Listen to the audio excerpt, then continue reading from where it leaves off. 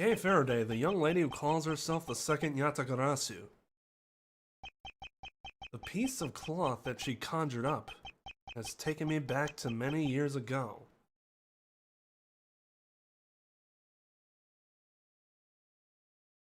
"7 years earlier." Oh! No! No! I thought we'd avoid this! Yeah, that's right, I did it. I killed the guy. But it was the great thief Yatagarasu who told me to do it.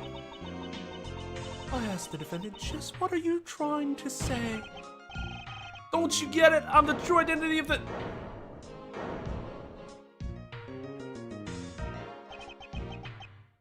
Yatagarasu was the man standing over there at the prosecutor's bench. Are you saying that I'm the Yatagarasu? Don't you dare deny it. You told me to kill him when you snuck into the embassy. Are you claiming that Mr. Faraday is the Yatagarasu? Mr. Rio, I think you've heard. Your Honor, please listen to me. I'm telling the truth. You gotta believe me. He's shitting on his own attorney?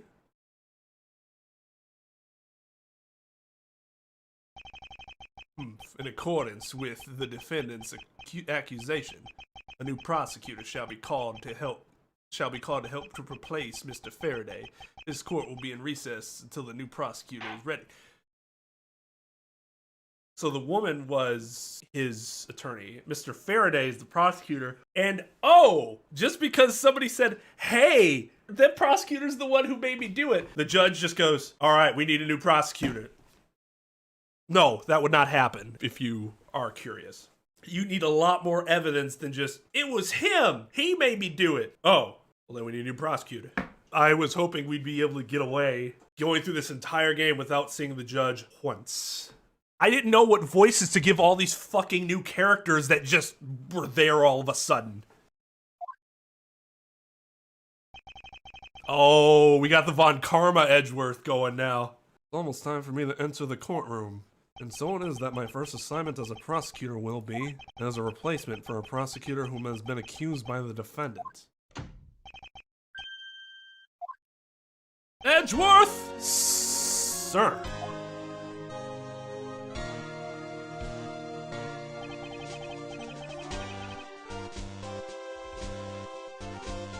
We're all waiting for this, right? Have you read over all the documents regarding this trial? Yes, sir. I've memorized everything there is to know. I love that there's a very subtle difference in Edgeworth's face that gives him several years of youth. Very subtle difference, but it's done very well. Even Von Karma looks younger. Front-facing, Von Karma's the fucking ugliest. Very good. The paperwork for the prosecutor substitution is just about complete. Edgeworth, always bear in mind that your mentor, Manfred Von Karma, Slap, will accept nothing short of perfection. I understand, sir. To have the chance to stand in court at such an early age in my career, I am honored and proud. As I have watched over your studies, I am giving you this very rare chance. Prove yourself, crush the defendant's pathetic lies into oblivion. Yes, sir. Well, that seemed a little much, but I mean, okay. That such a legendary prosecutor is watching over and judging my performance. I have to be perfect in every way. The fuck are you doing? Get to it! The fuck is this guy doing? This is so good! Could drink a whole gallon! Never heard of water that tastes that good. Maybe I'll give him a minute. Does he plan on gulping an entire reservoir dry? Excuse me, ma'am, but is something the matter? I just thought someone would have brought hors d'oeuvres by now. Well, this is a cornhouse. It would be quite atypical to provide hors d'oeuvres here. Are you sure? Someone poured me a fresh cup of coffee last time I was here. What the heck does she think a courthouse is for? Came here for my lunch. Model of the courthouse. It's pretty well constructed. Hands on a face? Don't tell me this thing transforms. Yet I wonder for what other purpose could they have been made? Aren't these great? Aren't they winning, son? Daddy made all of these. Awesome! But did you get fired after you made them? Yeah, I did. Golly gee willikers, that sure was unfortunate. Spent the same amount of money on this model as it cost to build the real thing. My boss wasn't very happy with me. Haha. Hey Daddy, didn't you say you built a secret mechanism inside of it? I'll tell you about it someday when you're older. The fuck is it that he can't? He has to be more mature about it. Secret mechanism? Maybe he installed it as payback for getting fired? It could be trouble. Now I'm curious. Horse ovaries? It's pronounced whores du vovers. I hope you're not lying. Yeah, he's not a water enjoyer. The pH level of this tap water is just a bit too low for me. A bulletin board, there are trial schedules posted on it. Trials scheduled for this week. Huh? There's only today's trial listed. This must be a mistake, or this country's judicial system is not working as it should. There should be more trials here! It means there's a lot of plea agreements. It seems like the judicial system's working as it should. His secret mechanism is a giant horse doofers. A luxurious and beautiful leather sofa. Call that luxurious. I must say, every part of this courthouse is meticulously well kept. Although the positioning of this sofa puts one under the direct gaze of the judges, every judge in this courthouse's history has quite the beard, and has gallantly parted with their beloved head of hair, I see. This must be before the Canadian judge came about, because he still had hair. Being a judge must be a very stressful career. A bookshelf, huh? Compendium of Laws for Beginners. I don't have the time to read this and second guess myself now. Today's trial should have ended in just 1 minute, because the defendant was picked up by the security camera, correct? Exactly. The killer had the gall to say he only killed because he was instructed to do so. Even more outrageous is his claim that the case prosecutor, Byrne Faraday, is that right? No, Bim Faraday gave the order. Faraday is such a fool. He's been cornered by his very own prey. Sir, are you an acquaintance of Mr. Bim Faraday? He is a pathetic man who speaks nothing but nonsense. Nonsense? He once tried to explain to me a way of punishing those who cannot be brought to court. Those who cannot be brought to court? That is nonsense, for no man is above the law. Well, there are always a few exceptions. However, there is no reason to even deal with such individuals. A prosecutor is a guardian of the court, one with no obligation to outside matters. Thus, there is no reason to deal with such individuals, I see. Edgeworth? Disgracing yourself as Faraday has will not be forgiven. Have no fear, I will not let you down, sir. In place of this accused prosecutor, Bim Faraday, I'll prove the defendant's guilt. Very good! I've secured an hour of recess for you to prepare to do just that. That is not nearly enough time. Slap, show them all! The power of Von Karma. Is it an R? I can't fucking see. I thought it was an R, and then I thought I looked closer and saw that it was an M, and I'm like, that's an M, and now it's an R again. I don't know. Byrne Faraday. Google Translate it, Mike. It is thanks to you that I have finally become a prosecutor, sir. It's amusing that you wanted to become a defense attorney, yet become my student. What a fool. It was a strange path you have traveled. It's true that I once wanted to become a defense attorney, but now I am honored and proud to be a prosecutor. I see. Then as a student of mine, I suggest you remember this well. The prosecutor's badge is not to be flaunted. The dignity of a prosecutor lies in the man himself, not in the badge. I understand. I will keep that in mind. Besides, why put holes in your fine garments? It's simply preposterous. Prosecutors must also take pride in their appearance. I will keep this in mind as well. I'm constantly having to remind the others at the prosecutor's office of this. It's more fashionable to keep your prosecutor's badge in your pocket. In other words, always treat a prosecutor's badge with care and honor. I understand, sir. So there's some backstory as to why he keeps it in his pocket, and let me just fucking say, I agree with him 100%. Don't put fucking holes in your suits with a dumbass badge. If you need to show it to somebody, here you go. Here's what, I don't need to fucking put it right here. It's so gaudy and unnecessary. I think the badge is very tacky, but maybe I'm just jealous that I don't have a badge. That's entirely possible. We have cards that we just keep it. I mean, and let's be honest, if you're going to keep a badge and pin it somewhere, what you do, you take this pocket right here and you pin it in there. like right here. So they could be like, oh yeah, well, I have this badge. You could be like, well, I have the attorney's badge. And then you're the Pokemon master. They're not gonna beat the prosecutor's badge or the attorney's badge. They're not. You win. You win. Gary Oak could have 16 badges, it's not gonna matter. He doesn't have the prosecutor's badge, he ain't shit. I don't have a badge. Okay, with a lapel hole. I mean, that's good. But yeah, I still don't, I don't use them either. I used it for one thing. Oh, what the hell was that? I think it's because we had to pin something to show that it was okay for us to be there, instead of having to constantly like, take it out, take it out, take it out. Smell you later, right?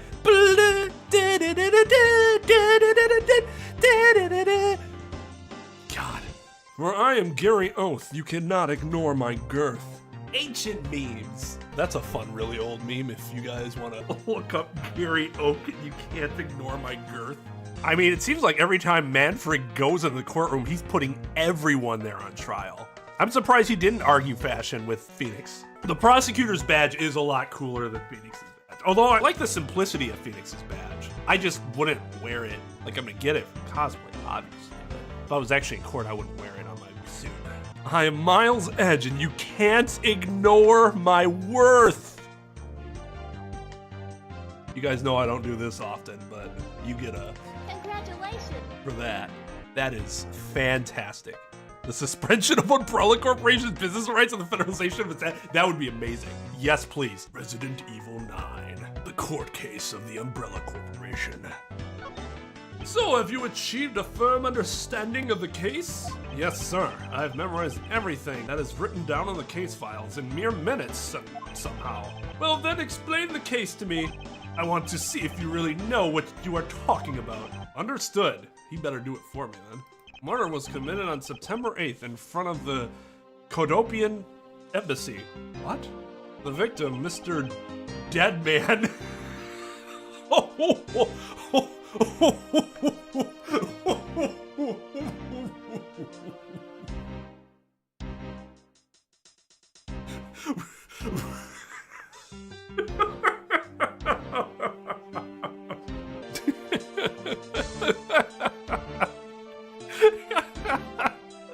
The victim, Mr. Deadman, was a staff member at the embassy. The defendant in this case, Mr. Mackerel, was held for questioning the night of the incident as he was deemed suspicious. He was quickly placed under arrest for possession of the murder weapon, a gun. Furthermore, at the time of the murder, the great thief Yatagarasu had successfully infiltrated the Kuropian embassy as well. At first, Rao claimed that he himself was the Yatagarasu, but then he did not kill Deadman. I wonder what he expected to gain from such a desperate lie. It's possible he wants to go down while in the spotlight if he is found guilty. There truly is no limit to people's inanity. But I digress. Continue, Edgeworth. Yes, sir. During the trial, the prosecution presented the security footage that captured the murder. The footage clearly showed Mr. Rell as the murderer. The act of Mr. Rell firing the gun could be clearly seen from the visitor's gallery. Upon seeing that, the defendant retracted his statement and admitted to the murder. I did it because I was told to, by the real Yatagarasu, Bern Faraday, as though somehow that makes him not a murderer. Yeah, exactly. You still shot and killed somebody. How does that... But I was told to gonna hold up when it comes to your charges. That sounds about right. However, you've forgotten one thing. While this may appear to be simply the murder of a Kuropian embassy staff member, people are actually referring to it as the second KG-8 incident. The second KG-8 incident? I'm very sorry, sir. I feel I've failed to study hard enough. Well, even among the police, it's information that only a select few are privy to. Would you please enlighten me, sir? Sir, what do you mean by the second KG-8 incident? Wouldn't it be the KG-8 too? I'm sorry, sir. In order for me to tell you that, you must first learn about the original case. Take a look at these documents. This is a 3-year-old newspaper. You have heard of the Amano Group scandal before, correct? Yes, I have. The secretary of Ernest Amano, the Amano Group's director, was arrested under suspicion of smuggling. Correct! CCU. CCU was a member of the Amano group and the sole witness to the smuggling operation. It was she who brought this crime to light. However, Miss Yew was silenced before she could testify in court. Wasn't a Cadopian embassy staff member arrested for the murder? Yes, a Cadopian by the name of Manny Cochin was the suspect. However, due to the lack of evidence, the case went unresolved. Lack of evidence? Ha! If only I was in charge of the case. I would have done everything in my power to prove his guilt. To make sure that all criminals are found guilty, my mentor really is dedicated. Faraday was the prosecutor on the case then, and he was as pathetic as ever. Mr. Faraday was in charge of the KG-8 incident as well? That's right. And now, once again, the victim of the case you are currently assigned to was someone who was scheduled to testify against that smuggling organization. And just like last time, the victim was murdered right before he was to testify. You're catching on! The victim was murdered just before his day in court against the smuggling organization. Events are occurring almost exactly the way as they did in the KG-8 incident. That's why it's being called the second KG-8 incident. Yes. Yet there is one difference between the two incidents. What would that be? The so-called noble thief that is sending everyone into an uproar. The great thief Yatagarasu. Yatagarasu? I better find out more. It is true that the Yatagarasu showed up at the Cadopian embassy. What could he or she have been after? No doubt to steal any suspicious accounting records and release them publicly, or more likely to steal secrets from the Cadopian embassy itself, since the item that the Yatagarasu stole from there was sent to the police. What was it that the Yatagarasu sent to the police? I don't know the details. Anything related to the Yatagarasu's getting the top secret treatment. Still, I found it very ironic. By returning the stolen item to the police, it was proof positive that the Yatagarasu had infiltrated the embassy on the same day the staff member was killed. Criminals have a way of incriminating themselves, wouldn't you say? That would have to be the first time the Yatagarasu has left evidence behind, correct? Yes, indeed. If you wish to learn more about the Yatagarasu, then I suggest you ask Faraday or your local library. Mr. Faraday? He happens to be the prosecutor in charge of the Yatagarasu case as well. Is the prosecutor in charge of both the KG-8 incident and the Yatagarasu case? Mr. Faraday really has a lot on his plate. What is it, little girl? You're scary, mister.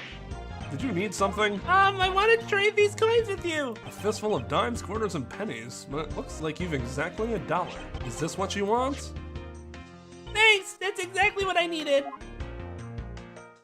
Could that child be here to watch the trial? How disrespectful for a child like that to be running around inside the courthouse! Does no one have respect for this country's judicial system anymore? The paperwork for the prosecutor's substitution is complete. Why, do you even know how much time there is left before the trial resumes? I'm so sorry, sir. I can have you mopping up this courthouse instead of protecting it in an instant. It's no bother, sir. Not being completely prepared could prove to be a perfect handicap for me. The proud one you are! Yes! Yes! I was waiting for them to do it to each other! Perfection. Oh my god, that was more satisfying than I thought it would be. Like, dude, he does the same fucking pose. They'd better fucking do that pose to each other at some point. You had better collect the evidence from Faraday and prepare yourself. It's time for your debut, Edgeworth. So this would make Francisco what, like 6? Yeah, I like how the game did it, but slickly, and they tried to put it under the radar by just having the sprites do it instead of like the 2 portraits, which would have been more obvious. Oh, right. Duh, I'm stupid. Because she was 19 or 20, right, when we meet her, and this is, yeah. So this is like just when she was becoming a prosecutor in Germany, right? Duh. But I go partially suited, since it seems like we might kind of be in court a little bit. I do think it's more appropriate when I have the wig, but I like it all the same. Well, I mean the actual act of fasting, not like the celebration that comes with it. But to be fair, my family doesn't have to fast to get together. I'm just saying, we do the exact opposite. We get together to indulge. Oh, we are awful Americans. Is anybody like a stickler about that? The sun breaks and then somebody's like, based on my amazing binoculars, we still have like a millimeter of sun over the horizon.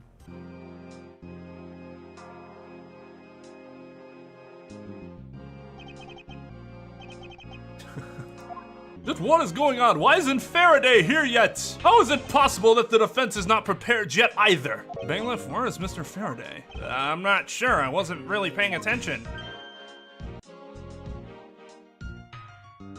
Boo! Boo! Boo! Oh, boo yourself. Ah, you must be the one Mr. Von Karma recommended.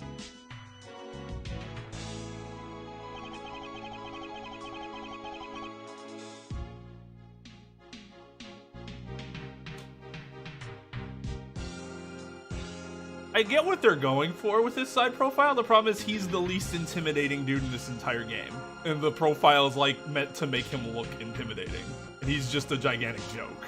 Yeah, it's weird that they flip like that. It's really strange. Oh, I'm definitely a hater. 100% a hater of the judge. But that's what's weird, is that it always looks like it's flipped because when they show the courtroom, it's not from the judge's perspective, but when he's actually looking at them, it is from the judge's perspective, right? Which makes sense in theory, it's just still kind of strange. I mean, it just looks trash. Less fake, more trash. I hear this will be your first trial. I look forward to seeing how you perform. You remember how he initiated Phoenix? I'm not sure if I can trust you. Can you tell me what your own name and birth date is? And also the name of your own client? And what is the charge of your client? Like, dude, fuck off. Oh, by the way, was there someone celebrating a birthday during the recess? I could have sworn that I heard a popper going off. Come to think of it, the other day with my grandson. Sir, it looks like the trial's about to resume, however... Yes, it will be all but impossible to prove the witness a liar without the evidence from Faraday. What is that blasted buffoon up to? I think that's bullshit, though. It's nepotism, and I think nepotism's bullshit. You should be treating all new attorneys even-handedly. You do any otherwise and you're not being unbiased official as you are supposed to be. But that's just me.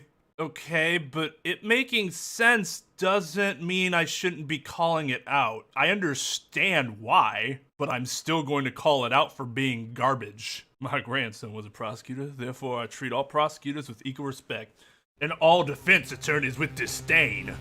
It's an emergency, sirs! Oh, the khaki jacket's back. Silence. There should be no yelling in this sacred hall of law. Bailiff, remove that man from this courtroom at once. Please, wait, you have to listen to me. There's an emergency. Defendant lobby number 2. Mr. Faraday and the defendant. The two of them, they're both dead. What? What? What?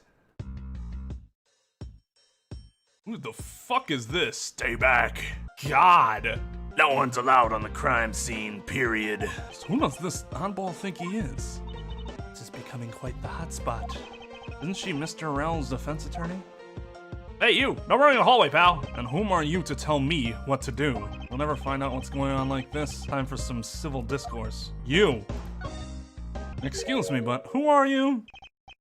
Detective Tyrell. Bad. Homicide. I was informed of the situation and came as quickly as possible. How did you arrive and inspect the body before me? Faraday requested for me to testify in the trial, plain and simple. Mr. Faraday requested that you be here? That's gonna be hell on my throat. This theme is pretty dope.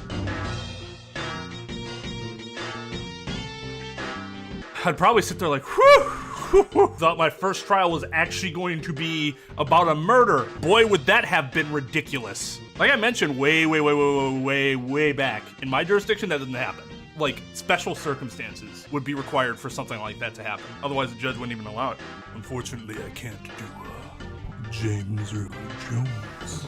I really wish I could. The other thing I was thinking of is giving him like a Godfather, but I think that's more of like a bigger guy. I've already contacted HQ about the situation. That's not it. That's not it. Who the hell did I do that for? I did it and it was a lot better. All right, scrap that idea. I wish my Russian wasn't so fucking terrible. Dude could be like a badass Russian guy. I've already contacted HQ about the situation. Like he's just gonna fucking rip out your heart at any point in time. I've worked for KGB, but I moonlight as normal detective. Of course he isn't Russian. None of these people are fucking Russian or British or anything like that. That's like literally not something I take in consideration at all. Pearl, but younger. I'm not giving him the Kermit voice. That is reserved for the Canadian judge. So I don't want him to sound too much like Will Powers, which kind of has my best attempt at doing a Wolverine from the X-Men animated series, except a little higher. Then you have what's-his-face from Rise from the Ashes, which was like Will Powers except more twangy and a little higher. My name is, I don't remember what the hell my name is. And then you had Godot, who didn't have the twang to him. It was just a low voice like that. And then you had, what's-his-fuck from the last case that was kind of like that, but it was more of a younger voice, a guy who hadn't smoked for half his life. I've got balls of steel. If I could pull off Duke Nukem, I'd love it. Some progress, bunch of food. Did you, what do they call that? Mukbang it? The Arnold voice is officially retired for the rest of time. Actually, that's not true. It could be for like some incentive. Where it's like, hey, pay $25 and you get to determine the next character's voice or some shit like that. Other than that, I'm not doing the Arnold voice anymore. It's just, I do it and I just feel gross every time because I think of Rise from the Ashes and I'm like, what was I thinking? No, it's not. Somebody arrest Ran. Okay, let me see if I can do that. I've already contacted HQ about the situation. I've got nothing to say to you, kid. Kid? Yeah, you look like a child compared to him. I'm Mr. Faraday's substitute in today's trial. Okay, and that makes you not a child, huh? Isn't your sister like 13 or some shit and a prosecutor? Therefore, I insist that you update me on the situation. Can't back down here, I have a right to know. Do I need to teach you a thing or two about how to talk to adults, kid? Is he threatening me? Is he going for his gun? It's just a mirror. How dare he trick me like that? You were the one tricked. I mean, you tricked yourself. Wow, he is vain. He is very vain. Faraday was stabbed to death with some kind of blade. He had a gun in his hand. The other man, Mr. Macrell, was shot and killed. He was found holding a bloody knife in his hand. Was there anyone else who went in the defendant lobby number 2? Yeah, that big lug over there, his name's Gumshoe. He was in charge of guarding the place. He's claiming that no one else entered the room. If that's the case, then they must have killed each other, correct? Maybe. Such impudence! This guy's really testing my patience. It's just a prank, bruh. And a barrel comes out of the plastic front. I could see that happening. Whew. This guy drinks gun-flavored Power Thirst. Where all my 2006 homies at? What was Power Thirst the meme? What a fucking great video that was. They're all bullet holes that he put in there himself. I mean, actually, those look like fucking sniper 50 cal bullet holes. Jesus Christ. How did he not die when the gun was shot here and here? Why was I not informed that you were going to testify in court? Homicides are my only gig. The Yatsugarasu case is also one of my assignments. So you were called upon to comment on the Yatagarasu's characteristics in order to assess if Mr. Faraday really was the Yatagarasu or not. Well, looks like you just might have a brain after all in that head of yours, son. Son? I'm not your son, Pops. I'm not your Pops, guy. I'm not your guy, pal. Do you have a minute? No, I'm not really into talking to people I don't know, especially at a time like this. I just wanted to say your lips are beautiful. I couldn't help myself. You must be related to the Jolie family, right?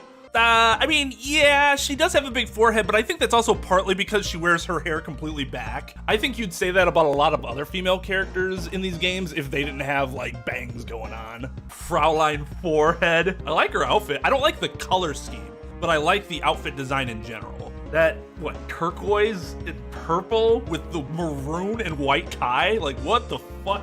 She must be colorblind. Yeah, she has scales for, how did you, that's one of the first things I noticed, like, holy shit, how is she holding those things up in her ears? What's a Karen voice, though? I mean, we all know what a Karen voice is, but how does someone like me do a Karen voice? Yeah, can we get a picture of her doing the forehead emote and make that an emote? Because she is fucking forehead. What's a Karen? I thought it was too, because she seems kind of pretentious, but also intelligent. as opposed to like fucking Lance, who's like that pretentious pseudo-intellectual. I apologize for not introducing myself before bothering you. My name is Miles Edgeworth. I was to take Mr. Faraday's place in court. Edgeworth, huh? Never heard of you. The Faraday substitute is a newbie, huh? Well, that's rude. I'll have you know, madam, I studied under Manfred von Karma. Eat these nuts.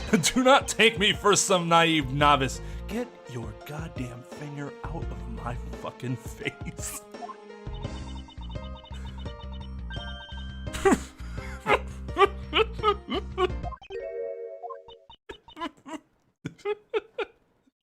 Do not take me for some naive novice.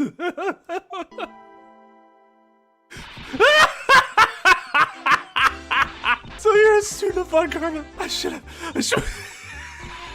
Those clothes are a dead giveaway. Hey, hold up. Wait. I know she ain't talking about nobody's clothes. Oh my, wow. Ooh. Irony. I hope she appreciates it. You know what they say about big hands and young girls. That is a perfect laughing emoji though, for real. Stop right there. These are the garments of one who gallantly presents the facts. Oh, okay. Reel it back there, big guy. Reel it back. Thanks for the great laugh. But try not to make me laugh so much, okay? I wasn't trying to do anything of the sort. Just kidding, I was just goofing around. By the way, do you know who I am? My name's Kalisto Yew. And if you're telling the truth, then we were about to go head-to-head in court. Ah, but of course, I have heard much about you, Miss Yew. But of course, I have heard much about you. You're a regular Shakespeare. Did I say something funny? Okay, I'm a big fan of Miss Yew, her color scheme notwithstanding. Oh yeah, I'm with you, Beth. I'm with you. I'm not gonna lie, I was pretty pleased with how that went. I understood like what she was doing, so I tried to imagine myself looking at someone like Edgeworth in court for the first time. Does she have freckles too? Oh, that's cute. Everyone out there? Goes for anybody. Don't let anybody tell you that your freckles. Super cute. You embrace your freckles. Kalisto Yew. What does Kalisto mean? It's Latin, isn't it? Or is it Greek? Not you, you! Miss F.U. Oh, that would be fantastic. You's over there. Wait, am I thinking of... Wait. No, I think you're right. I think I'm thinking of Europa. And is it Kalisto? Let's see. Cowboy Bebop. Kalisto. Kalisto was an ice-covered moon Jupiter. Yeah, I was right. I thought it was Kalisto that had the water, not Europa. So, you are the most beautiful, or you are the fairest, you meaning her. Kalisto was a nymph of Artemis, who Zeus wanted to sleep with. Yeah, it was just Zeus's own personal porn hub. I thought you were gonna be done with it when you saw Brechel's nervous habit. Sometimes you just have to run with those disgusting characters, right? Callous to you? Yeah. I guess my issue with that is how many people would actually think about that. It makes sense, but... Well, you already heard me say something to the contrary. Fuck that dude. Yeah, I think way back in 1995, when this old country lawyer was first learning about the solar system, and incorrectly had Pluto as the furthest planet away from the sun, which is wrong for two reasons. One, Neptune was actually further than Pluto at the time, and two, Pluto isn't even a planet. Though I personally disagree with that to the fullest extent granted to me by law. What about all the people in fiction now? What are you gonna tell Sailor Pluto? Sorry, Sailor Pluto. The reason you're stuck at this gate is really because you're just a dwarf planet. In which case, what's the, not Kepler, what's the name of the planet that's like kind of by Pluto that also is considered a dwarf planet? Where's Sailor M289? Where'd they all go? It's jazzy, I like it. Kinda reminds me of Cowboy Bebop.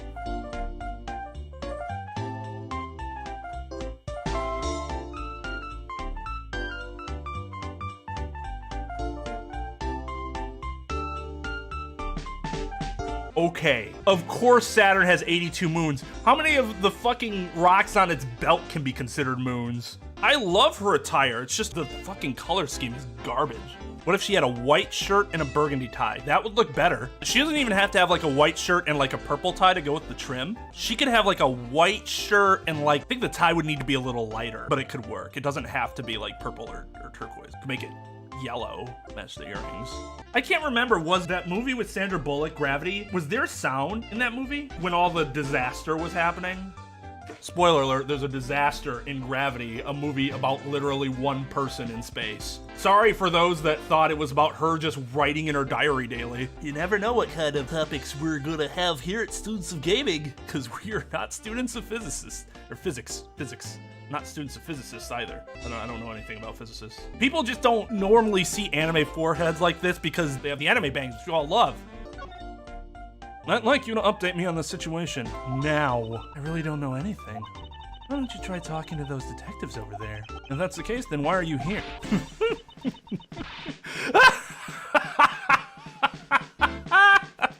Oh, what's so funny? It's just the way you speak is so tactless.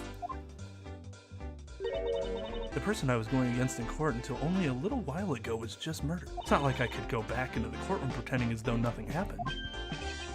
That's a good point. I apologize for asking such an insensitive question. It's fine. Don't worry about it. She's fun. She's a fun one. All right, you. And you are... Oh, me? Hey, pal. It's common courtesy to tell someone your name first before asking theirs.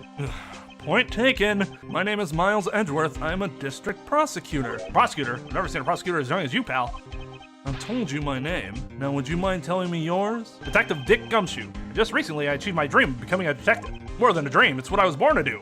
Wait, maybe I should check and make sure I'm not really in some crazy dream first. This detective is entirely too excited to be at a murder scene. So, Detective Gumshoe, would you mind telling me what you know about the incident? You know that I don't have to tell you anything, right? I know that. And it would behoove you to fill me in on what you know. Wow, you're a proud one for such a youngster, aren't you? Well, anyway, Detective Bad is the one in charge. You're just gonna have to ask him for all the details, okay? As for me, I was guarding the door to defendant lobby number 2. So you were the guard detail. Did you notice anything strange while you were on duty? Well, I freaked out when I heard a gunshot, and then I kind of froze. You're a detective and a measly gunshot scared you that much? Isn't this the dude that if the ground shakes even a tiny bit, he goes and runs and puts his face into his hands under a table in the fetal position? Okay, buddy. Yeah, but you judge Gumshoe. She's on my punchable face list? Really? She's on a list of mine, but it ain't that. Oh, she got them DSLs, you know what I'm saying? Yeah, I know traumatic experience played into that. Does that give him the right to criticize Gumshoe? No, it means that he should be more empathetic towards Gumshoe. I'm not criticizing the fact that that happens to him. I'm criticizing the fact that he's criticizing Gumshoe for his quirks when he himself has arguably just as laughable as a quirk. Go to horny jail. Yeah. I mean, this isn't really gray hair. This is, I think, pretty clearly brown with a light reflection, right? I mean, yeah, I think she's pretty fucking magnificent so far. Mostly because this Edgeworth is a prick, and he deserves to get dunked on. This Edgeworth is not the same Edgeworth from earlier in the game. The more matured character groweth Edgeworth. This is the young punk who thought Manfred von Karma was the greatest thing since sliced bread. I enjoy her dunking on him hard. You're right, it's not connected to his job. However, he's still demeaning him. It's not just about the job. Measly gunshot, that's just an attack on his character altogether, so I don't feel that particular argument is very strong. He's still a hypocrite. If he literally takes measly out of that statement, it's much better. Because then he's just stating, you're a detective, and a gunshot scared you that much? Like, then he is literally just putting gunshot and detective together. Instead, he is belittling the act of a gunshot in general by calling it measly. That makes it less good and more hypocritical. Then again, I can hardly claim to know what it's like to hear one at close range. Maybe you shouldn't have fucking thought that stupid fucking condescending thought in your head. Then Detective Bad came running to the scene. We went to lobby number 2 together, and both men were lying there dead. Is that everything? Yeah, that's it. I was in the hallway the whole time, but I didn't hear a single peep of a struggle. Interesting, other than the gunshot, he didn't hear a single sound of commotion. The judge did, though. That he heard a pop. Miss Yew, there's someone here who wishes to see you. Who is it? A Cadopian Embassy staff member by the name of Manny Cochin. What? What's going on? Detective Bad, Miss Yew's moods just changed all of a sudden. Wait a second, wasn't Manny Cochin? I'll be right there. You fucking know what voice to give this generic dude. I mean, the clothes are a dead giveaway. Even in this universe, that's like not a super common thing. I mean, look at Pain and her. Those are much more normal than for the colors. Give him a generic voice for a generic dude? Yeah, I could do that. It's nice to see you again, Miss Yew. Why are you here? I have no desire to ever see you again. Now. Actually, would you mind stepping outside for a brief chat? Fine, let's go.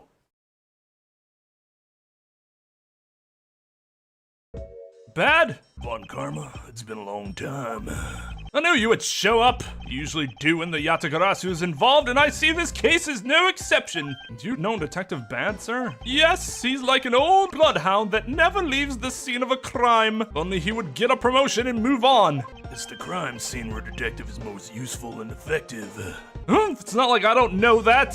Moving on, Bad. The man that I just passed by, was he not the suspect from the KG-8 incident? So I was right. Just what is that man doing wandering around here? That Faraday, I can't believe he let such an easy catch get away. Imbecile. I would have proved his guilt in 3 minutes. Von Karma, I think you've said enough for now. What are you gonna do, whip your mirror out? And this time he actually whips the gun out like, oh, shit. It's in poor taste to speak like that about the departed. Very well.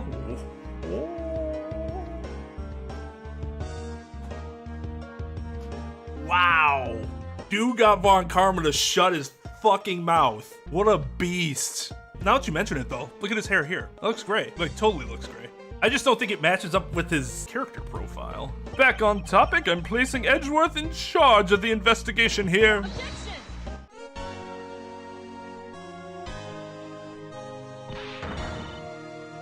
Oh, she's adorable. Wait, she's not even supposed to be here, right? Isn't she supposed to be in Germany? Also, why did she have the same voice at 13 as she did as like a 21-year-old? Papa, how can you place him in charge? Francisca, what are you doing here? I'm here for summer vacation. What else? Oh yeah, I just moonlight as a prosecutor during summer vacation. Get the fuck out of here. Francisca Von Karma, so she is here on vacation from Germany. She is the daughter of Manfred Von Karma and a student of his who's also junior to me. You're the one who's junior to me, and don't you forget it. I'm sorry, were you just reading my goddamn mind? You're not conveniently avoiding the bar examination, are you? Oh, okay. She's not even licensed yet. But hey, I want to be the one heading the investigation. Makes sense, right? Right? Yeah, come on, Francisco. Don't be an idiot. Ha, if you were able to pass, then I'll have absolutely no trouble at all. I'll never allow myself to lose to you, never. Why does she always have to be this competitive? Anyway, Papa, are you really assigning Miles Edgeworth to cover the case? Dear, you've lived with him for like 13 years now. Don't you think it's time to call him Miles? Like, Jesus fucking Christ. Typical magical girl stuff. To be fair, the riding crop makes sense. Seems like she'd ride horses. You didn't know the bar exam also accepted prostitutes? What do you mean? All attorneys have to be licensed by the bar in order to practice, regardless of if you're a prosecutor, defense attorney, a private civil attorney. Prosecutors are DAs. So like, if you go into a DA's office, let's say they have 8 attorneys in their employ. Where I live, at least, the setup would be is that you have the district attorney, the top dog. And then I think, depending on where you are, there might be a deputy district attorney, and then all the rest are assistant or associate district attorneys. They're all technically district attorneys. And then you have the assistants to the district attorneys. No, I'm just kidding. I'm sure that exists somewhere though. Van the office set that up. But yeah, they're all attorneys. In order to be an attorney, you have to be licensed by the bar. No, it's not just defense attorneys. If you are an attorney, you need to be licensed by the bar. Being licensed by the bar is what gives you the license to practice law. And in order to be able to be in court and represent somebody in that capacity as an attorney, you have to have a license to practice law. Every district attorney that I've ever met, they've had to make sure they're licensed with the bar just the same as any other defense attorney that they've come across. Yeah, it does make more sense when you see them in this sort of setting as being more siblings than anything else. When you have the context in the prior games, we're talking about Japan here, where like super repressed brother-sister romances, even if they're not really related, like in this case, they're not, right? are not uncommon in the anime and manga world. So without the context of how they actually interacted with each other when they were younger, there's no guarantee that's not present. Now that you see that, however, their actual interaction between each other, now it's much less believable that there would be anything actually romantically involved between the two. Now I am all about the Edgeworth Kalisto ship. Aww. Kalisto. Is Miss Kalisto older than Miles is? Yes. None but a number as long as you're over the legal age. Below the legal age, then it is most certainly an important number that must be considered in any potential relationship. As in, do not consider it at all. Some guys prefer the older ladies. I mean, she's still young, obviously. I mean, I can't imagine she's older than like 30, but I'm just spitballing, I guess. We can surmise that she's older than him, so I don't really care about that, like knowing that. It might not even ever get mentioned in the story. It might just be like a little fun fact. She's 22 and she's over here calling dude a noob? Wow, must be nice. Yes, I am. Why do you ask? Well, you know, I'm close to becoming a prosecutor myself. And I'm 100% confident that I can do a better job than him. That's just like Francisca. She has no problem bad-mouthing someone right in front of them. Yeah, pot, meat, kettle. Dad? Yeah? These two will be conducting the investigation. What? You want me to let both of these kids loose on the crime scene? Legitimate question. This is a perfect opportunity for them to work on their prosecutorial skills. The crime scene is not a place for children to be messing around in. I'm the one with the authority over this crime scene, Bad. And I will not tolerate complaining. Edgeworth, Francisca, I leave this case to the two of you. Understood, sir. Yes, Papa. I'll go take care of the paperwork now. Remember, I'll accept nothing but a perfect report from the both of you. Do not disappoint me. Hold up, Von Karma. I still haven't agreed to this. Miles Edgeworth. It's been quite some time, Francisca. This will be the perfect chance for us. Man, you guys love using that P word. To see which of us is truly worthy of the Von Karma name. That argument implies that for some reason only one person would be worthy of the Von Karma name, which is itself an inherently flawed argument, because there's nothing to base that on. Wouldn't it kill you to at least say hello?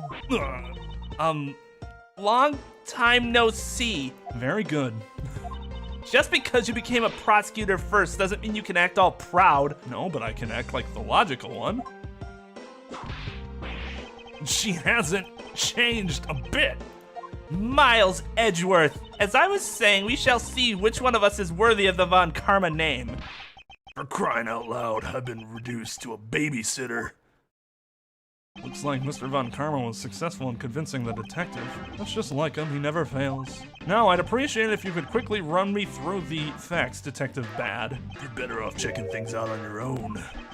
Very well. Seems like getting help from Detective Bad will be a most arduous task. Highlander Lawyer Edition, except there's no, like, set rules about the Highlanding. Now, to be fair, as a student, an intern, you can, like, be the person trying the case. However, you generally need special permission for that to happen, and not from your daddy. It would have to be from the judge, the actual courts. Actually, it might need to be from the state bar. I never interned for the DA. I interned for essentially the county government civil position, but I never ran anything on my own because, well, you know what kind of cases that I was doing as an intern, participating, and you know why they wouldn't let an intern run them themselves. They never did. Dealing with children and neglectful parents. Normally, what you'll have interns run for criminal cases is stuff like OWI second or something like that. Other misdemeanors, stuff with very established guidelines. A lot less gray area. So exactly like the Highlander sequels. Fair enough.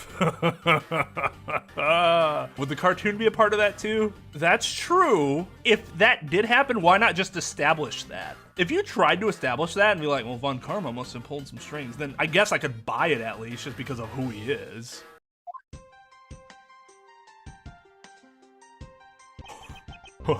Well, the guy with the gun definitely lost his, the value added of having the gun. Is the only real explanation that they kill each other simultaneously? Miles Edgeworth, you should listen to someone until they are finished talking. What are you talking about? I only say it one more time. This is a competition to see whom is truly worthy of the Von Karma name, yeah. Yada, yada, yada, competition. The person that figures out the truth first wins. So the person who doesn't discover the truth is a dishonor to the name? Exactly. I don't care that you became a prosecutor before me. I simply refuse to hear any more foolish things come from your foolishly foolish mouth. Francisca, this is literally the stupidest thing you've ever said, brought up in any of these games. This is complete asinine. Fine, whatever makes you happy. Can I take that as you're accepting my challenge? Once again, whatever makes you happy. Edgeworth's gonna be a magnificent husband. Not to Francisca, particularly, but just like, yeah, whatever you say. Does that make you happy? Yeah, sure. Okay, whatever you say. Yeah, that's right. You go ahead and do that.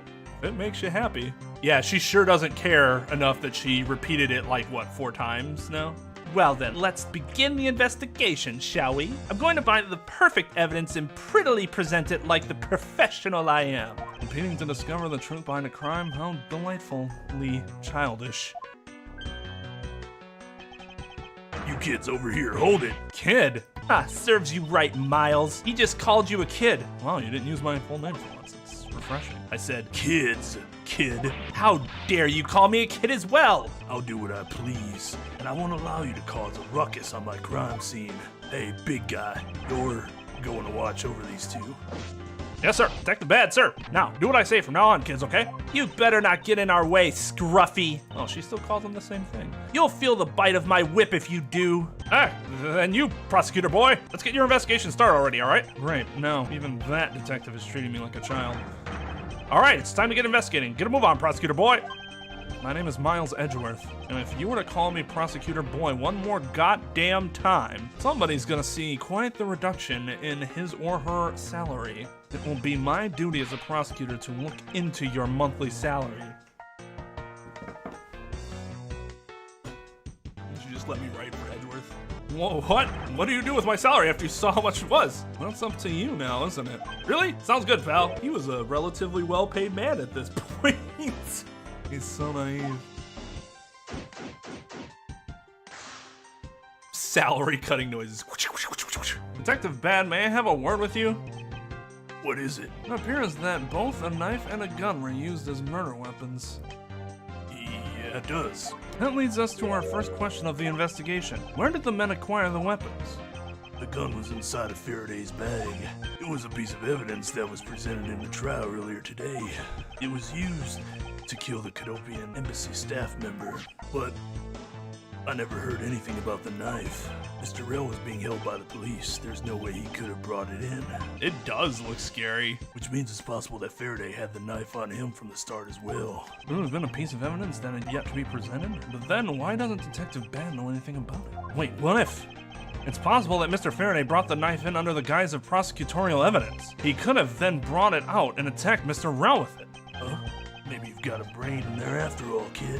Which would kind of be like Salem witch trials, right? Where you go to the gallery to be like a fan, as opposed to just someone observing or a jury. That's a good question.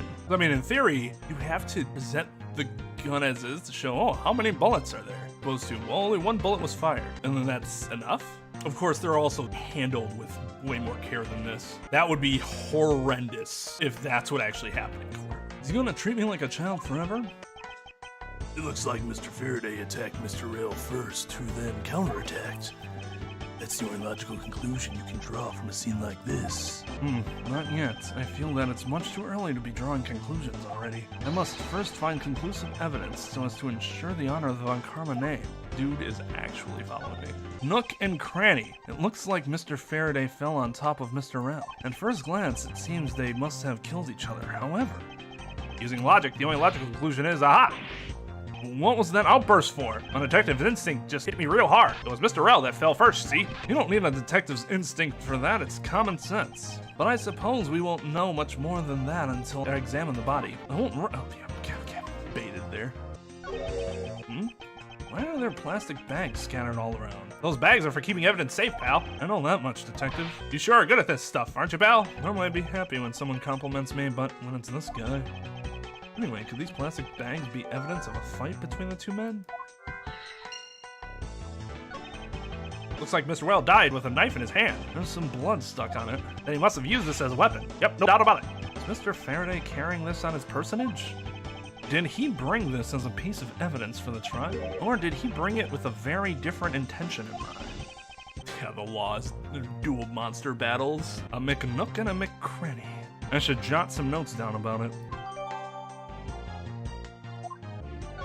Looks like Mr. Faraday died while holding a gun in his right hand.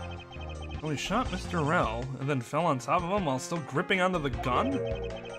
I guess that does seem kind of strange, huh? I mean, why would Mr. Faraday know how to fire a gun? Not exactly rocket science. I mean, I know how to pull a trigger.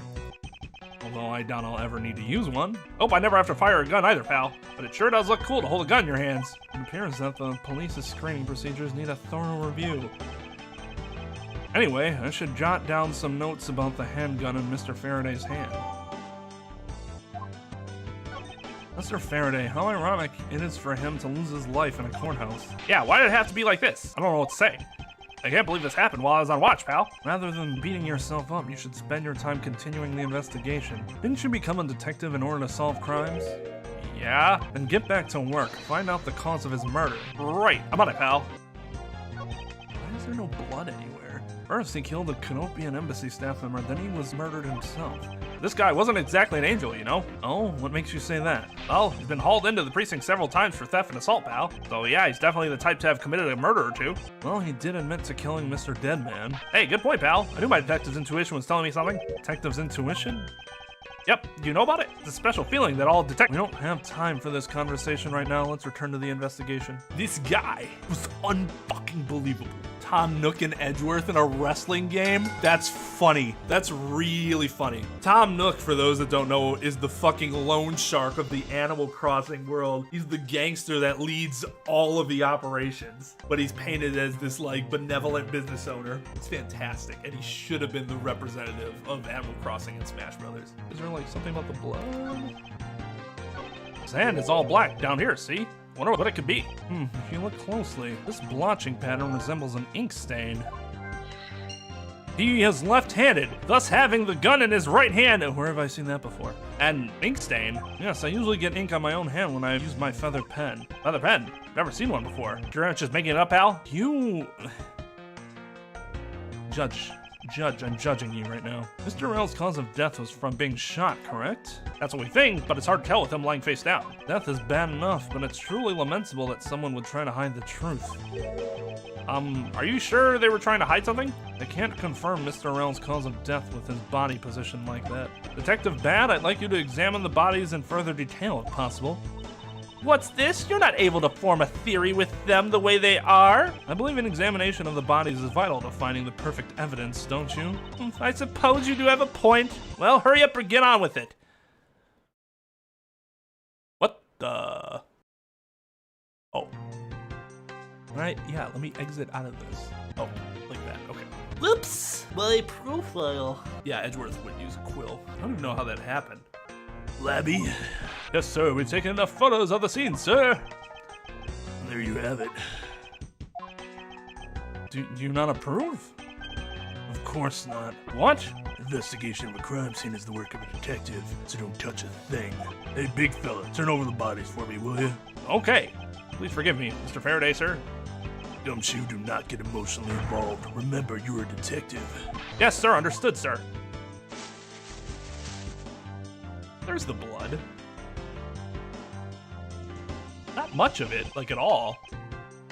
Shot in the chest. They were too late. We were too late. He gives Lyle a bad name. It takes some guts to fire a gun in a courthouse. I mean, I've been a detective for a whole week and I still haven't fired a single round yet. There aren't any burn marks on his clothes. That must mean... Wait, burn marks? A round grows very hot as it is discharged from a firearm. Therefore, burn marks are usually left when a shot is fired from point-blank range. Ergo, Mr. Rell must have been shot from at least a yard or two away. You sure know a bunch of stuff for your age, pal. Apparently this detective has as much common knowledge as your everyday marsupial. There's a knife wound in the chest here, see? I think that's debatable. Crash is a smart on his feet sort of guy. I wonder if the wound matches the knife Mr. Rell is holding. Labby, Yes, sir. Verify no, sir. make it quick. From the look of things, one could deduce that the knife Mr. Rell is holding is what killed Mr. Faraday. There's something in his breast pocket. It's a fountain pen. You know, I always keep a pencil behind my ear, because Detective Bad is always telling me, you should always write your name on everything you own. Yes, somehow you do strike me as quite a forgetful individual. No, he should do it because he should want to be like Nicholas Angel, the most powerful thing a police officer, as it is his goal, pen and paper. Writes down everything he sees, everything he hears. Stop writing! Like, bruh, maybe you should stop saying stupid things. Stop writing. Well, let's now try to understand how the two men died. First, Mr. Faraday took the gun and the knife out from today's trial evidence. Then he aimed the gun at Mr. Rell and fired. However, Mr. Rell managed to grab the knife and counter Mr. Faraday while being shot. Then the two men fell together where they stood. That is my theory in any case. What a crazy way to go. Still, something about that explanation doesn't seem right. I believe I now have a firmer grasp on what happened here. The window is open, and there's a fresh flowery scent in the air. Ha! Flowers in the garden down there are so gross and ghastly. Do you think maybe you could try offering something useful for a change? Well, at least there's no way someone escaped through this window, pal. They wouldn't wake up and smell the flowers after a fall from the 3rd floor. Are you willfully ignoring the fact that there are also iron bars on the windows?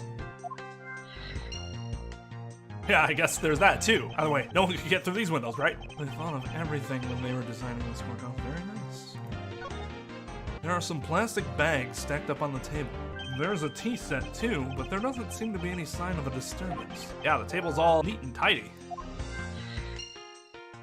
Maybe they were super quiet in their scuffle? After all, I didn't hear anything from out in the hallway, you know? Maybe the plastic bags scattered on the floor are just throwing us off? There's some stuff in the bag, pal. I suppose this was Mr. Faraday's bag. Probably the trial evidence I was supposed to collect from him. So this is the evidence? Better not touch it. I'll leave prints on it. Do you just not pay attention to anything you do? In conclusion, I think they both died. Wow, what a scoop. Depends on how your particular municipality views windows as a part of fire safety. I mean, think about it. You're in a courthouse. We have alleged criminals, sometimes convicted criminals that are already in prison for other stuff. Prisons have bars. So would the same amount of precaution need to be taken then in a building like this when you are consistently having people from prison coming in and out of your doors? And does that then outweigh any of the potential benefits from the vast majority of people that are coming in and out that are not already convicted or being held in prison? Charlie! Whoa, what is it, Detective Gumshoe? My TV at home is so tiny compared to this one, pal. Perhaps you should purchase some more normal-sized television like this one. Okay, calling that normal is kind of bougie. Like, when I was younger, that shit was massive. Now, yes, the average television size in my house is around 50 inches, but it's now. When I was younger. Somebody's trying to drag race outside. That's dangerous. They're gonna hurt themselves. Oh yeah, I mean, Monica's best girl. I am NHO. I am NSHO. Detective Bad, do you have any thoughts on the case? Faraday and Rill, looks like they killed each other to me. Although, there are a few things that just don't seem right. And what would they be? Why don't you try thinking on your own first before you bother me, boy? Well, now I've been downgraded to just boy. I only have the one thing, right? Oh nope, I have many things now.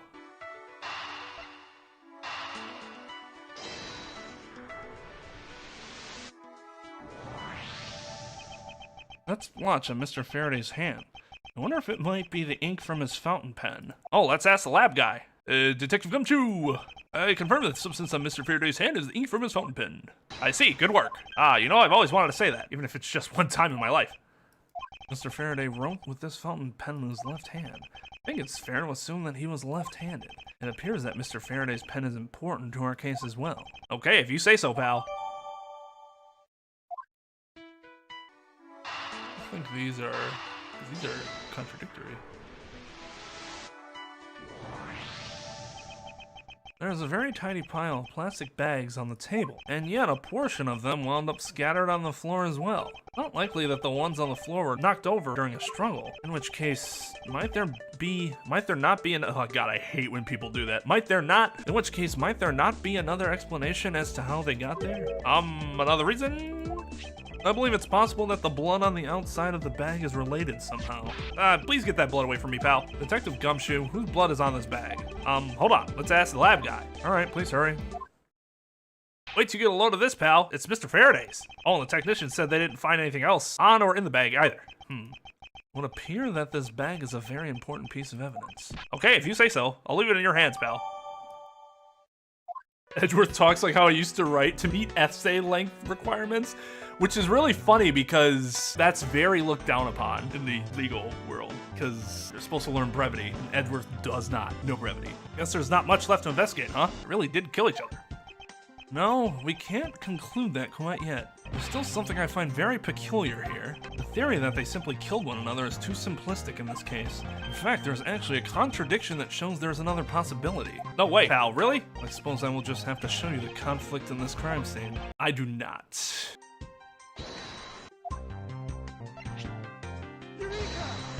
Now we come face to face with the contradiction I spoke of, and it is this. Mr. Faraday uses left hand to write with his fountain pen. Ergo, he is left-handed. And yet, the handgun is in his right hand. Don't you find it odd that the left-handed Mr. Faraday would hold the gun in his right hand? That, ladies and gentlemen, or sorry, just one lady and gentlemen, is the great contradiction haunting this crime scene. Hey, you're right, pal, that does seem kind of strange. But how could something like that happen? The facts add up to one conclusion and one alone. Someone else put the gun in Mr. Faraday's hand after he died. Someone else? Plastic bags scattered on the floor and a gun in the wrong hand. I sense the presence of a shadowy figure behind this case. A person of vile intent who is serious about keeping the truth from us.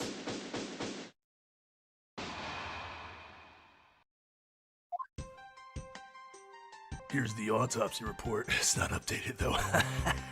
Little detective joke there. It is probable that Mr. Rell survived for a short time after he was shot. However, Mr. Faraday died instantaneously from his stabbing. Interesting.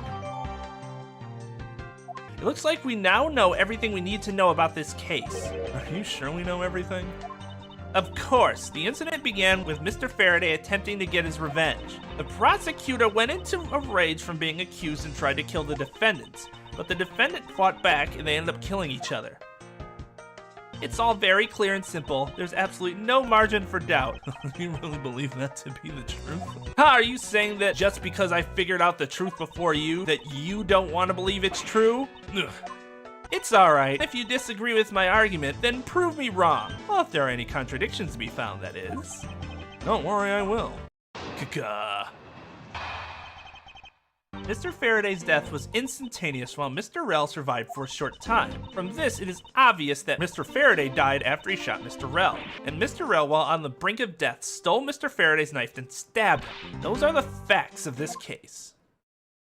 Mr. Faraday's death was instantaneous, therefore he must have attacked first. Proving that logic to be false is probably the fastest way to show her that she's wrong. In that case, I should first look for any holes in her theory.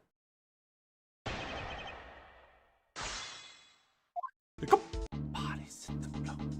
Bodies in the flow. Let the bodies flow. Bodies in the flow. So what I'm trying to show her is that it would be very odd for Mr. Faraday to have died first, yet have landed on top of Mr. Rell, which maybe I'm a step ahead of the game, because I'm pretty sure that's very clearly a problem, but I don't know where they want me to present it. Maybe I have to press first. Mr. Faraday shot Mr. Rell before he died? Do you have any basis for that statement? Your foolishness has no end, does it? Now, I hate to repeat myself, however, Mr. Faraday died instantaneously. That's all the basis I need. Alright, so if Mr. Faraday died instantaneously, then he must have attacked Mr. Rell before being stabbed. You're finally beginning to catch on, I see. Do you believe that the dying Rell stole the knife from Mr. Faraday? Mr. Rell became desperate as he did not want to die. Human beings can do amazing things when they are put to the test. So the two men struggled. And in the end, Mr. Rell was able to grab the knife and stab Mr. Faraday. The messy condition of this room is a testament to their struggle. Yes, my logic is perfectly sound. Can you really say that is perfect? What are you insinuating? Nothing. However, I can't let you said slide by without further inquiry. One must be clear and precise, so if you could append that statement to your testimony. Fine. They struggled, and Mr. Rell used the last of his strength to counterattack Mr. Faraday. Now we gotta press first. About this statement, Mr. Rell used all of his remaining strength to take the knife and defend himself. One can easily see that they had a violent struggle. Of course, it's nothing compared to what my writing crop can do. How does one compare the damage her crop can do with the state of this room? Furthermore, all the plastic bags on the floor in this room were scattered there due to the fight. Is there anything else that I can explain for you? No, that will be fine. Alright, so it's either... God damn it. Yes, it actually does destroy her theory. Why would the person that died first not be the person that fell below the other person? Something strange about Francisca's theory. I should compare her claim with the data I've gathered so far. I just know there's a contradiction somewhere. Yeah, there is, game. Stop being stupid and let's just get to the... Just because he didn't hear any sign of a struggle doesn't mean it didn't happen. Alright, what do they want me to do then? What baby step do I need to make for the game to be like, yeah, good job? Like, this just isn't strong enough. But let's try it. I think that's garbage, personally. Who knows how soundproof these rooms are? Although him not hearing a gunshot sound is strange, though the judge heard a gunshot. If the two men were fighting, their struggle would have surely caused quite a bit of noise. However, Detective Gumshoe testified that he heard absolutely nothing. Ha, you place too much faith in that detective's testimony, you know. But for the sake of argument, let's say there wasn't a fight. How then did Mr. Rell get his hands on the knife? Mr. Faraday's bag was sitting right there in lobby number 2. Not hard to imagine that perhaps Mr. Rell saw a chance and took it out at some point. So, what you're saying is this. Mr. Rell took a chance when he saw the opportunity and took the knife from the bag. And then Mr. Faraday shot Mr. Rell after being stabbed? No, because he died instantaneously. Isn't there something strange in Francisca's statement just now? Wait, something doesn't add up. Oh, really? It's simply not possible for Mr. Faraday to have shot Mr. Rell after being stabbed. According to the coroner's report, Mr. Faraday died instantaneously, meaning that he died immediately upon being stabbed by the knife. Ergo, he could not have possibly fired the gun after that. Oh, you got me. Well, of course. Well then, if the report is correct, then there's only one correct explanation. We suppose that Mr. Rell attacked first, and Mr. Faraday, who died instantaneously, would have been unable to kill Mr. Rell. Therefore, Mr. Rell must have stabbed Mr. Faraday after he was shot. Then they both died. That is the only explanation that makes logical sense. Negating your opponent's ideas in order to prove your own theory. I see you've been studying, Francisca. It is good. It is good. I just want to explain it to you as simply as possible, before you foolishly propose a foolish theory that only a foolish fool like you could.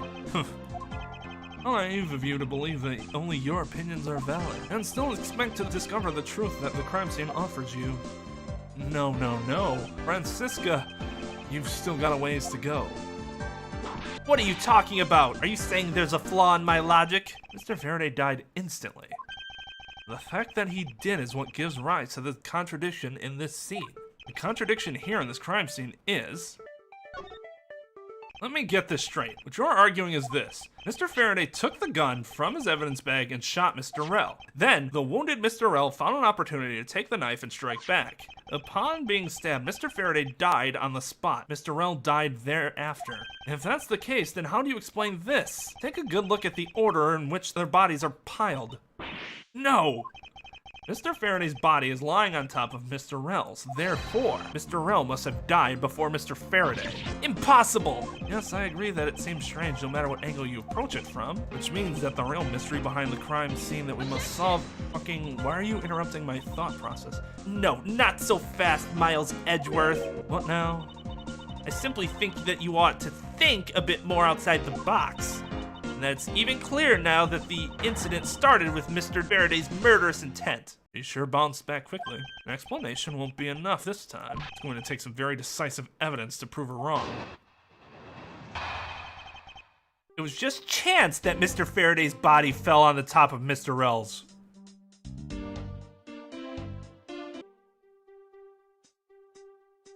Oh, but I put too much faith in Detective Gumshoe's testimony. I think she's putting a little too much faith in luck. The two bodies fell into a pile, which indicates that they attacked each other at the same time. It really doesn't matter in the slightest that they fell in the opposite order. I just know that Francisca's explanation isn't absolutely correct. All I have to do is find a hole in her logic. Once I do, I can then present her with the evidence that proves her contradiction. Go easy on her because she's 13. Fair, I guess. Hold it! Objection! What? Motherfucker. Pressing someone's testimony in order to gain some time to think. You're a real one-trick pony, aren't you? It's too bad your trick only works on fools. That wasn't my intent. Simply wish for more details as to how Mr. Faraday ended up on top of Mr. Rel. Someone's impatient. I was just about to explain everything to you. Do you think you could hold on for a minute? Francisca, I'll make you a deal. I'll hold on if you hold on to that whip of yours. Okay, I'll hold on to it all right, as I whip you. Ah! Well, now that you've quieted down a bit, I'd like to continue if you don't mind. Amiro, I feel like you're trying to set up like a self-defense though. Hey, Twain, man, she's just a kid, dog. Just let her be. Just let her be. And the next time I shit on Amiro, he's gonna be like, oh, Dude, Twain, just a kid, dog. Just a kid. Just let me be. Just let me be. Hold it! what do you mean by they attacked each other at the same time? I assume Mr. Faraday had the two different weapons in his hands. He made to attack Mr. Rel while holding both the knife and the revolver, and then, after Mr. Faraday fired the gun, Mr. Rel grabbed the knife as he was falling and stabbed Mr. Faraday.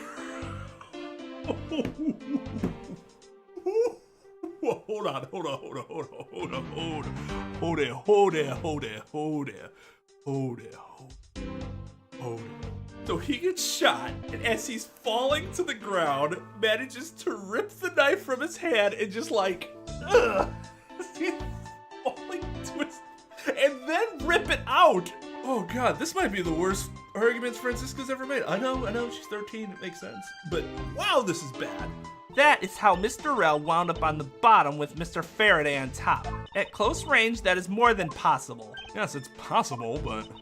Well, if you have any other ideas, then show me what you've got. Oh, I will. And to that extent, I'd like for you to append what you just said to your testimony. I don't see any point to that, but as you please. This isn't testimony, by the way. They're just having a conversation.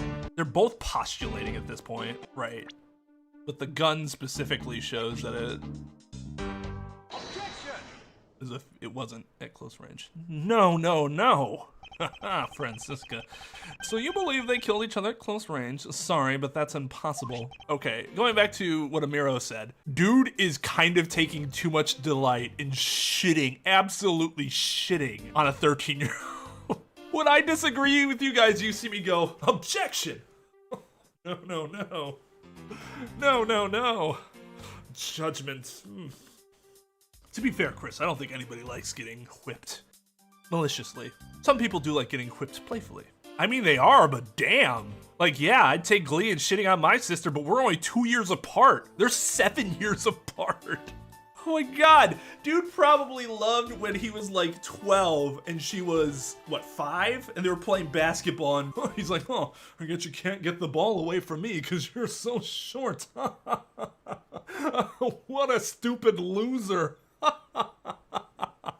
Like, dude, relax, man.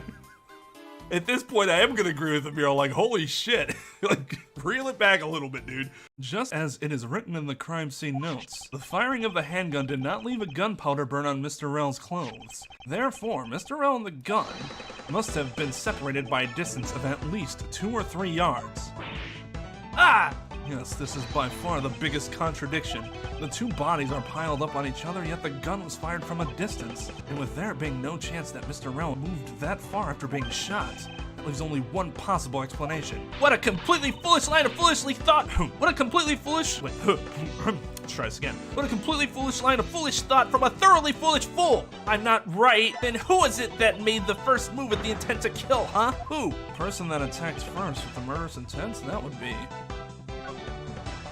Here in this room, contradictions appear no matter which man we claim attacked first. Thus, there can only be one explanation. There was a third person here. It was that third person who killed both Mr. Faraday and Mr. Rel, and set their bodies up to make it look like a double murder. That third person is the real culprit. Miles, Edgeworth, there's just one thing you're missing. Evidence, correct? Exactly. Everything you've set up until now is nothing but a story played out in your head. However, this is where the real test begins. Can you prove that there was a third person involved in this crime? Of course. The third person was truly here. That fact would resolve the glaring contradiction. The proof that this has all been a setup made to look like they killed each other. I'll present it and lay bare the final piece of the puzzle that's not yet in place. What is the piece of evidence that proves there was a third person involved? Bag? I'm actually not sure. I don't think it's this, but I want to save. So Take that! the gun in Mr. Faraday's hand and the plastic bag with his blood on it. These two items point to the presence of a third person. How so? Recall Detective Gumshoe's testimony. If there wasn't a struggle in this room, then there shouldn't be any plastic bags on the ground, meaning that someone else must have deliberately scattered them around. No. Do you not see the possibility in this? Disregarding the gun for the moment, there's a high probability of blood splatter when a knife is used on a person. The culprit held the knife with a plastic bag around it. They could use the bag to catch any blood splatter from when they withdrew the knife. Then by spreading a few more plastic bags around, mixing the bloody one in with them, and arranging the room to make it look like there was a struggle between the two, they were able to conceal their presence. Ah! Looks like we still got a long way to go in this investigation. I mean, Chris, you're a man of overkill. I wouldn't expect anything less, to be fair. Yes. Objection! Who the fuck objected like that? Was that her? What the heck's up with you, pal? Mr. Bad, I advise you to place Detective Gumshoe under arrest. What? What's the meaning of this? Looks like you're not man enough to discipline your own subordinates. Don't you dare. That detective claims he was there standing in front of the door the entire time, but I have it on good authority that it was all a giant lie. Miss Yew, I ask that you please explain that last statement. I'll let his honor explain it himself. I saw it with my own eyes, I tell you. During the recess, there was a period of time when there was no one in the hallway. What? See, Mr. Bad, so I ask you, why would a detective who was supposedly doing his job the whole time want to fabricate such a lie? Gumshoe, did you kill Faraday? No! Of course not, sir! It would appear that the one who set this whole crime scene up is that detective. Oh, fine with me. That's my facts. Which basically renders his testimony a complete lie and wholly invalid. Looks like your perfect logic has just come tumbling down, Miles.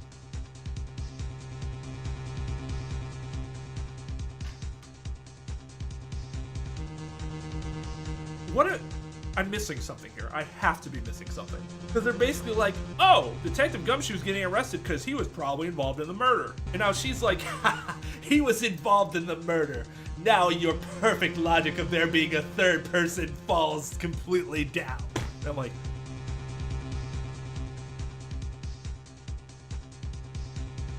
ugh. Yeah, we just saw this last night. Is that statement really a lie? Detective Gumshoe, you're now a suspect in the murder of 2 men. Yeah, I understand that, but isn't his arrest and what she said about him being the reason the crime scene was what it was seemed to indicate that he was a third person involved? That's just, I don't think her argument's very good here. In fact, it seems more self-defeating. Now spit out the truth or so help me. I will pull out this mirror. I haven't lied to anyone, sir. Honest. I really was here. I was in the hallway the whole time. Detective Ban, I ask that you please do not act without my permission. After all, I am the one that is heading up this investigation, am I not? Don't talk like you know what's going on, boy. No. All I want is for this investigation to run perfectly. Perfection is the only wish of a disciple of Von Karma, after all. Therefore, before you take Detective Gumshoe into custody, I'd like to set the record straight on something. And what's that? What should I ask Detective Gumshoe about? I suppose the one thing I'd like clarified is Detective Gumshoe's motive for committing this crime. Motive, huh? Gumshoe, you got a grudge against Faraday or anything? No, sir, not me. Not a single bad thing against Mr. Faraday, sir. Is that a fact? You really have a problem with lying, don't you, Detective Gumshoe? I'm telling you, I am not lying. The more unnatural you act, the more suspicious you become, you know. You want a motive, Edgeworth? I have one for you right here. Would you please share it with us? However, no. Be forewarned that I will not hesitate to object to flights of fancy, because all I'm interested in is the perfect explanation. You're serious, aren't you? Fine, amuse me, so I'll humor you with a little courtroom practice. Yeah, it's kind of like Lang. And then Lang later's like, that was my plan the whole time. Fool. Normally you would be right, Zara, but I'll give them a little bit of slack here because they know each other. I think in that case, the questioning is gonna be a little more informal, which sprite is off-putting. The laughing one, why'd you do it, boy? Or bro, in that case. I haven't found any sprite of her off-putting just yet. Again, the most off-putting thing is that maroon shirt and white tie with that jacket combination. But I am 100% behind you, except for those earrings. I wanna like them because, oh, scales, but they just look so dumb. Oh, but she is so cute.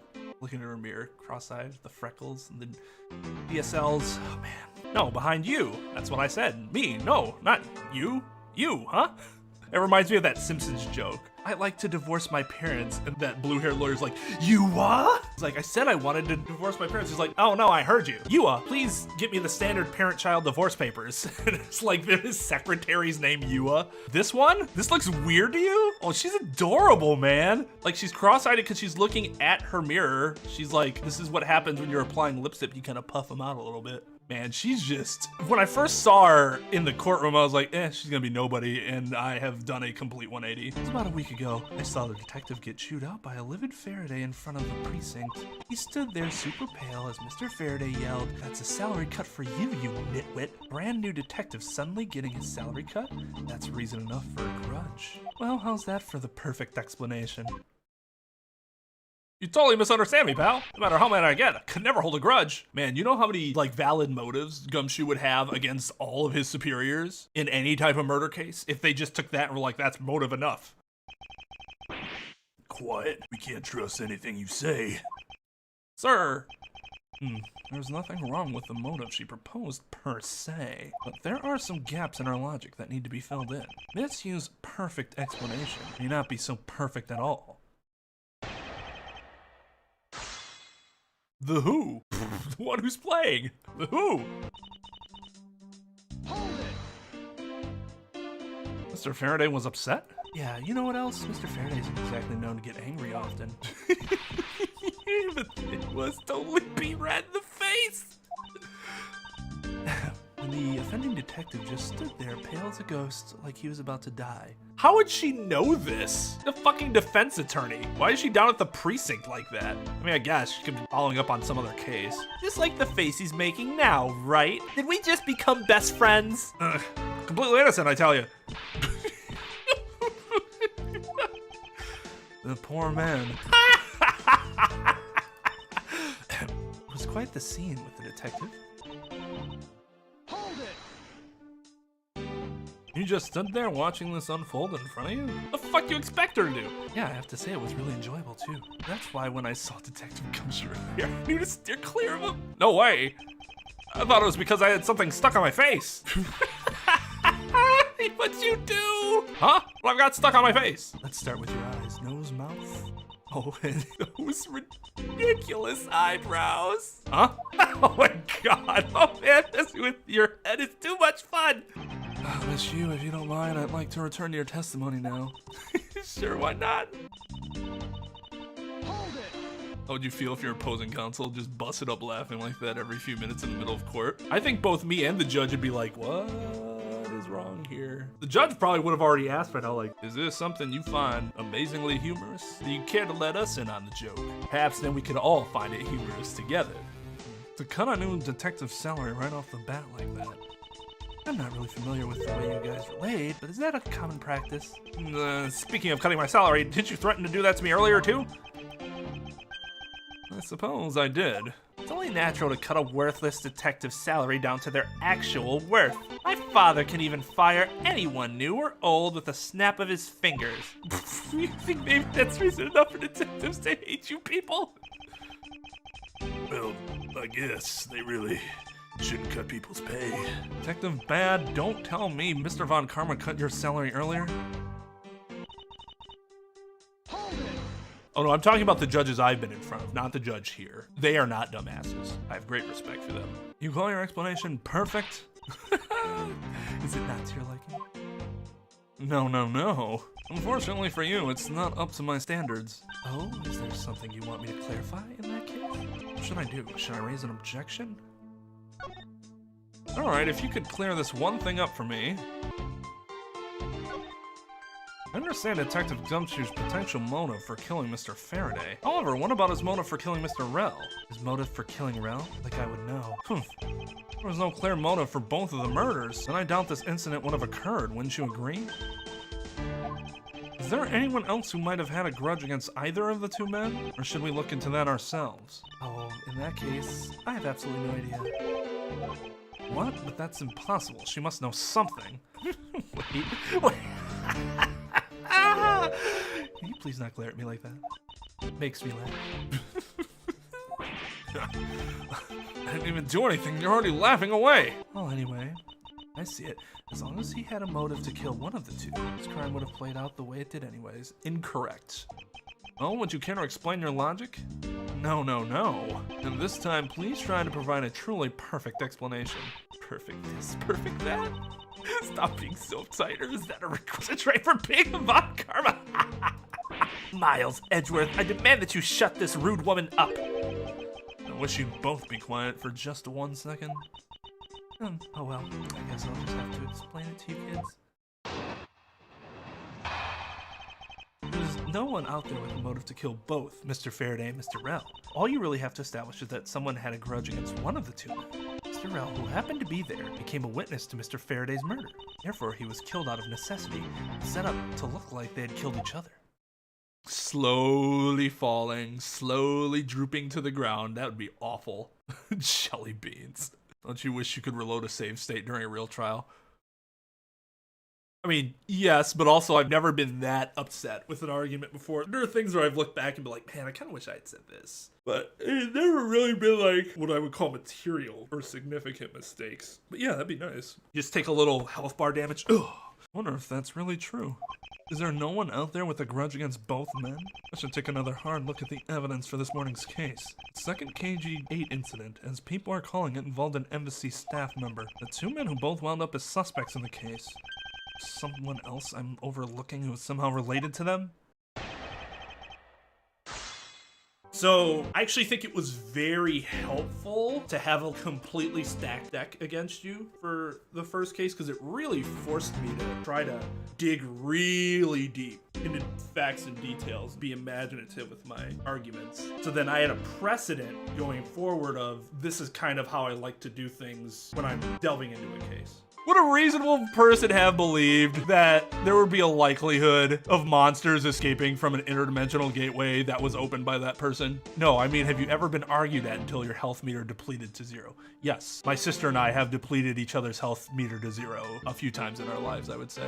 I didn't know it would lead to hell, Your Honor, but would a reasonable person have recognized that it might lead to hell? That's true, but if you knew it was an interdimensional gateway, shouldn't there be an assumption that something could come out of there that might be dangerous or might not? Like, that itself is negligent, isn't it? You have no idea. If it's interdimensional, there has to be some assumptions that are made by the person who's opening it, right? I would think a court would expect it to be done then in a very controlled environment because of the uncertainty behind it. Just like any other experiment like that, where they're not sure exactly how it's gonna work, but it's done in a controlled environment so that nobody gets hurt. Otherwise, there could be a lot of liability for that. He said to take it a notch back. You're saying that he was basically silenced? Aren't you glad you managed to avoid the same fate, Your Honor? Why, if you had been the one to witness the blood-covered detective. What? Detective Gumshoe, you would kill even me? You fucking idiot! I would never do something as terrible as that, Your Honor. There's no reason for even a second of deliberation. Your Honor, shut the fuck up. With all due respect. We are not in court right now. It would be greatly appreciated if you would stay here with us in reality. Please forgive me, I know not what I do.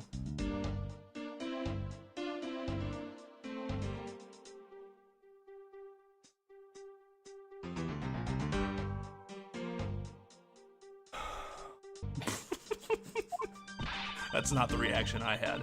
And you there, Miss Yew, hurry up and continue with your testimony. If you fail to do so, I will whip you into shape. That's nice. Sounds kind of like fun, actually. Oh. Anyway, Detective Gumshoe had to erase the witness, Mr. Rell.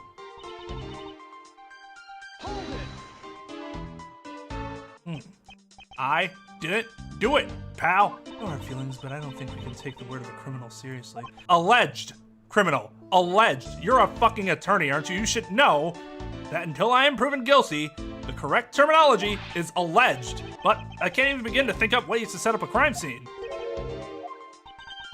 I suppose you do lack the necessary tactical mind required to do such a thing. Why do you have to kick a man when he's down, pal? You should put yourself down, detective. You're a big boy. I bet you thought of the all by yourself, right? Yeah, that's right. I worked real hard at it, too. I think this proves one thing about the detective. He has the mental acuity of a worm. I have to admit, her explanation makes sense. However, there's also something she overlooked in her testimony. I should present that piece of evidence and see if I can't make her see the truth. That dumb video plays. Stupid fucking video. Yeah, she absolutely should be in love with the word alleged. Mike needs it at the exact same temperature, no more, no less. Oh, I would rather have 105 dry heat than 85 moist humidity heat. To me, it's somewhere around a 25-degree difference that is more tolerable. The problem with the humidity is, as somebody who has asthma and allergies, humidity is just the fucking worst for my breathing. It's very difficult to be outside for an extended period of time and exert any amount of energy. There was a joke about Wisconsinites. When it gets to a certain point in the winter, we don't care about the part where it's like, well, it's blank degrees below zero or 3 degrees or something like that. The only thing we care about is, and the wind chill is, because that's what we're gonna experience more than anything. It's gonna be windy, it's gonna be fucking freezing.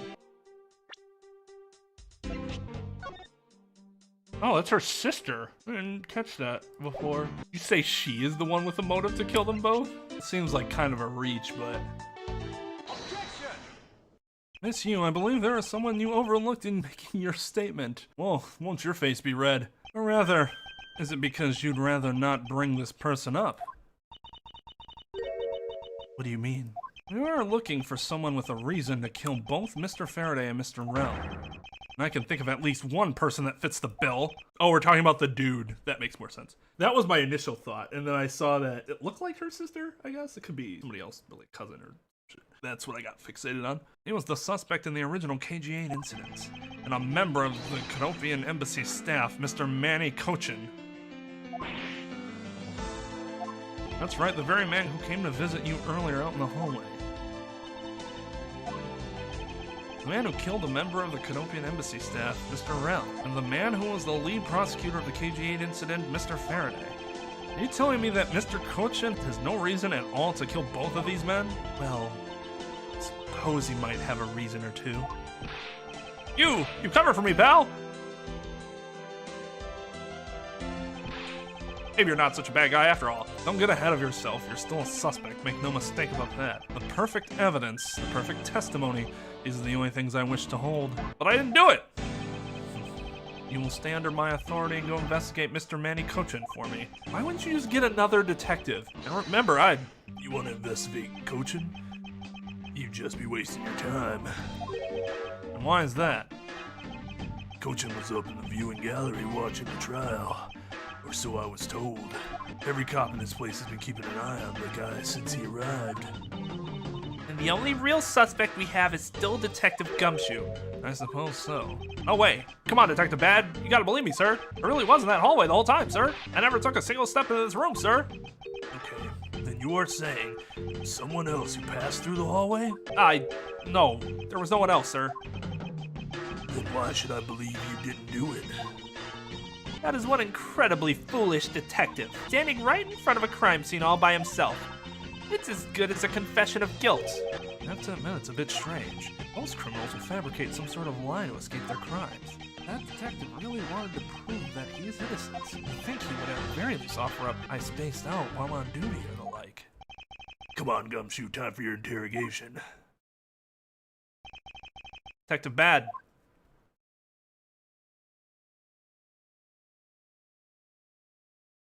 Miles Edgeworth, I will go on ahead and report this to Papa. And that, as they say, is that. Right, everyone? Ho ho ho. Shut up. I suppose we should both be getting back to our real jobs now, huh? No. Before we do, Miss Yew, there is something I'd like to speak with you about. What is it? It's your laugh. It's lovely. So, what did you want to ask me about? The current case of the murdered Kodofian embassy staff member. I've heard that people have begun calling it the second KG-8 incident. Only among you law enforcement types. And what about it? I'd like for you to tell me everything you know about the original KG-8 incident. I'm afraid I can't help you. I don't know anything beyond what was reported in the papers. No, I believe you know much more, since you are directly tied to the KG-8 incident. I'd appreciate it if you'd stop with the false accusations. Baseless outbursts are useless both inside and outside the courtroom, don't you know? I do, but I also know that I do have a leg to stand on here. I think you could stop making that ultra-serious face in front of me? Ugh, if you could please stop laughing for just 1 second. I'm not going to make any headway like this. I'm just going to have to show her exactly how related to the KG-8 incident she is. Miss Yew, I believe that I have proof of your connection to the KG-8 incident. That file is your proof. Very well then. Why don't you tell me exactly how I'm related to the KG-8 incident? Her connection to the KG-8 incident is through the victim. The victim's name is CCU. You will note that she has the same last name as you. Haha, pun intended. Can you really still tell me with a straight face that you are not related to this case?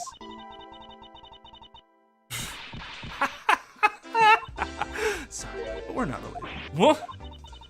Just kidding. You asked that question with such a serious look on your face. I couldn't help it.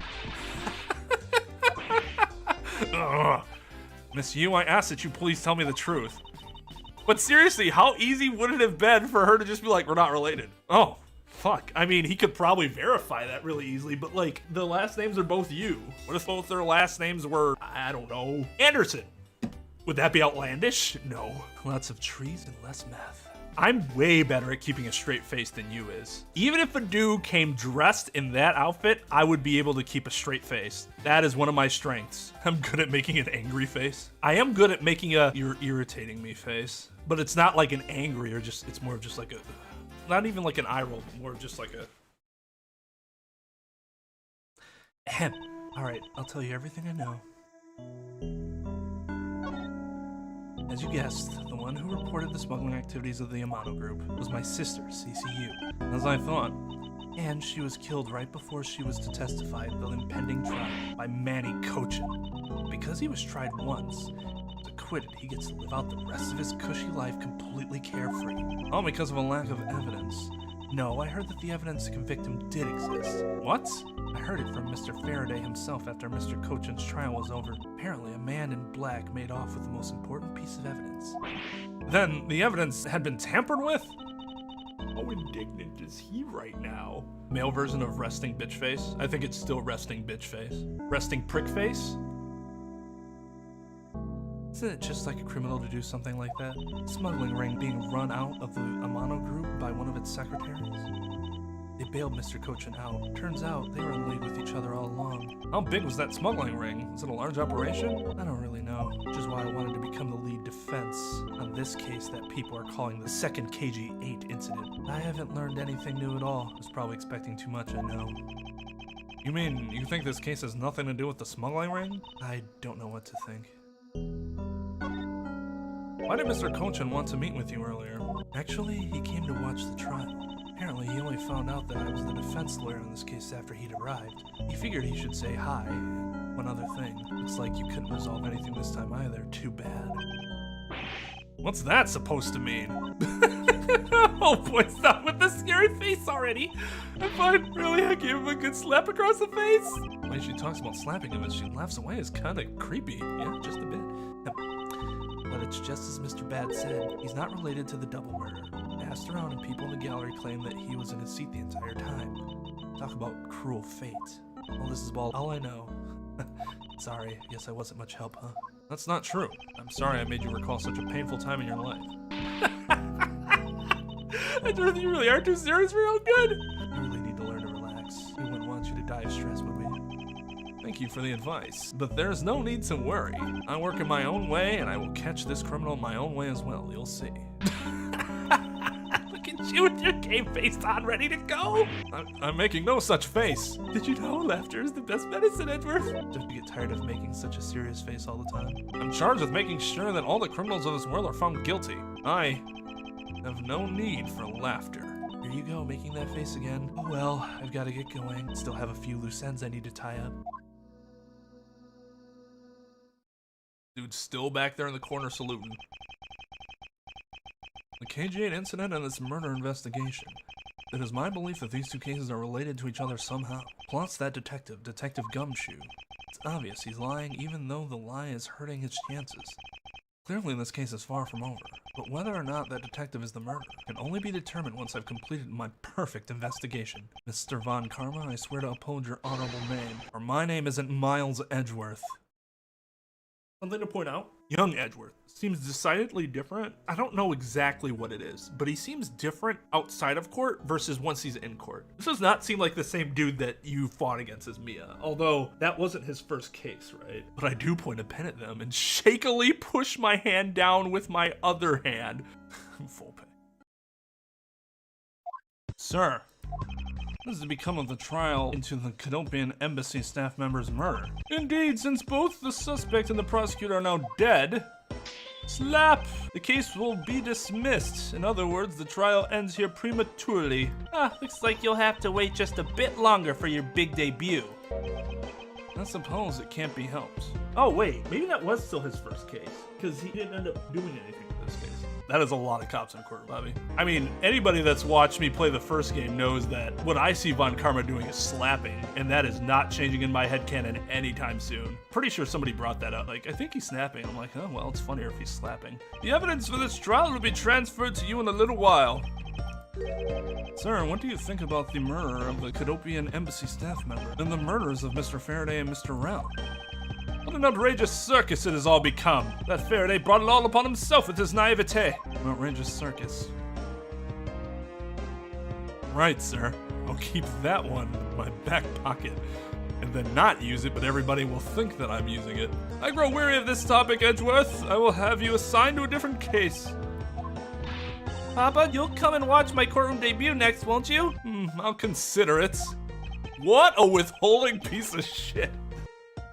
Sir, if I may, please allow me to continue with my investigation. Whatever for? I know that there is already a suspect in the murder of Mr. Faraday and Mr. Rell. However, there is not enough evidence to prove that it was he who committed the crime. I'd like to continue investigating in order to find the perfect proof of his guilt. The perfect proof? Slap!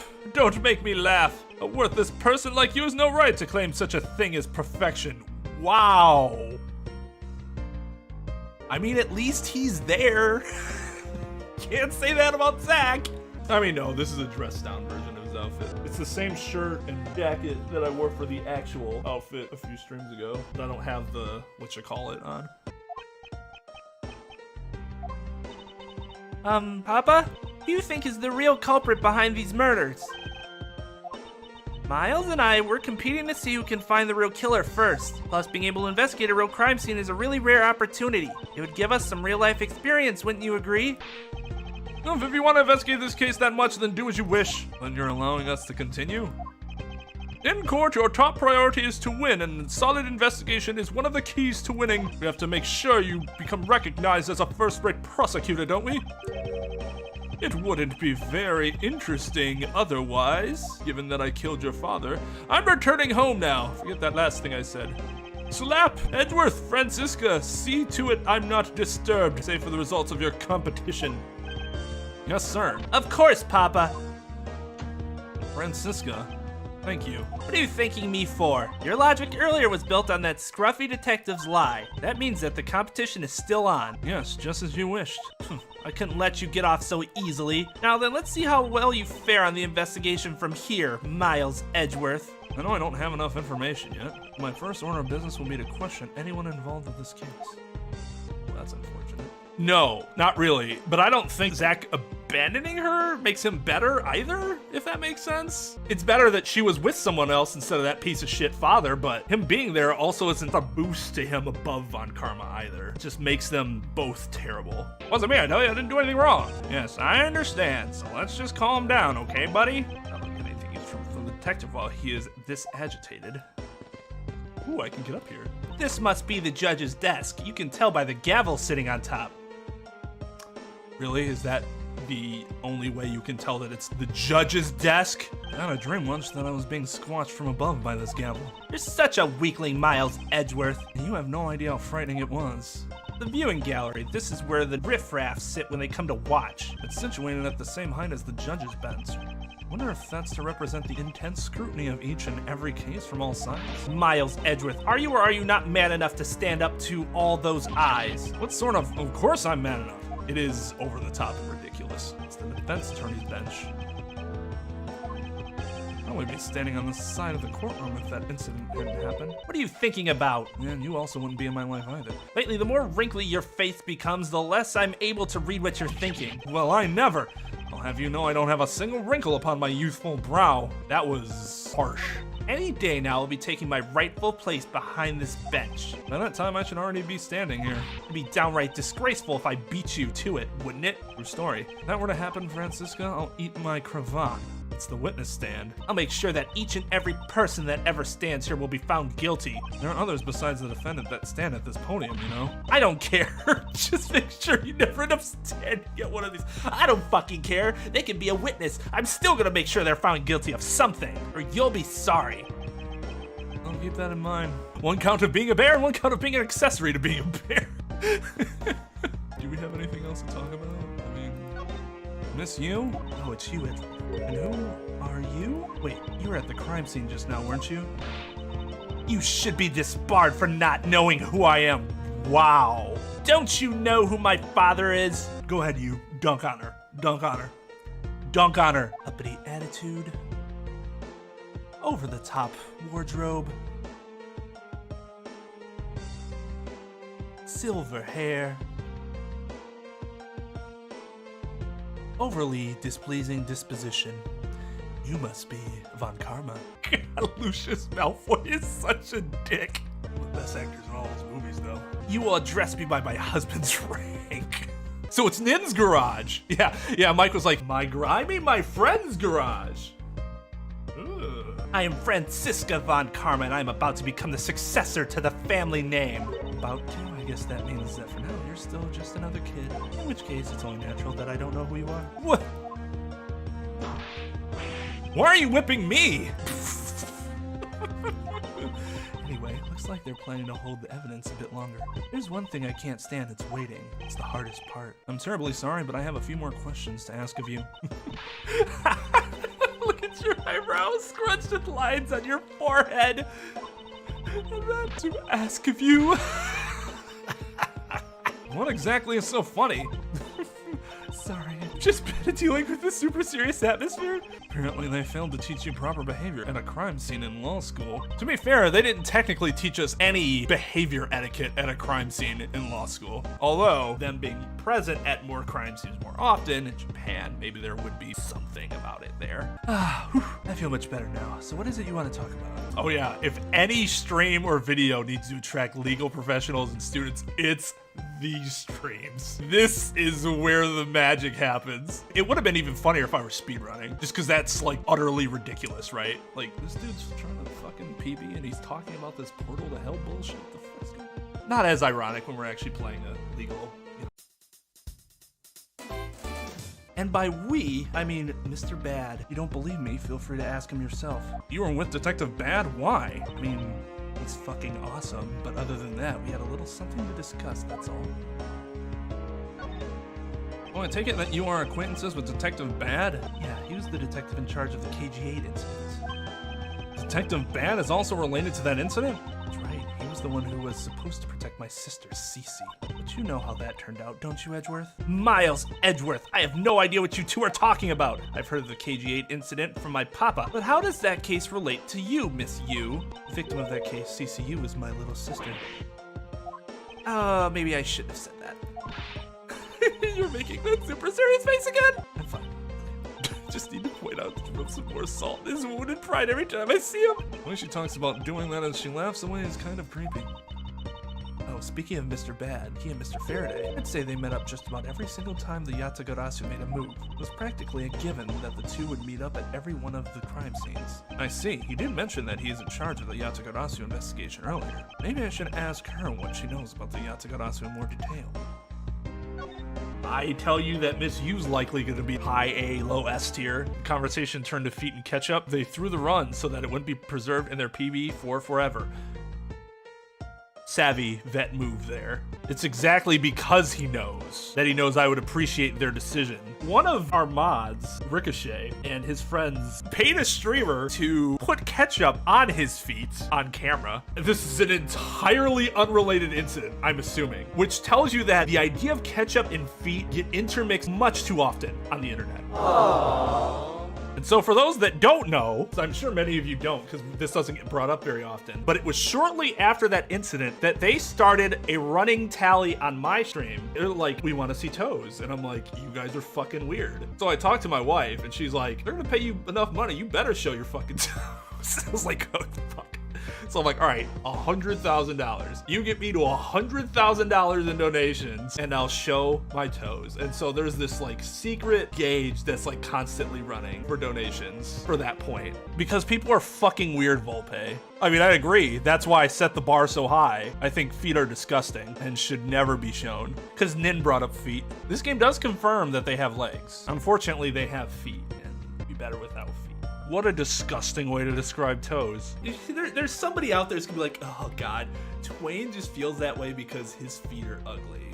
Of course, projection. Trying to make them all seem ugly just because his are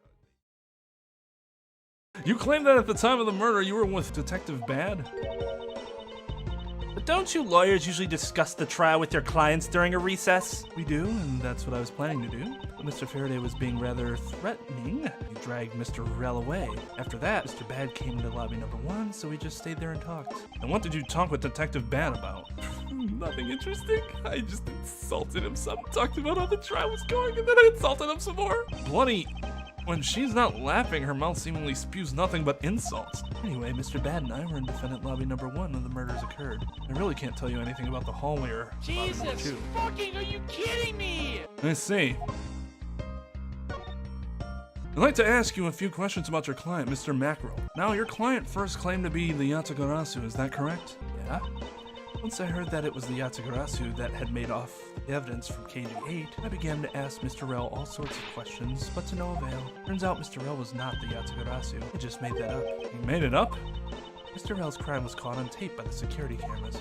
There is no footage of him sneaking into the Kodopian embassy itself. Hold on for just 1 second. And you mean to say that you knew that he was not the real Yatagarasu and that he was just another cold-blooded killer and you were ready to defend him? Yes, that's right. I see. The defense lawyer is actually just someone whose job is to cover for criminals. That's why defense lawyers are so detestable. But they are no match for us Von Karmas. No, I'm gonna be the one who's laughing. The Yatagarasu wasn't a party in that case, though. So, that's a good question. Would it be like a technically no, but really yeah sort of thing? Well, I mean, they could say all they want in these games, but who plays just these games and then not the Phoenix Wright games? Like, we all know at this point, right? Oh yeah, this bullshit statement. I don't believe it, you're serious! Why don't you save that face for something really worth being serious about? And Edgeworth, do you remember what I said earlier? I have my own agenda. I'm still on the hunter leads regarding the KG incident, alright? And for that, you have not a single qualm about defending a known killer? Don't put words in my mouth. I said no such thing. She's right, you know. The only way I had to get close to Mr. Rel was to be his lawyer. I had no intention of covering for him, ever. But don't you dare suggest I was going to. I'm sorry, forgive my rashness. Instead, let me point out that, at least here in the United States, that would still be an ethical violation because you are representing somebody that you know you are not going to advocate for zealously during the course of your work. So, just to make that clear, I have to make it okay. No, I wasn't going to actually defend him well. Yeah. Miss Yew, I was wondering if you could tell me about the Yatagarasu. The Yatagarasu, huh? I don't really know much about that character myself. I do get a lot of consultation requests from companies to defend them. Requests from companies? Yatagarasu isn't some petty thief out for money, you know. Alright then, perhaps the Yatagarasu is in the business of stealing people's lives. You're not very funny or witty, are you, little Miss Von Karma? Urgh. Francisco, be careful about who you whip! Choose carefully, whip maybe somebody. Ah.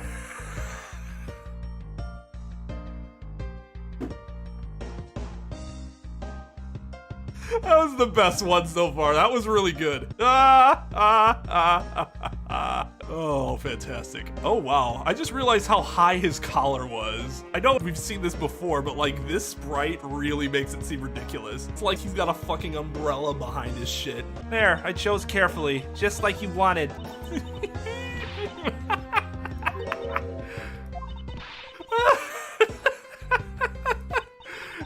I just know. It was hilarious, little Missy. Of course it was.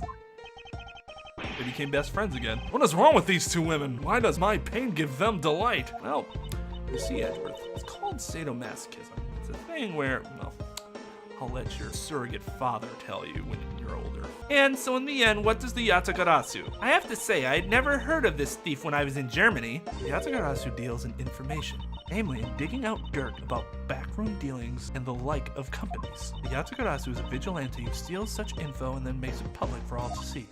Vigilante or not, this person sounds like just another criminal to me. I suppose you could put it that way too, but either way I get a lot more clients now thanks to that thief. Sounds like Miss Yew is profiting nicely. I suppose I've gotten all I can out of Miss Yew. I should move on and speak with Detective Gumshoe now. No, I don't want delight. I'm the thief, I'm telling you. God. What a fantastic character. Even Gumshoe's drip here is better than his standard drip. His coat isn't dirty yet. Yeah, I love them as a couple. They're fantastic. Feel like shit, so we are going with Hobo Phoenix today. Barely slept a wink, let me tell you. Man, Ventus, I mean, I appreciate that you're here, but you really should take your ass to sleep. Go get some shut-eye.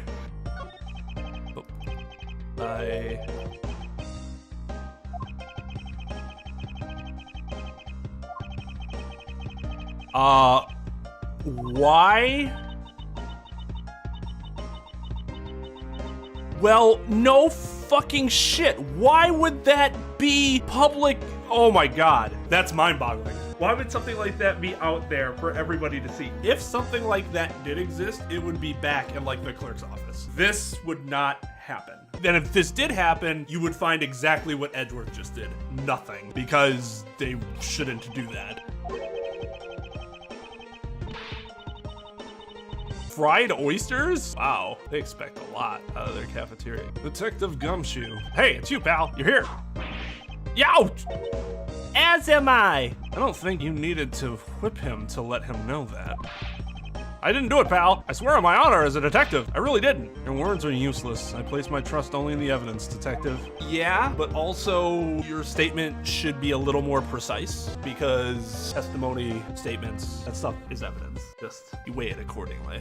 Once the investigation is fully over and should we find out that you are the killer, there will be no mercy to be had for you. Isn't that literally everyone in this fucking country? Have a heart, pal. But you're not worried, right? After all, you have nothing to worry about if you really are innocent, that is. That's right. Hey, pal, go and do your perfect investigation and get the real killer for me, will you?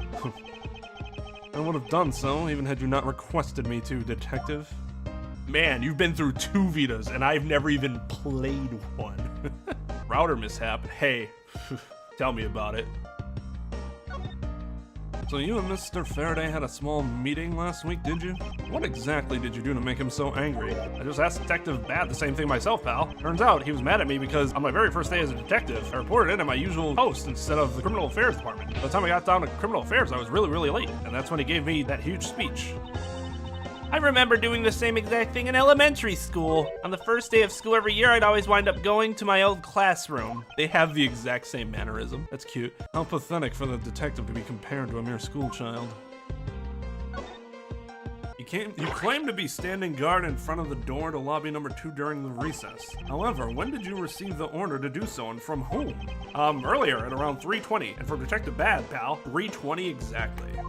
couldn't have waited an hour and blaze it. Today's trial took a really crazy turn. I was told to make sure nothing happened to Mr. Faraday. And yet something did happen to him, correct? Well, yeah, no shit, he's dead. Looks like it was a total waste of manpower to assign you to guard duty. This literally has nothing to do with the investigation gathering. She's just being an asshole. Ow, your words sting worse than your whip, pal.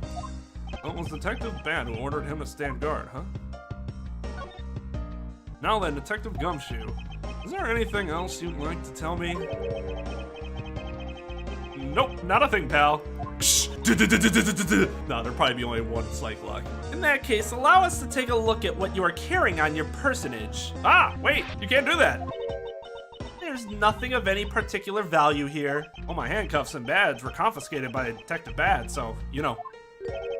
And what is that open envelope I see sticking out of your coat pocket? Ah, hands off, pal. Just show it to us already. Yow! Annual bonus check within, $5 total. Except there is no check inside.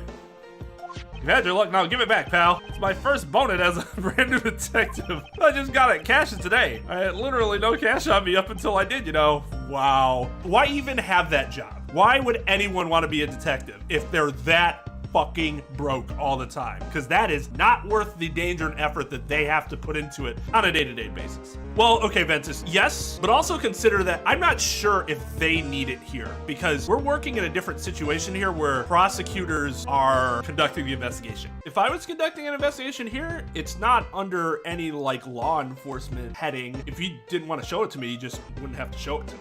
I couldn't even get a warrant for it. Prosecutors probably could though. Yeah, and this is before the pay cuts. How is he even paying his rent right now? Would that change because he's suddenly in police custody? I don't know the answer to that question. I don't know if that would suddenly shift his status. That envelope is really special to me. Now give it back. You don't need rubbish like this. Don't worry, we'll throw it away for you later. How could you? Ah, yes, this is obviously evidence. I'm sorry, but I need to take him in for questioning now. Well, I know he lives in Compton, but how is he even paying for that rent? That dude's hands have to be like super wrinkly right now in the back. I think I've asked him just about everything I needed to. No, wait. Since he became a suspect, there's one piece of evidence I should reconfirm. Officer, I ask that you wait a second. I still have one thing I'd like to reconfirm with Detective Gumshoe. Understood, but please make it brief, sir. I want to hear it from the horse's mouth.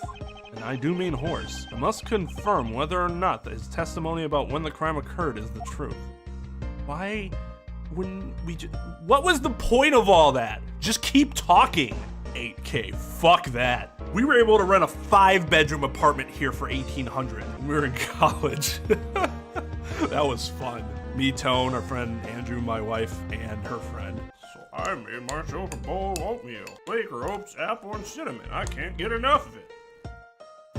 Which Persona guy do I like? All the main guys are fine. I don't think they're amazing characters, but they're fine. Yusuke, Ryuji, Joker, they're okay. They serve their roles well, but they're not like a Junpei or Akihiko. So it'd probably be one of the social links. In before that Mr. Kamoshida do is pretty rad, lol. They're also all better than Yosuke or Yusuke and Teddy. Not better than Kanji though. Kanji was a pretty excellent character. Yeah, I've heard the prices some places are people putting gas. Don't put gasoline in a plastic bag and put it in your trunk. Don't do it. I don't want to hear that any one of you people that are watching this stream right now, you're all, obviously, this includes everybody watching the VODs later, you are all individuals of impeccable taste, obviously. And as people with impeccable taste, I assume you also have at least fairly good reasoning abilities. I mean, you like games like this that test your mind, right? Only the smallest of brains want to take a plastic bag and put a corrosive chemical in it and then put into their trunk of their car. How can people be so fucking stupid? I mean, but you're watching this stream. You must have impeccable taste. You either have impeccable taste or just have nothing else to do. Sorry, Scarlett. It's Hobo Phoenix, not Eminem, but thank you. Consider that a compliment. We need to ask him about his testimony. You told me earlier that you heard no sound other than the gunshot out in the hallway. Is that correct? No mistake about it, pal. Then you are also claiming that no one passed through the hallway either? Is that also correct?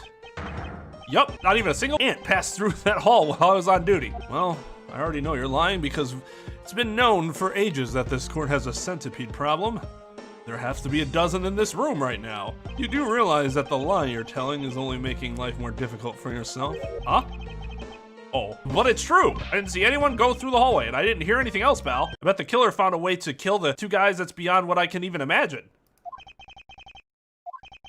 He intends to continue telling this ridiculous lie. But why would he do so given the situation he's in? I believe a thorough investigation of the hallway in front of the defendant's lobby is in order.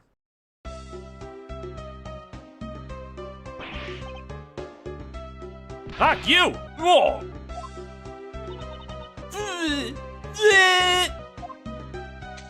Did she do this? Probably, right?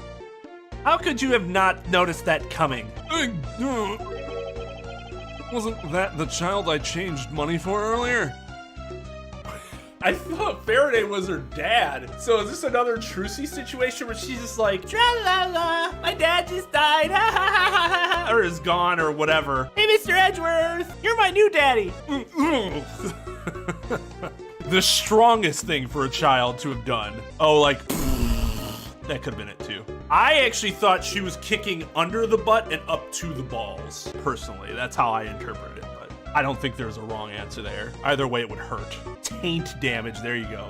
You've never seen either? Man, what a life. Although, you've probably seen things that I've never seen either, including some big-ass spiders. What was Tal talking about? That snake? That he was like, oh shit, BRB, looks like my dog and cat are staring down a snake outside, gotta go get them. And I'm like,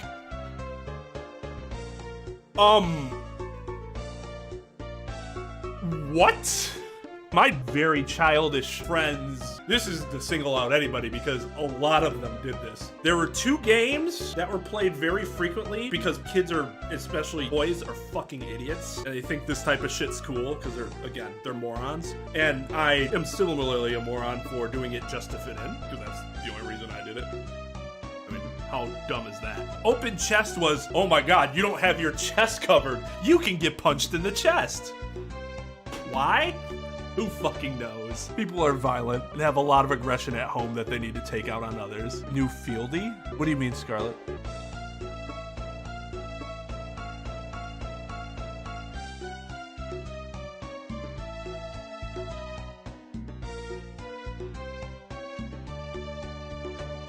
That's it, guys. Scarlet's killed stream for everybody. You guys have a good one. I'll see you sometime next week. What the fuck is that?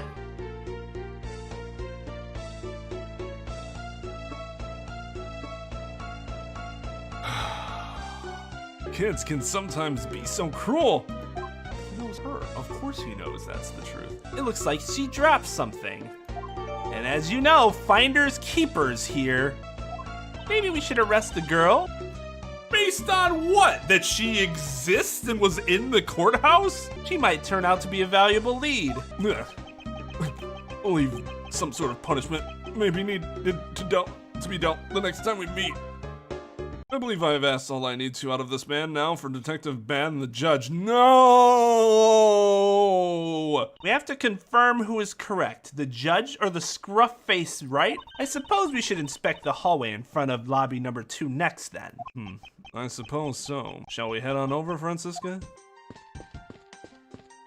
So, would you see anything else? No, I don't think so. I see. Well, thanks for your cooperation. Oh, it's nothing. Just doing my duty as a defender of the law.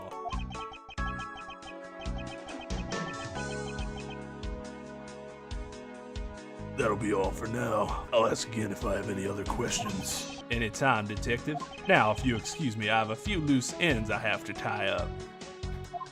And by loose ends, I mean my logic in a few of my cases that remain blown wide the fuck open. Oh, you're that new prosecutor Mr. Von Karma recommended, right? My name is Miles Edgeworth, Your Honor. And I'm Manfred Von Karma's daughter, Francisca Von Karma. I'm set to become the successor to my genius. I'm sorry, I wasn't talking to you at all. I don't need to hear your life story. I'll let you know if I care. I see, Mr. New Prosecutor recommended by Von Karma. I bit my tongue. Are you alright, Your Honor? How do you do that just from talking? What? That sure is a glass house, all right. She was like, huh, what an immature buffoon.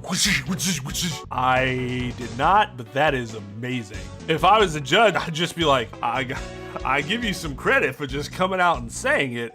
But my real question is, why 3,000? Is that an Avengers reference? Like, I love you 3,000 and that's just how much you like butt fucking, or? Please feel free to refer to me as just Miss Von Karma, Your Honor. As for him, just Edgeworth is fine. Apparently somebody doesn't feel that I'm worthy of a proper title. Oh ho, very well then. I shall call you Miss Von Karma and Mr. Prosecutor Edgeworth.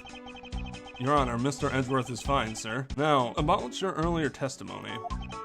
Yes, what about it, Mr. Edgeworth? I would like to ask you a few questions about what exactly you saw. All right, after all, it's my duty to clarify my testimony as I greatly appreciate your cooperation, Your Honor. Now, the first thing I will need to do is figure out that detective's exact motives. You find something, officer? I think there's a $5 bill back there. Come on, just a little more. Is there no one working this crime scene who isn't a total waste of living tissue? Unfortunately, there doesn't seem to be a single person we can deem useful here. That includes Sir Robe over there. I see it. I did not see it before, but I see it now. What was the best way to react to this? I don't even know. It's so preposterous. I can't even believe it was included. That seems like one of those things where it'd be too strange to be true, or too strange to be fiction. Like it would have to be true in order for it to ever have been conceived. Tone had one of the greatest bug kills I have ever seen in my life when we lived together. There was a centipede in our room, which was by the kitchen, so we're talking to people constantly because, you know, traffic's always in the kitchen. My wife notices it, kind of jumps up. She's like, ah! You know, she hates bugs. And I don't have anything to kill at the time, so I'm like, oh shit. So I like dodge so that it doesn't like climb up my foot or something. He takes off his shoe, he's like, wait, where is it? And she points, it's like on the carpet, which is kind of like softer carpet. Dude fucking dead eyes this thing. However he hit it with his shoe, it didn't kill it, but it disconnected like most of its legs and it couldn't move anymore. I don't even know what type of force he used for that to be possible on that softer carpet. It was sick. Dude is a sniper with the shoe. Dude's, what's his fuck from Austin Power? The guy who's parroting Odd Job? Random Task.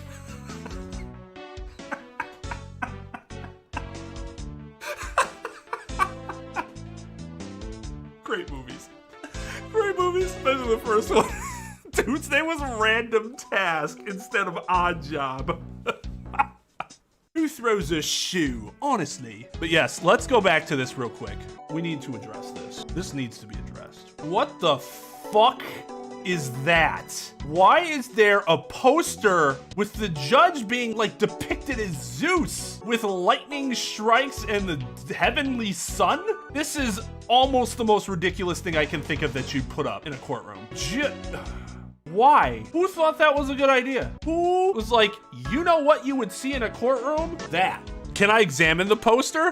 Oh, okay. Yep, that's gonna happen. Have you found any suspicious fingerprints, officer? Nope, just the fingerprints of those involved with the case, sir. I guess we know all of the players in the case then, huh? It would appear that way, but I have the nagging feeling that we're missing something. And I suspect that what we're missing is hiding right here in this crime scene somewhere. Maybe it's by this poster. He's making a most ridiculous looking face. That may— Oh, that was Francisco that said that. That may be, but at least he doesn't look like someone who would tell a lie on purpose. I suppose, but to Von Karma, evidence is the only thing that carries any weight.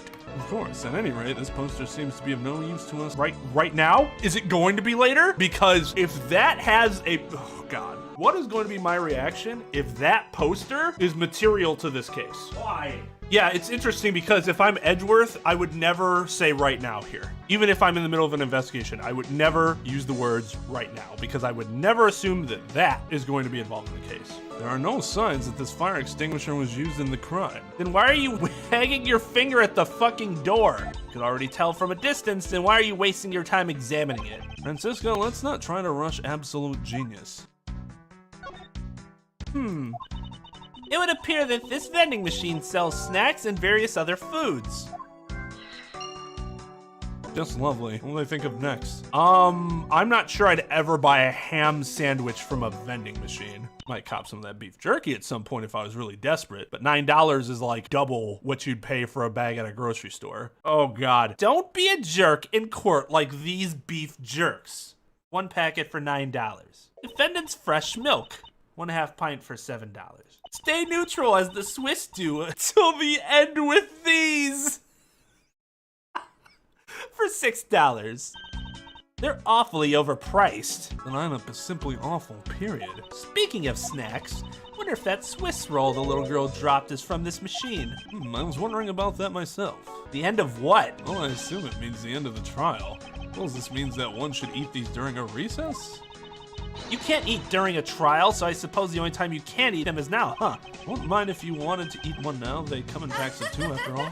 We're in the middle of an investigation. Besides, I don't have $6 on me. If you want, we can pool our money and buy a pack together. If I have to split it with you, then I don't want it. So, hats off to this game. This is actually the worst thing I've ever seen in a vending machine. I've seen orange juice in a vending machine before. It's always awful. But I have never seen orange juice in a vending machine for $9 before. Overpriced doesn't even come close to begin to properly explain what a travesty this is. I'm just gonna say it. The creative, executive, producer, whatever of this vending machine for this company, whoever's putting this lineup together for this company and deciding the prices, they're psychopaths, because only a psychopath would put in orange juice for $9 in one of these vending machines. That is fact. It cannot be disputed. It's just the act itself is so self-defeating that to attempt any counter argument would be a waste of your breath and energy. When it's looking bad, blind your opposition with some OJ. Are they promoting violence? I mean, when we talk about orange juice, I feel violent, so, I mean... Don't worry, my whip will make sure that anyone following this advice won't be for long. Compared to the sting of a whip, the sting of orange juice may not be so bad.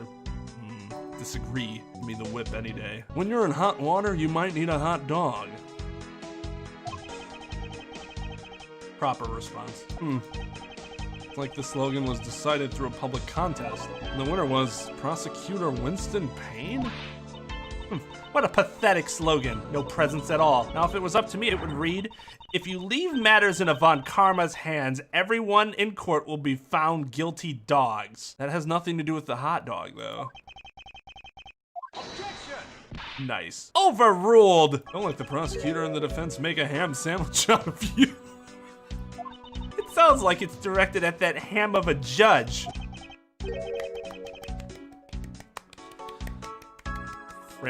Francisca just bumped herself up. Whenever, somebody remind me, when we do the next character tier list, wherever I'm going to put Francisca, remind me that I need to put her above whomever would be in front of her, just for that one line. Well, it clearly isn't directed at me. I can outmaneuver him any day. Don't be a jerk in court like these beef jerks. I see. Miles Edgeworth, wouldn't you agree that it's a very clever pun? Do you really think they put that much effort into the product name? Even a foolish fool could understand the foolish thinking of the fool. Wait. Even a foolish fool could understand the foolish thinking of the fool who made it up. You're acting so foolishly that I got so thoroughly mad and am now utterly famished. If you wanted a pack of these, all you had to do was act like a normal person. That's good too. That is what she sounds like. Yeah, considering Edgeworth isn't a normal person. More normal than most, but still not. What is this? Why does this cactus look like it's melted? Ugh, What's the matter? I pricked myself on one of this cactus's needles. I didn't think the needles on this thing would be so sharp. Well, what did you expect? It's a fucking cactus, you moron. Can you imagine how bad it would be if you were hit on the head by one of these? Anyway, this cactus seems to be unrelated to our case. You really think so? Because I believe that this cactus sitting on this windowsill is completely related.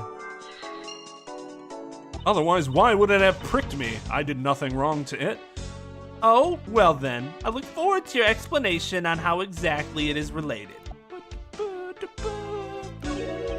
What is this? It's a pink-colored piece of trash made of rubber.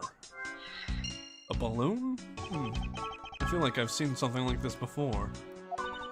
Well, all I see is a piece of garbage. But you know, the fact that there is a litterer running loose inside this courthouse is simply unforgivable. Ah! It's not like I was the one who littered. Rubbish belongs in a rubbish bin. Fucking seriously. The ants are hard at work carrying their food home. Is that what those are? It's a marvel that they can pick up such comparatively large objects to their size. Well, if you want to carry the mighty Von Karma name and not be squashed under it, here we go. You better work extra hard, just like these ants. Same goes for you, Francisca.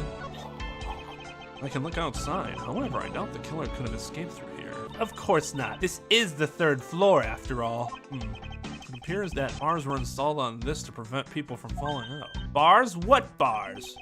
Can you not see them from your vantage point? What? I must remember not to bring up that taboo subject again. What are these black speckles? Didn't you hear what I just said earlier? Ants. They're ants. Oh, that detective, he claims that not a single ant slipped by him, and yet here's a whole hill of them. Jesus fucking Christ, what are you hitting me for? As a replacement for that pathetic detective. Perhaps I should add this deduction to the detective's growing tab of pay cuts. Anyway, I wonder what the ants are eating. I will look and sweet smell it. Pieces of cake and chocolate from a Swiss roll. Miles, Edgeworth, the courthouse is to be kept pristine at all times. Okay, not my fault. Ah! It wasn't me that dropped the food on the ground. The courthouse must be kept clean. Oh! Ooh, oh! Ooh, oh! Ooh, oh! Francisco wins. Ants are pouring out of the hole of this bench as well. I wonder if the inside of this bench consists of nothing but ants? Don't you dare continue with that gross line of thought. Look, I'm sorry. Oh, when the ants, they go marching in. Oh, when the ants go marching. The dirt on this bench, it smells like some sort of sweet substance. I can't believe there's someone going around dirtying the courthouse. For shame. Calm down, Francisca. Now, take a good look. Doesn't the smudge look kind of like a handprint to you? I suppose it could be. Which means perhaps we can lift the prints of the person who sullied this bench. I see. And then we'll know the identity of our mystery slob. You there, the lab technician. Can you please find out who this handprint belongs to? Sir, yes, sir. Got the result. Wow, that was fast. Do you know how much more efficient criminal trials could be if we actually got evidence back this quickly? Whew. Oh yeah, the results from your paternity tests will be ready right now. Oh yeah, none of that 6 to 8 week bullshit. What if that was your superpower? You were someone that lived in a world of superheroes, and your superpower was that you could identify a handprint to anybody in seconds. Still probably be pretty rich, right? Just in a much more mundane way. It wouldn't reduce the amount of days the trials would take. So like instead of it having to be dragged out between several court hearings over the course of 4 months, instead you might be able to wrap it all up in a couple weeks. But again, I don't think it's actually going to affect the amount of actual days in court. One thing that a lot of people don't know is that when it comes to trials, the days don't have to be consecutive. It's best for the days to be consecutive, but they're not always consecutive. Yeah, I mean, that's the thing, right? Part of the wait isn't because people are just lazy or incompetent at their job. It actually does take a while to properly analyze. What was it, The Simpsons, where he's like, oh, it'll take about 5 to 6 weeks. He starts whistling, and I think it's Chief Wiggum's like, and gives him like a whole carton of cigarettes. He's like, did I say weeks? Because I meant seconds. Like, that's not what actually happens. I got the results of the fingerprint analysis, sir. And do we know who they belong to? Sir, the fingerprints belong to Detective Gumshoe. Oh, interesting. Good work, officer. And there you have it. Yes, I suppose so. Now we know the identity of the person who dirtied the bench. I sense that you and I will be using this information in very different ways. I've been procrastinating with the judge. Let's go talk to him. Somebody said in the comments that I should have drawn the judge's face with Hero's hair on the orange ball. I can't even imagine what kind of destructive power that could bring out of me. Smug sister. Why did I say it with a smug siska? There you go. Oh no, Ventus. Put your shoes on. I get it. You wanted to die, and I understand and sympathize and agree with your general line of thought, just not with your bare foot when I wouldn't be around. My wife gets the largest thing she possibly can find that won't break. It just tries to drop it on a bug. One of the centipedes that she killed at our old apartment, she apparently dropped a history textbook on top of it. Apparently it was a bigger one too. She was so disgusted by it, and her friend was as well, that they left the book in the bathroom on the floor for like a week. It just went around it. It just left it there and just went around it. Finally, I'm like, okay, this is fucking ridiculous. And I moved it. Your Honor, I'd like to ask you a few questions if you don't mind. Where were you at the time of the murder? Do you suspect me of something? No, nothing of the sort, Your Honor. Very well. You may continue with your testimony. Looks like I can put this gavel away, because I was gonna give your head such a busting. I was gonna give your noggin quite the flogging, I'd say. Your Honor, it's your testimony I'm after. Oh, I had no idea you were chasing after me or my testimony. Beginning to sense that I might want to avoid being in a trial run by this judge. Let's see here. Now then, how should I put this? When you get to be my age, you need to pay more frequent visits to the restroom. Oh, God. If you go take a look through the window at the end of this hall, you'll see a small window. That is the window to the men's restroom. In other words, you can clearly see into this hallway from the men's restroom. Why is it all the way on, like, it's like in another building entirely? When I was going into the restroom, that detective, Gumshoe, is it? Well, he was standing in front of the vending machines buying something from it. However, and this I couldn't believe, when I was about to exit the restroom, there was not a soul in the hallway anymore. Your Honor, if you could please calm down and explain it to me rationally. Oh, I'm really sorry. Let me regain my composure. It was really suspicious. That's what my finely honed judge's intuition said. Although, well, until the murders occurred, I just sort of brushed it off. Ho, ho, ho. Thought I just saw a ghost. You know, everybody sees ghosts every so often. Well, I was a part of a case with this spirit medium that kind of... Okay. Apparently, this judge doesn't understand the concept of staying calm. Restroom window, huh? I wonder if you can really see the men's bathroom window from that one here. There, that one there. You can, I'm looking at it right now. I demand that you show me this view at once. I suspect that her height is what's limiting her ability to see. Probably all I'm going to find out from His Honor. Mr. Edgeworth, may I return to my other duties now? Yes, I'm sorry to have held you up. Thank you for your cooperation, Your Honor. Ho, ho, ho, anytime, Mr. Edgeworth, anytime. The judges in this country seem rather friendly and stupid. Yes, if not a little wishy-washy. Full-blown fucking car wash. However, I hear that they are known to hand down very fair verdicts. Again, it doesn't make sense. What a verdict is in terms of fair or unfair simply depends on your perspective, on whether you believe the person is guilty or not. Saying, oh, that verdict was fair because I think that person was guilty. Well, what if it turns out that he wasn't really guilty? You just never find out. Was it still fair? No. He did make me laugh, and in a genuinely humorous way. That doesn't happen very often. Not in like an angry way. Detective Ben, I have something I wish to inquire about. Hey, how about doing some actual work, you? He just ignores her. I wish to inquire into Detective Gumshoe's movements during the recess. You're getting in the way of the investigation. I have an order from Mr. Von Karma himself. Plus, I still hold investigative authority. Well, I hear you were the one who called for Detective Gumshoe to come down here.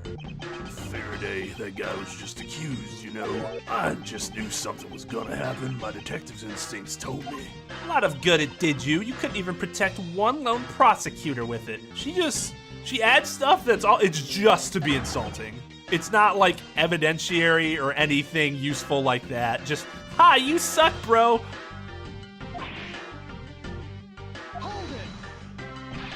Francisca, I think you need to apologize. I'm sorry. I'm terribly sorry, Detective Ban. She's kind of a bitch right now. Please continue. I used the phone on the first floor and called the precinct. I told them to send somebody over. And That detective's the one that showed up. Only upon his arrival did you set Detective Gumshoe to stand guard, Detective Bad? Yeah, I waited for him on the first floor. After he got here, we came up to these defendant lobbies together. As we entered this hallway, we ran into you, who started laughing at us like a fucking hyena. She told us that Faraday was really mad, and that he had dragged Rail off into lobby number 2 to have a word or something, and that Faraday had said to not let anyone interrupt them. So what choice did I have? All I could do was tell the big lug to stand guard outside. You're a fucking detective. You could have done more than that. And around what time did all of that take place? Let's see, I think it was about 30 minutes before I heard the gunshot. After giving the big lug his assignment, he never left the hallway, not once. Oh, and how can you make such a claim? One of the guards out on this floor's main lobby swore to me he didn't. If the detective never left the hallway, then where did he disappear off to? Poof, that's simple. He must have gone into lobby number 2, just as I suspected. You and I, we were in lobby number 1 next door. The only one without an alibi is Gumshoe. Just get good. Yeah, right? I can see him bobbing his head while flipping a coin over and over in the air.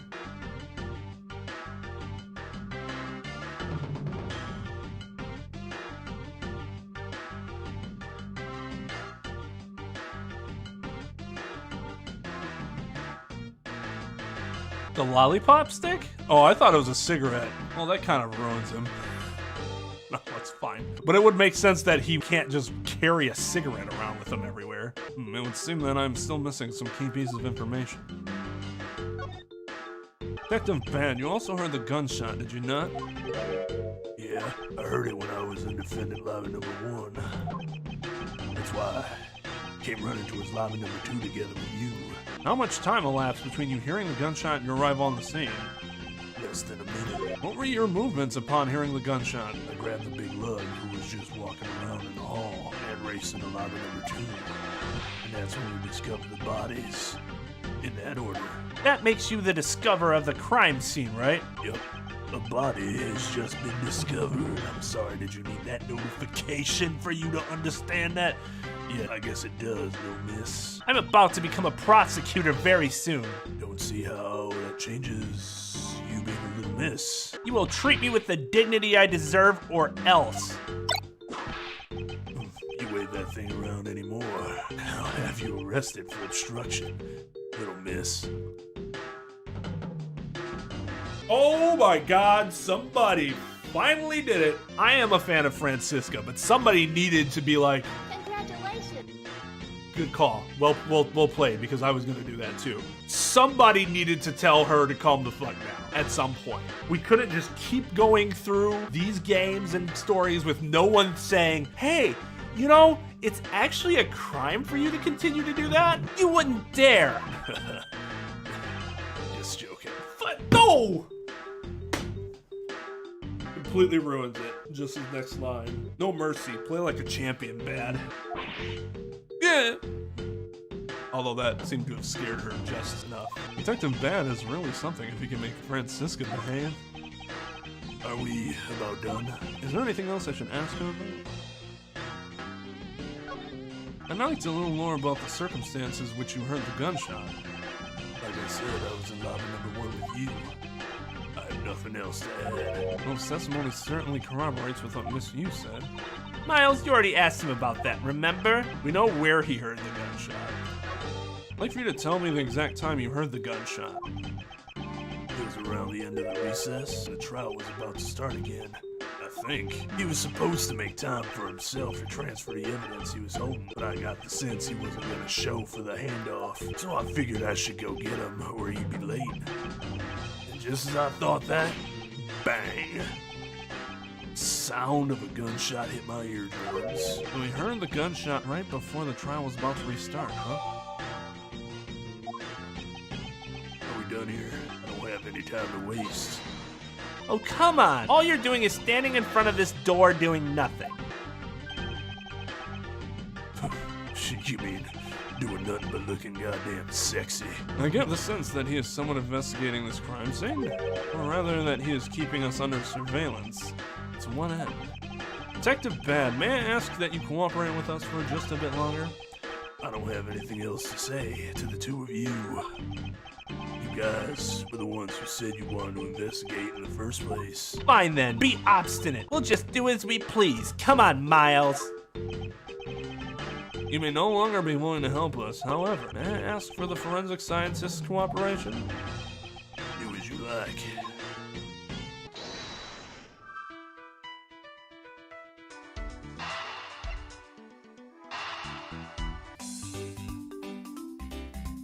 It may not seem like the right venue, however, it is being sold right over there. The vending machine? I see. Stay neutral as the Swiss do until the end with these. 2 for $6. Talk about expensive. Even the fact that it's on the expensive side aside, the fact that the cake crumbs and chocolate bits were found in this hallway suggests that they came from a Swiss roll that was purchased from this machine. I think I have a pretty clear picture of what happened here now. Naturally. After all, I'm here, aren't I? Detective Gumshoe must have sat on this bench as he ate a Swiss roll, and as he ate, he dropped it on the floor and sullied the bench.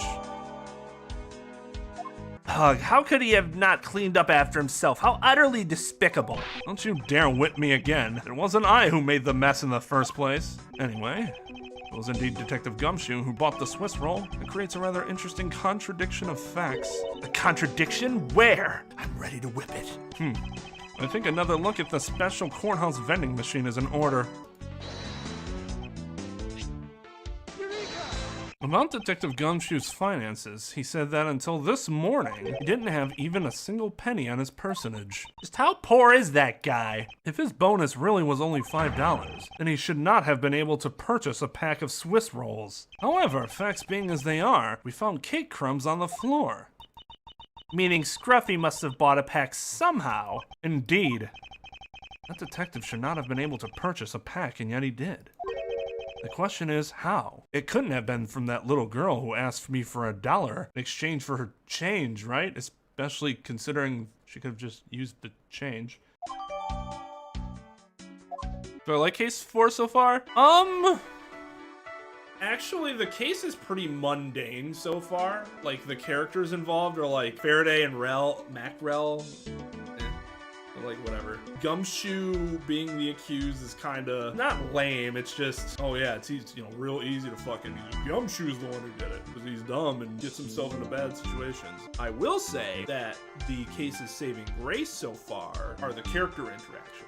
So while the case might be boring and bland in terms of the facts and circumstances, the characterizations keep it at an interesting level. Whether it be Manfred's presence and how he interacts with both of his children, adopted and biological. Seeing Edgeworth's relationship with Francisco when she was younger. Seeing the judge outside the courtroom, even though I despise the judge, is interesting. And there's intrigue as to what's-her-face's role is as just but a child here. I thought there was a change slot here. I'm not gonna lie, this game came out when? Like 09 or something like that? I didn't see a vending machine that accepted a credit card until later than 09. Actually, I don't think that looks too small at all for quarters, if that would be roughly the size of $1. However, despite this being the dollar slot and roughly the size of $1, Jesus Christ, is this credit card slot gigantic. The credit cards are like this big. Here's my Visa, sir.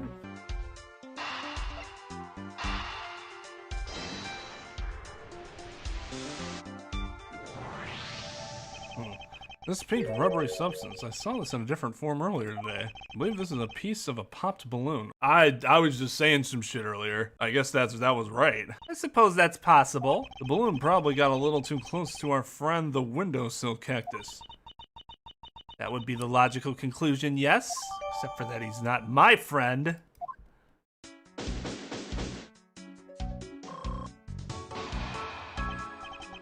I believe I now have a very firm grasp on what happened here. Well, I do too. All right, Francisca, would you care to share what conclusions you've come to? Get dunked. Why should I do that? We're still in the middle of a competition, you know. We should be checking to see if your conclusions are wrong first, so you go ahead. It's almost cute that she's going this far to ensure that she wins. Almost. Cactus is your old college buddy. I don't know, man. I heard that dude's kind of a prick.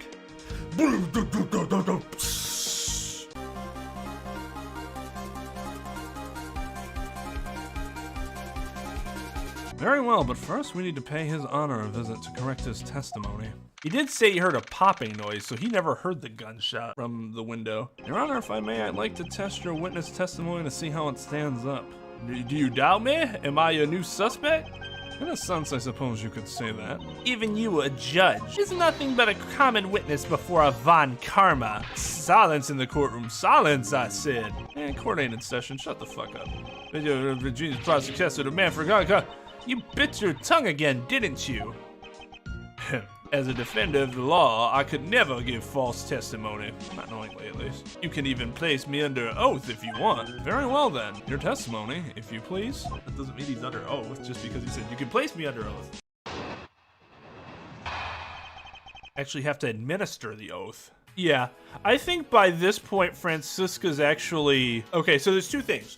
One, I didn't realize that there's a part of Francisca that people might not have seen had they not given the whip back to Edgeworth in Justice for All. It's her first real sense of character development that she gets right at the end of that game, which kind of sets the stage and makes her actions and trials and tribulations seem a lot more natural. And then by now, you've already seen her once in this game earlier, and now she's younger, so she's more like bratty, but like you understand why she's bratty. As opposed to before, it's like, come on, grow up. I won't go as far as to say endearing. It's just more, you see it and you're like, oh, okay, that makes sense. I'm trying to look at it from a person that wouldn't like her attitude. I like Francisca. All right, guys. So you know this is my dream, right? Being able to focus on shitting on the judge as opposed to it being kind of indirectly shitting on him by shitting on the prosecution and the judge's assumptions. It's time to show him what a worthless pile of garbage his mind is. During the recess, I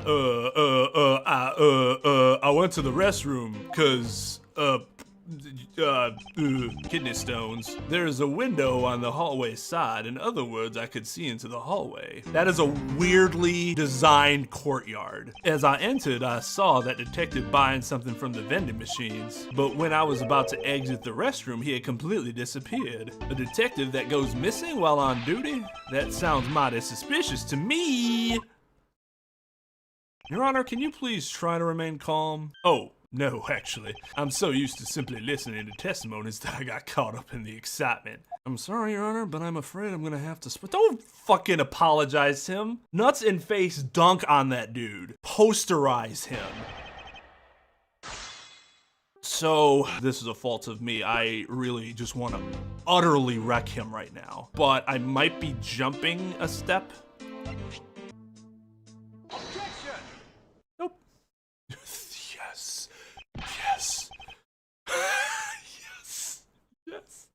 He didn't even say anything. He just said,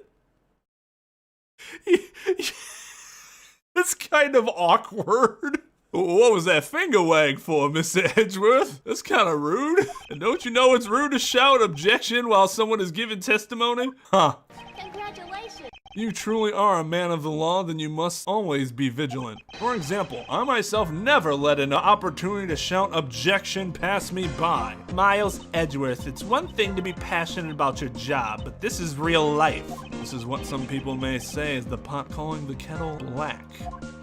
Your Honor, I wonder if you might take a look at this for me. What is that filth? How dare someone dirty the hallway bench like that? Who is the culprit? That party is hereby found guilty of uncleanliness. You must know the uncouth bench sullier has already been placed under arrest thanks to your earlier testimony, Your Honor. Oh, well, that's good, but who was it? We were able to discover something from the smudge on the bench, namely Detective Gumshoe's fingerprints. Not happy with committed just murder. He had to go and dirty the courthouse too?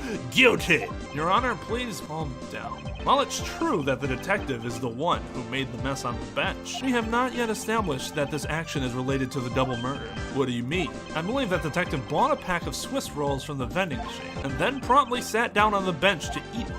The cake crumbs and pieces of chocolate on the floor under the bench and Detective Gumshoe's fingerprints prove my conclusions to be true. Oh, but I still don't understand. Is this whole thing related to how I couldn't see him as I was leaving the restroom? It is indeed. The window in the hallway was built rather high up into the wall, at around a grown adult's chest height. As evidence, I submit that Francisca herself was unable to see out of that window. Ow! He was kind of asking for that one. I knew I shouldn't have used her highness evidence. Basically, what this means is that the area directly under the hallway window is a blind spot when the hallway is being viewed from the men's restroom. Then, poor, ignorant judge. It seems that you have made the connection. If someone were to sit on the bench under the window, yes, even someone as large as Detective Gumshoe would effectively disappear from sight. What? Do you finally see, Your Honor? Your testimony has just proven that Detective Gumshoe was in the hallway the entire time. Oh. Sorry. I didn't mean to say it with that much enthusiasm. All I wanted to do was try saying it once. Here, let me try that again. Hold it! Is there something of value that you'd like to say? Yes, actually there is. I remember something else just now. Of course you did. Mr. Edgeworth, please allow me to testify to the court one more time. Even if we overruled him, he'd just keep on talking, wouldn't he? That might not be a bad thing. The more info, the better in the perfect investigation, right? I suppose it's possible you can't see a seated person from the restroom window. However, that doesn't mean that the detective was sitting there when I looked. Anyway, I forgot to testify earlier about probably the most important detail. As I was leaving the restroom, I heard the loud bang of a gunshot. How was that? That is the testimony of one who judges the crimes of others. Your Honor, could you try to state the important facts first next time? I agree. Before you go around judging others, you should learn to judge your own words.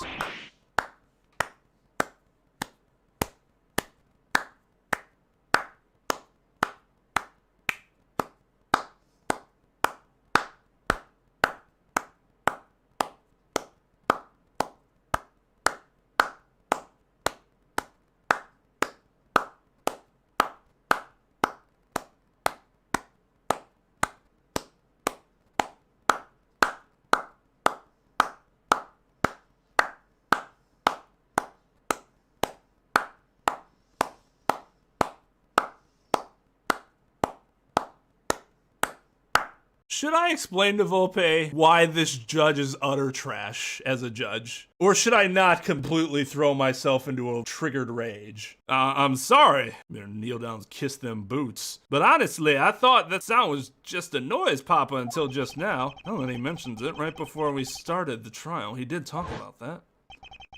The most critical point in this argument is when did the judge look into the hallway, and whether that lines up with when the gun was actually fired. Your Honor, if I may, I'd like to clarify a few details in your testimony. Oh. My catcher's calves are not what they used to be. Actually, I was never a catcher. My legs feel strong.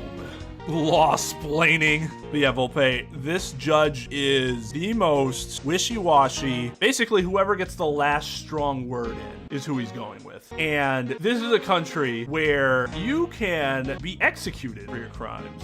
And what I think is more egregious, Volpe, is the attorneys have to take rather extreme measures just so the dude doesn't end the trial on the spot if he thinks one flimsy piece of evidence is good enough. I fail to see how anything possible in this world could overturn this. And I have to be like, dude, it's my fucking right. Oh, I suppose you and your rights, I guess, wouldn't want to be overturned on appeal because I didn't uphold your rights. Okay, so I think we might need to figure out when it happened before we can submit the balloon. As I was leaving the restroom.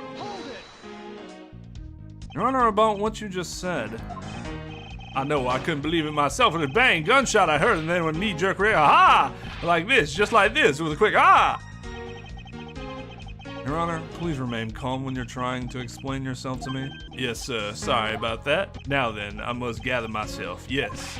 When I heard the gunshot, there was no one in the hall. I should know, I looked. There's no one there! This judge's emotion circuits seem to be stuck on overreact, also overreach in other situations. And the same fucking sprite. And then the same sprite when Manfred did it too. At this point, nothing stands out to me as a contradiction in his testimony. Francisca, if I'm correct, this testimony is hardly precision quality. I know that, and that's why I said at this point. I think my first line of attack will be to draw more information from His Honor. As we established, you went to the restroom during the recess. However, at what point in the recess did you look into that hallway? After I called for a recess, I handled the change of prosecutor paperwork. Maybe about 20 minutes until we reconvened? Yes, that sounds about right. Just as I expected. What were you expecting? And I demand to know what that all-knowing smile is for. Your Honor, that statement you made just now is very important. I'd like for you to append it to your testimony. All right, if you insist.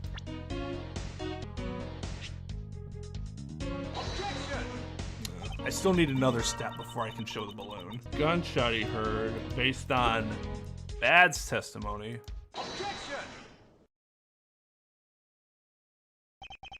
Your Honor, I cannot allow you to make an objection. What? Your Honor, I'm really sorry, but I cannot allow you to not allow me to make an objection. Egads, I've been overruled? Your Honor, there are simply too many holes in your testimony for my taste. Well, what do you mean by that? You claim that you heard the gunshot during the recess, but that is simply not possible. Mr. New Prosecutor, recommended by Manfred von... Instead of biting your I see you have no mercy for the elderly either, Francisca. Don't talk back to me unless you want to be whipped in the back. With your height, you need a stepladder or 4 to accomplish that. Hey, callback. Mr. Edgeworth, my ears are not that far gone yet. I'll have you know I can still hear just fine. And I heard the sound of a gunshot loud and clear with my own 2 ears. Your Honor, I have an interesting bit of testimony. It's from Detective Bad, and according to him, he heard the gunshot right before the trial was about to start again. What did you just say? Your Honor, you just said that you heard the gunshot about 20 minutes before we were to reconvene. How do you explain this glaring contradiction? That can't be! Unfortunately, that is the truth. But I heard it clear as day. Bang! The loud sound of a gunshot. Sound of a gunshot. We keep returning to this point of contention. And that piece of evidence, I always did wonder why I found it where I did. However, I now understand what that gunshot the judge heard really was. Unfortunately, Your Honor, this is what really produced the gunshot you heard. I found this object in the hallway earlier. Well, what is that pink substance? It may not look it, but this is actually a piece of a balloon. I see. And I suppose you would like me to accept that pink balloon into the court record? Your Honor, I present this piece of evidence in order to overrule your testimony. What? Your Honor, your argument goes as follows. You saw no one in the hallway when you heard the gunshot. Now, there is no guarantee that the detective was sitting on the bench at that time. Therefore, you believe he must have been at the crime scene. Defendant lobby number 2. Am I correct? Yes, that's exactly right. Let me ask you something. Do you think that the gunshot you heard was produced by a real gun? I think I've said enough that even you can figure the rest out on your own. Your Honor, you were fooled by the popping of this balloon into thinking it was a gunshot. What manner of trickery is this? That was a good effort put forth, Miles Edgeworth. But if it was me, I would have wrapped things up before the judge even testified. Can you elaborate on how one ends something before it even begins?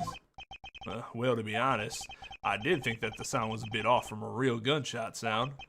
But who could have guessed that someone would pop a balloon in a place like this? That's true. One doesn't usually think balloons in conjunction with courthouse. Somebody's obviously never been to an adoption proceeding.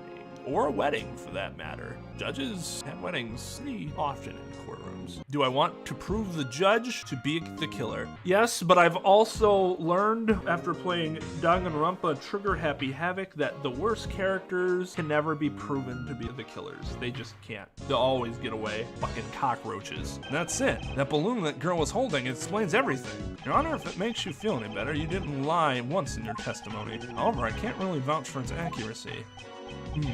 Who knew that giving testimony could be such a difficult thing to do? What have I done? I owe Detective Gumshoe a very, very big apology.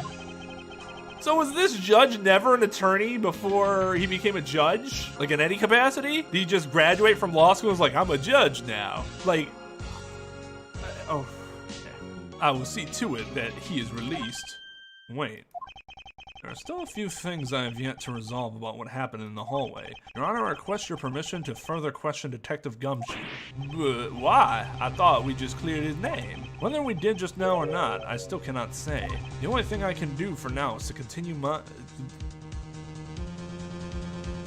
I swear I can talk. I swear I can talk. It's getting in this judge's voice for too long. It robs me of my intelligence. The only thing I can do for now is to continue in my quest for the perfect explanation. And to that end, I must resolve the remaining issues pertaining to the events that occurred in the hallway. Very well, bailiff, please bring Detective Gumshoe into the courtroom. I must fulfill my mission and find the perfect explanation to this case. Sorry, I was thinking I should probably get some dinner. Fuck. Anybody have any experience ordering DoorDash at like 2 a.m.? Because I really don't know if I'm asking for extreme disappointment. All right, we're gonna give it a chance. It said accepting orders until 2:30. They're still confirming my order. That's not a good sign. Normally it's already like, yeah, we're good. Let's make your food. What is it now? Is it time for my trial already? I've already told you a gazillion times, pal. I didn't do it. I'll be the judge of that, Detective Gumshoe. No, you won't. I'll be the judge of that. No. I'm the judge around here, and I'll be the judge of that. Why can't you guys be a little less judgmental? Yes, well, speaking of hasty judgments, Detective Gumshoe, I'm afraid I must apologize for an error in judgment on my part. Hey! Okay, so they accept and are preparing my order. There still has to be a driver assigned to it. That's the second barrier. And then the third barrier is getting a driver that isn't going to eat my shit instead of delivering it to me. Oh yeah, Volpe. I know they're 24/7, but somebody still has to actually accept it. That's happened to me before. Although this was a particularly weird day. I can't remember why it was weird, but they confirmed my order. No driver ever confirmed to get it, so it just sat there. And then they said, oh, we gotta cancel your order like an hour and a half later. I'm like, are you fucking kidding me? Like, that should have been done a lot earlier. I agree. When I was in Seattle on vacation, the driver claimed to have came to our address and knocked on our door, as we were like saying an Airbnb condo, and rang the doorbell, and I'm like, nope. I've been sitting outside waiting for this driver since I made the order, because I really wanted my Mexican food, and he never showed up. And that's because that dude drove right by and ate my fucking food. I was furious. Yo, what's up, Chris? That's not good. Probably shouldn't be punching holes in your wall, man. I've been hitting my bedpost every so often. It doesn't happen very often. My wife's never around when it happens either. In my dream, I'll like start to do something or whatever, and then I'll kind of like wake up lucidly and I'll feel my hand just kind of against the bedpost. And it's led to some like bad marks on my knuckles before. Your Honor, I don't believe you should apologize just yet. We have yet to prove he is completely innocent of this crime. Well, he should still apologize for giving short-sighted testimony. I guess so. What are you guys talking about? In any case, I would like you to testify as to your actions while you were on guard duty. And please remember, you are not on trial. This is all just part of the investigation. As such, you may still be found to be innocent. Not offering him right to an attorney. Like, hey, tell me everything. Just slaps you in the face. My wife woke up really mad at me before. Now, to be fair, I've done the same thing with her. We just woke up like, you asshole. Like, what? You did something bad in the dream. Well, what the what am I supposed to do about that? My wife used to talk in her sleep a lot, but she doesn't do that anymore. One of the weirdest things she asked me, I assumed this because we worked at a grocery store together. Roles were reversed, I guess. She was like, what? Why the olives? And I'm like, I was playing Call of Duty, I think. I was still awake, and I'm like, what? And she was like, why would you come here for olives when you already have them? And I'm like, honey, we're not at the grocery store. And she's like, huh? Oh. However, if you should give false testimony...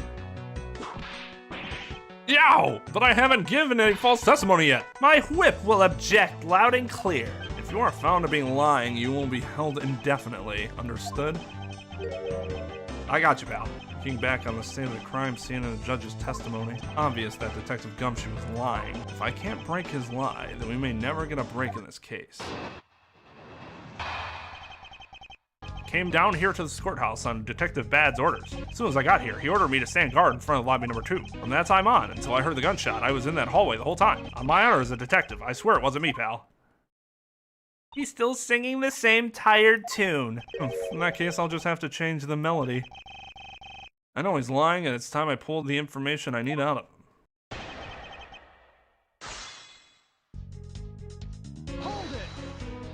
You claim to have been in that hallway the whole time. However, is it not a fact that you did something while you were in the hallway? Of course I did something. I guarded the door to lobby number 2, pal. What else? All right, well then, and what exactly does guarding the door entail? Well, to put it simply, I know. It was my job to stand in front of the door without moving an inch. Oh, Detective Gumshoe, you mean to tell me that you didn't take a single step away from the door to lobby number 2? Is that really what you wish to testify to the effect of? You got it, pal. I didn't take a single step away from that door, just like I was ordered not to.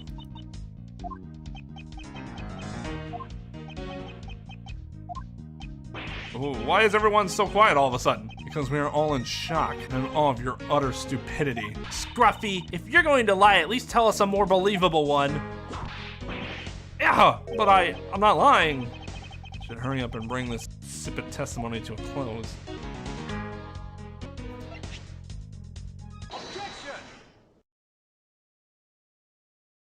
I have an objection. What is it, pal? Detective Gumshoe, I wonder if you might recognize this from somewhere? Hey, it's one of those things. The courtroom special Swiss rolls, right, pal? Precisely. In that case, I suppose that you also recall the sullied hallway bench?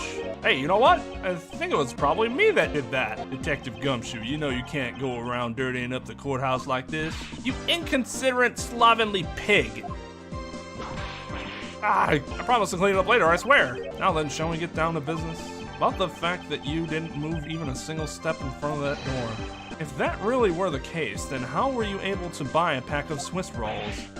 Furthermore, if you didn't move a single step from in front of that door, how did you manage to get the bench dirty with your grubby hands? Yeah! It appears that Francisca's whip can do more damage. My words alone can. Alright, I confess, pal. I was hungry, so I bought a pack for myself, okay? I thought I'd get chewed out again if anyone found out about me eating on the job, so I didn't want to say anything. Well, unfortunately for you, I saw you do the whole dastardly deed. I clearly saw you buying a pack of Swiss rolls from the vending machine. Okay, I'm sorry for lying. That's all I'm sorry for. You got that? Because I'm not holding anything else back. That last statement, it may sound like it makes sense. However, there's something I don't quite believe about it. Are you sure you're not withholding further information from us? Huh? Oh, of course not. I've got nothing else to hide, pal. Oh, if only that were true, Detective Gumshoe. But it is true, pal. I swear there's nothing else. Detective Gumshoe, I'm sure you are aware of the price of a pack of Swiss rolls, correct? Remind me again, pal? That vending machine out in the hallway is selling packs of 2 Swiss rolls for $6 a pack. And yet, according to you, you didn't have any cash on you until you cashed your $5 annual bonus check. Isn't that right? Oh. Let me ask you then, how did you manage to purchase a pack all by yourself? You mean cool grandfathers play Sega? Because those are the only people that own the Genesis? Can you provide me with a proper explanation to that? I told you I bought it myself, pal. Wasn't anyone else in that hallway with me. There's no one who could have helped me buy it. Wait, don't tell me. You got some kind of proof that there was someone else in the hallway, don't you? Correct. As if you could. I mean, what are the chances of that? Wait, you do? Of course I do. What? How? What proof do I have that there must have been someone else in that hallway? Oh, she had the balloon. Take that!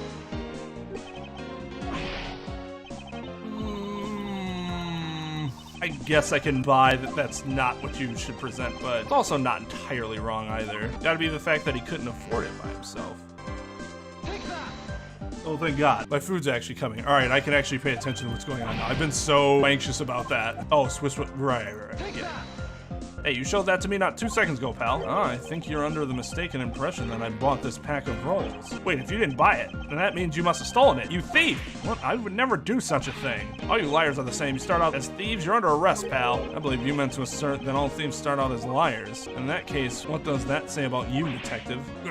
This particular Swiss roll was dropped by a certain someone. Oh, there were 2 rolls in the package. You ate one of them, but you then gave the other to a certain other person, didn't you? No way, pal. You've got it all wrong. I ate both of them. It would appear that we've caught you at last. What do you mean caught her? She, like, voluntarily walked in for some dumbass reason. Hey, don't you dare do anything bad to that girl. It would appear that they do know each other after all. Why do you continue to come up to me and kick me? Have I wronged you somehow? I have a name and it's Kay. Kay what? Kay Faraday. Faraday? Are you perhaps Mr. Faraday's daughter? I'm not a you, I'm Kay. Okay, you know, Good little girls don't kick other people, especially not hard enough to leave big nasty bruises like the way you do. Well then, you shouldn't have put Gummy under arrest, mister. Gummy? I guess that she's talking about Detective Gumshoe. What a cute nickname you've given him. Gummy didn't do anything wrong. Okay. It appears that I will need to speak with her in a bit more detail. Arr! Okay. Yeah, I mean, I've done that before, where you could have presented two options. Because I've worried, like, well, which one do they want me to present? And then it's like, oh, either one would have worked. Now then, K. She's like a stray cat. I wonder if I should feed her something? Take that! Yeah, I promise to give you this if you calm down. Oh, it's Swiss roll. It really belonged to you, doesn't it? Yeah, I was saving it for Daddy. Oh. Even Francisca's like, oh no. Oh my. Your father, he's... Ah, don't you say another word, pal. She doesn't know yet. Thanks for watching out for me, Gummy. But I already know about Daddy. I overheard the guards talking. Aww. Oh, it's Daddy. He's not here anymore. I'm sorry. I'm sorry I couldn't protect him.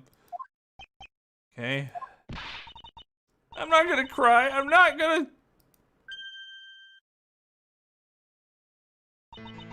cry. It's alright. Let it all out. Your father just passed away after all. I myself was also involved in a case at this courthouse when I was a young child. A case in which my father, who was a defense attorney, passed away. All of my dreams of becoming a lawyer were crushed into fine ash on that nightmare day. Even now, the wound festers deep in the depths of my soul. Ever since that incident, I've dedicated myself to locking away every criminal I can. And now, to have this happen right in front of me. This child, I feel a certain shared fate, a common bond between us. Miles Edgeworth, what sort of gentleman are you? Are you going to just stand there and watch a lady cry? Oh, you're right. Sorry about that. Hey, here. How about we use this handkerchief here and dry your little eyes?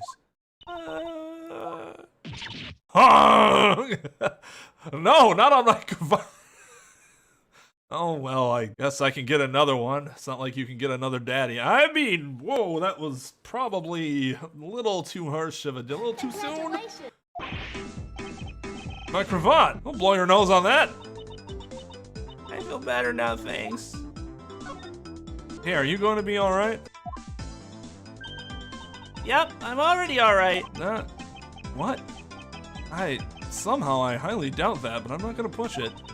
I promised Daddy I'd never cry in front of strangers. You're a good kid, aren't you, Kay? You always keep your promises, right? And that's right. Even if I can't see Daddy anymore, I'm still going to keep all my promises. You're a very brave girl, Kay. You're a very good child for keeping the promises you made to your papa. I'll even testify that you didn't cry, just for you. Thank you very much, lady. Ha, it's nothing. I'm only telling the truth after all. It would appear that because her father was a respected prosecutor, Francisca is sympathetic to Kay's feelings. Swiss rolls.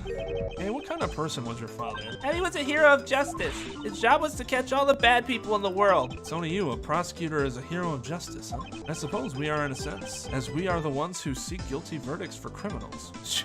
She'd probably roast him. He should keep that cravat to remind him of that introspection. Plus, you know what? Whenever I came to the courthouse, Daddy would buy me my absolute favorite treat, Swiss rolls. Oh?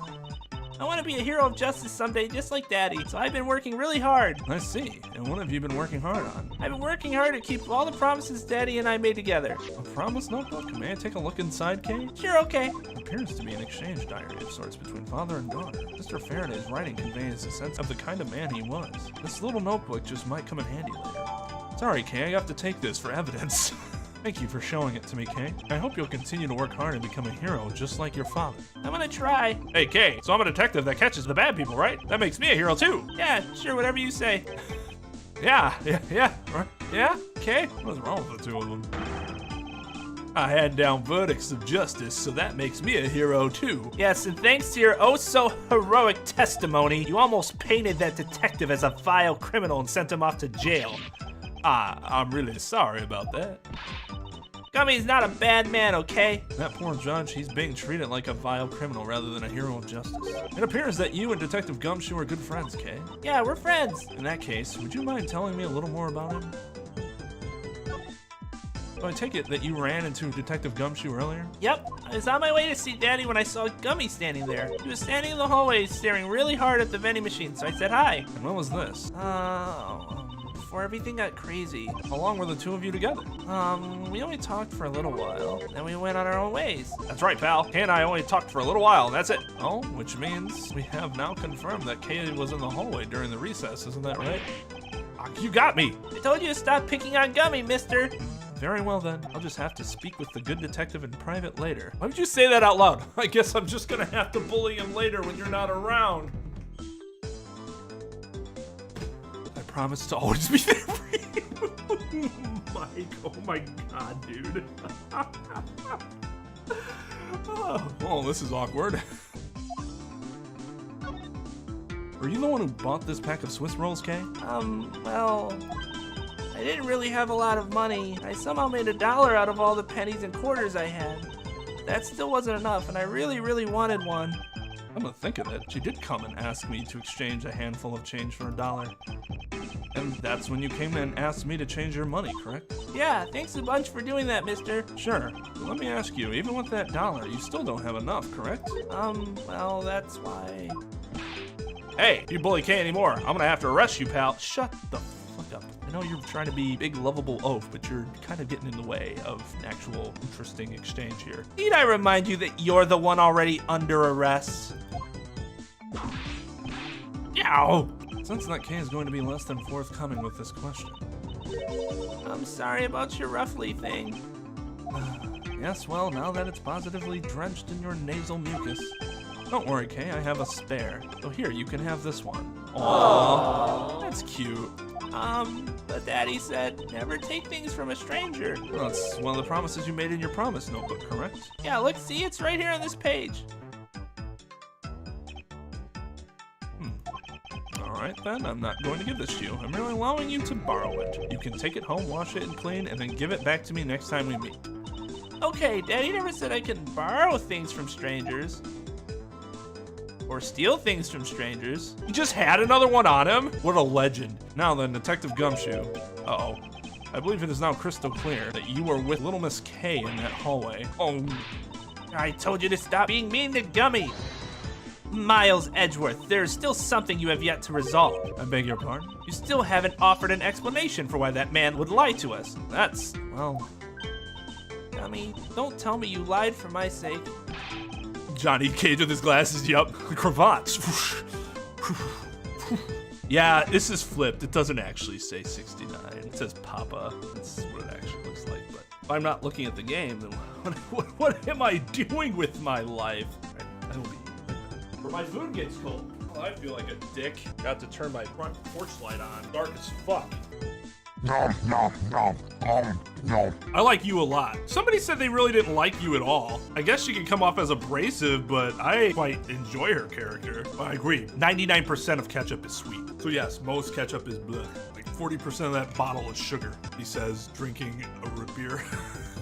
I don't think Edgeworth dislikes laughter. He simply dislikes laughing himself. See, I personally think her context has been mostly fine. I will say there is one thing off about her character and the laughing, and that's in a situation as serious as this, that she's doing it if she's innocent. If she's like the criminal or whatever, then, but I don't think she can be at this point. Without further evidence, at least. It would be weird for her to carry that type of attitude given the emotional heaviness of this situation for her. So that does seem kind of off. But in terms of when she generally uses it around Edgeworth and stuff like that, she laughs when most people should be laughing at him and they don't. So it actually makes a lot of sense. I'm not trying to change your mind. I'm more so just explaining my point of view on it. I understand why people wouldn't necessarily like a goofy character like that. I love that she laughs at shit that like no one else in the entire series laughs at. And they should be. They should be laughing their ass off at the Von Karmas. And somebody finally has the balls to do it. If I was working on this case that could be connected to my dead sister, right, have a more somber disposition towards, I would probably have done everything she's done. Just with a bit more subtlety. I just don't outright laugh at people. Hey, don't worry about it, Kay. Everything's gonna be okay. Oh, so that's why.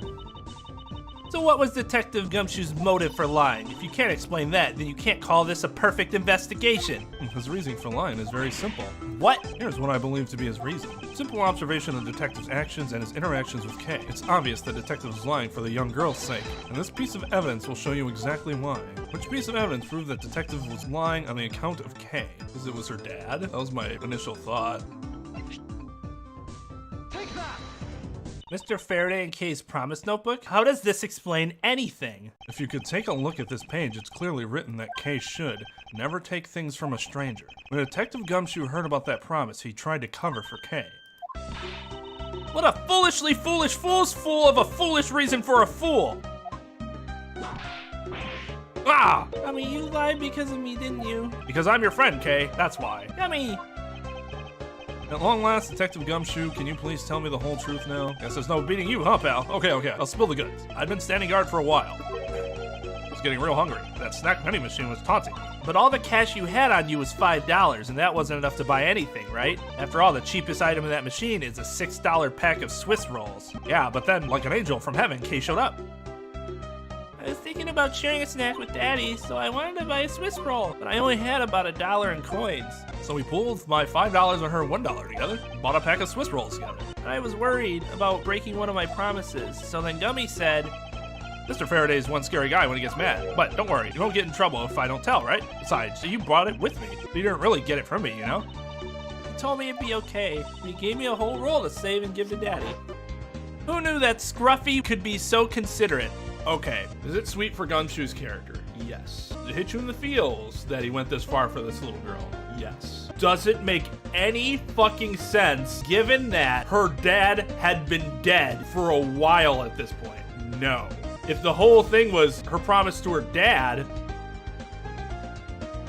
like, am I off base there? No, I'm not talking about the exchange, I'm talking about the aftermath. He wouldn't tell us the truth because he was covering for Kay. At that point, he knew Mr. Faraday was dead, right? Because he was accused of killing Mr. Faraday. I guess I'm not sure if I'm missing something here. And I assume you're right, Trep, but I personally think that's ridiculous. Not just like, oh, it's kind of dumb. I think it's really ridiculous. Yeah, so their first encounter, it makes sense. Like, oh yeah, I don't want Mr. Faraday to find out, especially since he was kind of already on Mr. Faraday's shit list, right? That makes sense. Why do you keep lying to Edgeworth about it? Ah, but that's different. If you're just trying to avoid dragging Kay into the situation in general, then that's different from, oh, covering for her because of the stranger thing, which is what the game is presenting right now. I mean, it's always sunny. Just, are you actually looking at the sun? Because he's not listening to me either. I think you're right, Ventus, but that's not how the game is presenting it. And that's my criticism right now. Because the way they're presenting it makes Gumshoe seem unbelievably stupid. To be willing to go and get the death sentence, not just so that Kay wouldn't be involved, she'd have to learn at some point anyways that her dad was dead, and there was nothing to implicate her. If there was something that would have implicated her, that makes a ton more sense to me. There was nothing to implicate her. You're just holding out because you don't want her to know right away? It just, even for Gumshoe, that seems stupid. Let's go get you an ice cream cone. Oh, that hardened social work heart. Indeed. Detective, I take it that you then sat on the bench and ate the rolls together? Yeah, we split the other roll and ate it right there. Sweet taste of that cake's chocolate. I'll never forget it as long as I live, pal. Anyway, Kay, I believe this also belongs to you. Oh, that's from the balloon I popped. It's bad manners to leave garbage lying around, Kay. I'm sorry. Well, I guess I can't blame you for not throwing this one piece away. It was sitting high up on a windowsill where you couldn't see it. Just this once, I forgive you. That balloon, I wanted to surprise Gummy a little, so I popped it on purpose. Because of me, Gummy dropped his half of the Swiss roll. Oh, you really got me there, pal. I thought maybe I should give Gummy this other roll. Then I saw you picking on Gummy, mister. You kicked me, is that it? You sure are a feisty one. Really sorry, mister. It's alright, I'm perfectly unharmed, except for my nuts. And about this Swiss roll, would it be alright with you if I held onto it until Detective Gumshoe is cleared of all charges and free to go? Yeah, sure. Just make sure you give it to Gummy afterwards, okay? Of course, I promise. Now then, I believe we have proven beyond the shadow of a doubt that Detective Gumshoe was in the hallway for the entire duration of his duty, which undeniably proves that Detective Gumshoe could not have committed the double murders. Actually, it proves just the opposite, Edgeworth. You've just shown that Detective Gumshoe is the only one who could have committed the crime. What do you mean? It's quite rude to eavesdrop, Miss Yew. getting lectured on manners by a girl with a penchant for whipping people. What? How dare you talk back with such insolence? You're wrong, lady. Gummy's not the bad guy. What have we here? What is this child doing here in the courthouse? Bailiff, please take this child in. It's okay for children to be in courthouses. Well, Miss Kalisto Yew, that girl's Mr. Faraday's. I know, so what? You think that just because she's the victim's daughter, she gets to just run wild around the crime scene? I think it's actually quite dangerous for her to speak nothing of getting underfoot. I suppose you're right, however, as long as we're in agreement on that point, let's get back to the real issue at hand. Now then, detective, you were in front of the door to lobby number 2 the entire time, correct? Yeah, but... You see, isn't it obvious that it could only be the detective? He's the only person who could have gone into lobby number 2 at the time of the murders. Ugh, I have no counter argument to that. Don't worry, I've already put in the necessary paperwork for his formal arrest. You don't have the authority to do that. But the investigation is far from over. Oh, that's right. I was going to speak with you about that. Don't you think it's reckless to talk to the suspect out in the open without a guard? I suppose it is. If you're a little bitch. Well, as someone with more experience in law than you, allow me to share something. Always keep a good eye on a criminal, or you may regret what comes of your negligence. Ooh, Miles, I can't believe you're letting this woman lecture you like this. This is unforgivable as a disciple of Von Karma. Down, Tigris. Now then, I'll be looking forward to the results of your investigation.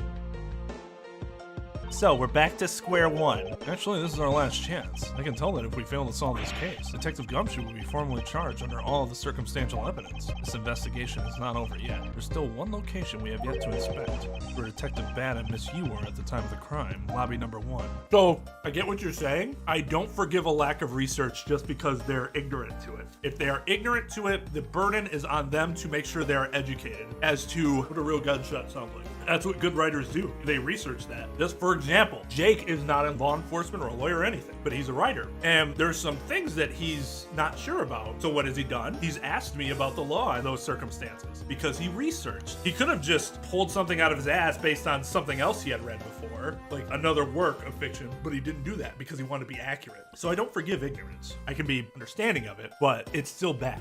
No, not everything must be accurate to reality. I mean, it was a game in general. But there are some things that become very, not just unrealistic, but it becomes unbelievable at how unrealistic it is. And when that happens, it can remove you from your immersion. Because then you're like, well, I must not know how these human beings even work in this universe, because that doesn't make any goddamn sense.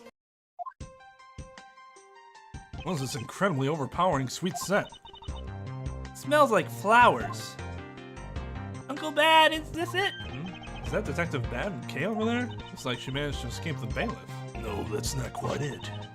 Aw, too bad. It's so pretty. I think you're still a bit too young to be wearing that. Since you found it, I guess I can let you keep it. Thanks. I'll treasure it always. Those seem to get along rather well.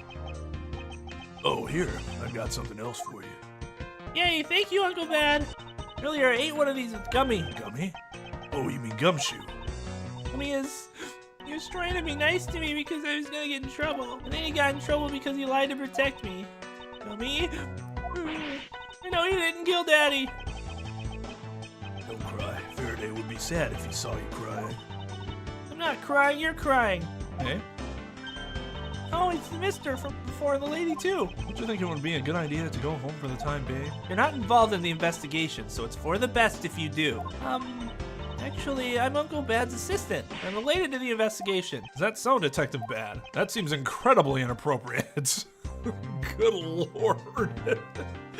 And then the lawyer used his lawyer vision to shoot the witness with truth lasers to make them tell the truth. Suddenly ninjas. Hundreds and hundreds of ninjas. Yeah, I suppose it's possible it's Kay if she was just in jail the whole time. Yeah, I guess. What? You were just scolding us like kids to not mess up the crime scene. And now you will let this child run free? Why? People are free to investigate things outside of the actual crime scene. You also had a few things you wanted to look into. Got a problem with that? I don't have a problem with that, but I'm curious as to what Miss Yew is looking into. Uncle Bad, I'm gonna go look somewhere else now, okay? Alright, I'm counting on you. That's right. Hey, mister. Huh? Oh, yes, what is it? No, Gummy really isn't the bad guy, I mean it. So please, find the real bad guy, okay? I won't forgive whoever did this. In the absence of the perfect piece of testimony and evidence, there is no one else who could be the true culprit other than Detective Gumshoe. She wandered off while I was pondering. Yeah. It's just like, oh man, maybe I shouldn't be fucking talking to myself in the middle of a conversation. Who is that magnificent bastard in that portrait? One of the windows in this lobby is open as well. The air conditioner is working just fine in this room, so why did they open it, I wonder? It couldn't have been to point this gun outside, shoot it. Could it? An incredibly strong scented herbal tea. I fear that more than being relaxing, this scent may make one a bit heady instead. You put in a special request for that. No wonder she's so violent if she's been drinking this stuff the whole time. Neither woman should be allowed to comment on this particular topic, ever. It's like the two rooms are basically the same in terms of layout and supplies. Yes, two rooms are basically the same, huh? Detective Bad, what exactly was Kay searching for? Nothing that concerns you, boy. Oh, and I suppose it has something to do with Kay. It does, because she's Faraday's daughter. Anyway, hurry up and get to the point. I don't have time to waste. Sounds like he'd rather be left alone. I have something I'd like to confirm with you once again. I don't have anything to say to you. Don't you dare in your goddamn life ever. How did you dude, somebody just needs to rip that finger and just.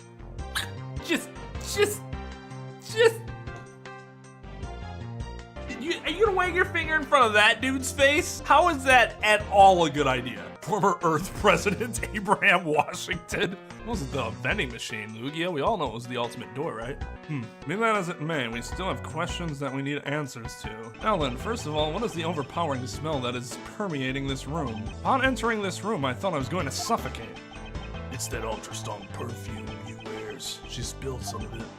I was having a bad time of it myself. I didn't think twice and open the window, but that smell was still here. Perfume, huh? Well, the sweet scent in the air is perfume. Well, it's giving off quite a stench. I bet it's some cheap no-name brand. She said it's a famous brand from overseas. It's a knockoff. Yes, definitely a knockoff. No disrespect, but she forced one of those bottles on me. Here, little girl, you can have it. I was born for a much more expensive and refined perfume. However, seeing as how you just happen to have a spare, I suppose I'll take it. Miles Edgeworth, you will hold on to this bottle without fail. Why can't she ever be honest about her wants? Now we have the perfume Miss Yew wears. Just fantastic. Is that all you wanted to talk about? If so, I'm going back to investigating. Actually, I still have a few other things I wish to inquire about. You hate all perfume? I don't. But I don't like overly strong stuff. Those are clone too. So you were in this room the entire recess? Like I said, I made a call to the precinct to get that big lug down here. Other than that, I was waiting for the recess to end in here. At least your story is consistent. Earlier, you stated that you were in this lobby with Miss Yew. Yeah, I ran into her in the hallway. Said she wanted to talk to me about something, so we came in here. And what you're saying is that until Detective Gumshoe's arrival, you and Miss Yew were in two different locations? Guess I am. Interesting. Speaking of that lawyer, she seems to have a great dislike for you. Ugh. Let's see, Miss Yew is the sister of the victim of the KG-8 incident, and as I recall, Detective Ban was the lead detective on the case. I wonder if the reason for her disdain isn't simply because you failed to guard Cece, but because you were the lead detective on the case. You knew? I also know that today's trial involving the Canopian Embassy staff member is being referred to as the second KG-8 incident. Now then, Detective, I believe it's time you were honest with me and told me the truth behind your relationship with Miss Yew and Mr. Faraday and the KG-8 incident. You already know that much. I guess it'd be alright to tell you. See, I think we can rule out Pearl's Ball because it might not have even existed at this time. We know for a fact, it is undisputed, that the ultimate door has been and always will be. Now then, I'd like to ask you a few questions about the KG-8 incident. Not exactly a happy story. Other than the people who were directly involved, you two will be the first to hear what I'm about to tell. The honest truth behind the KG-8 incident. Faraday, you and I, as you already know, we three were involved with the KG-8 incident. Faraday and I, we were originally on the trail of a smuggling ring. You mean the smuggling case involving one of the Amano Group's secretaries? The trial was just a front. A facade. Yeah, that's what I said up front. But the case became tainted.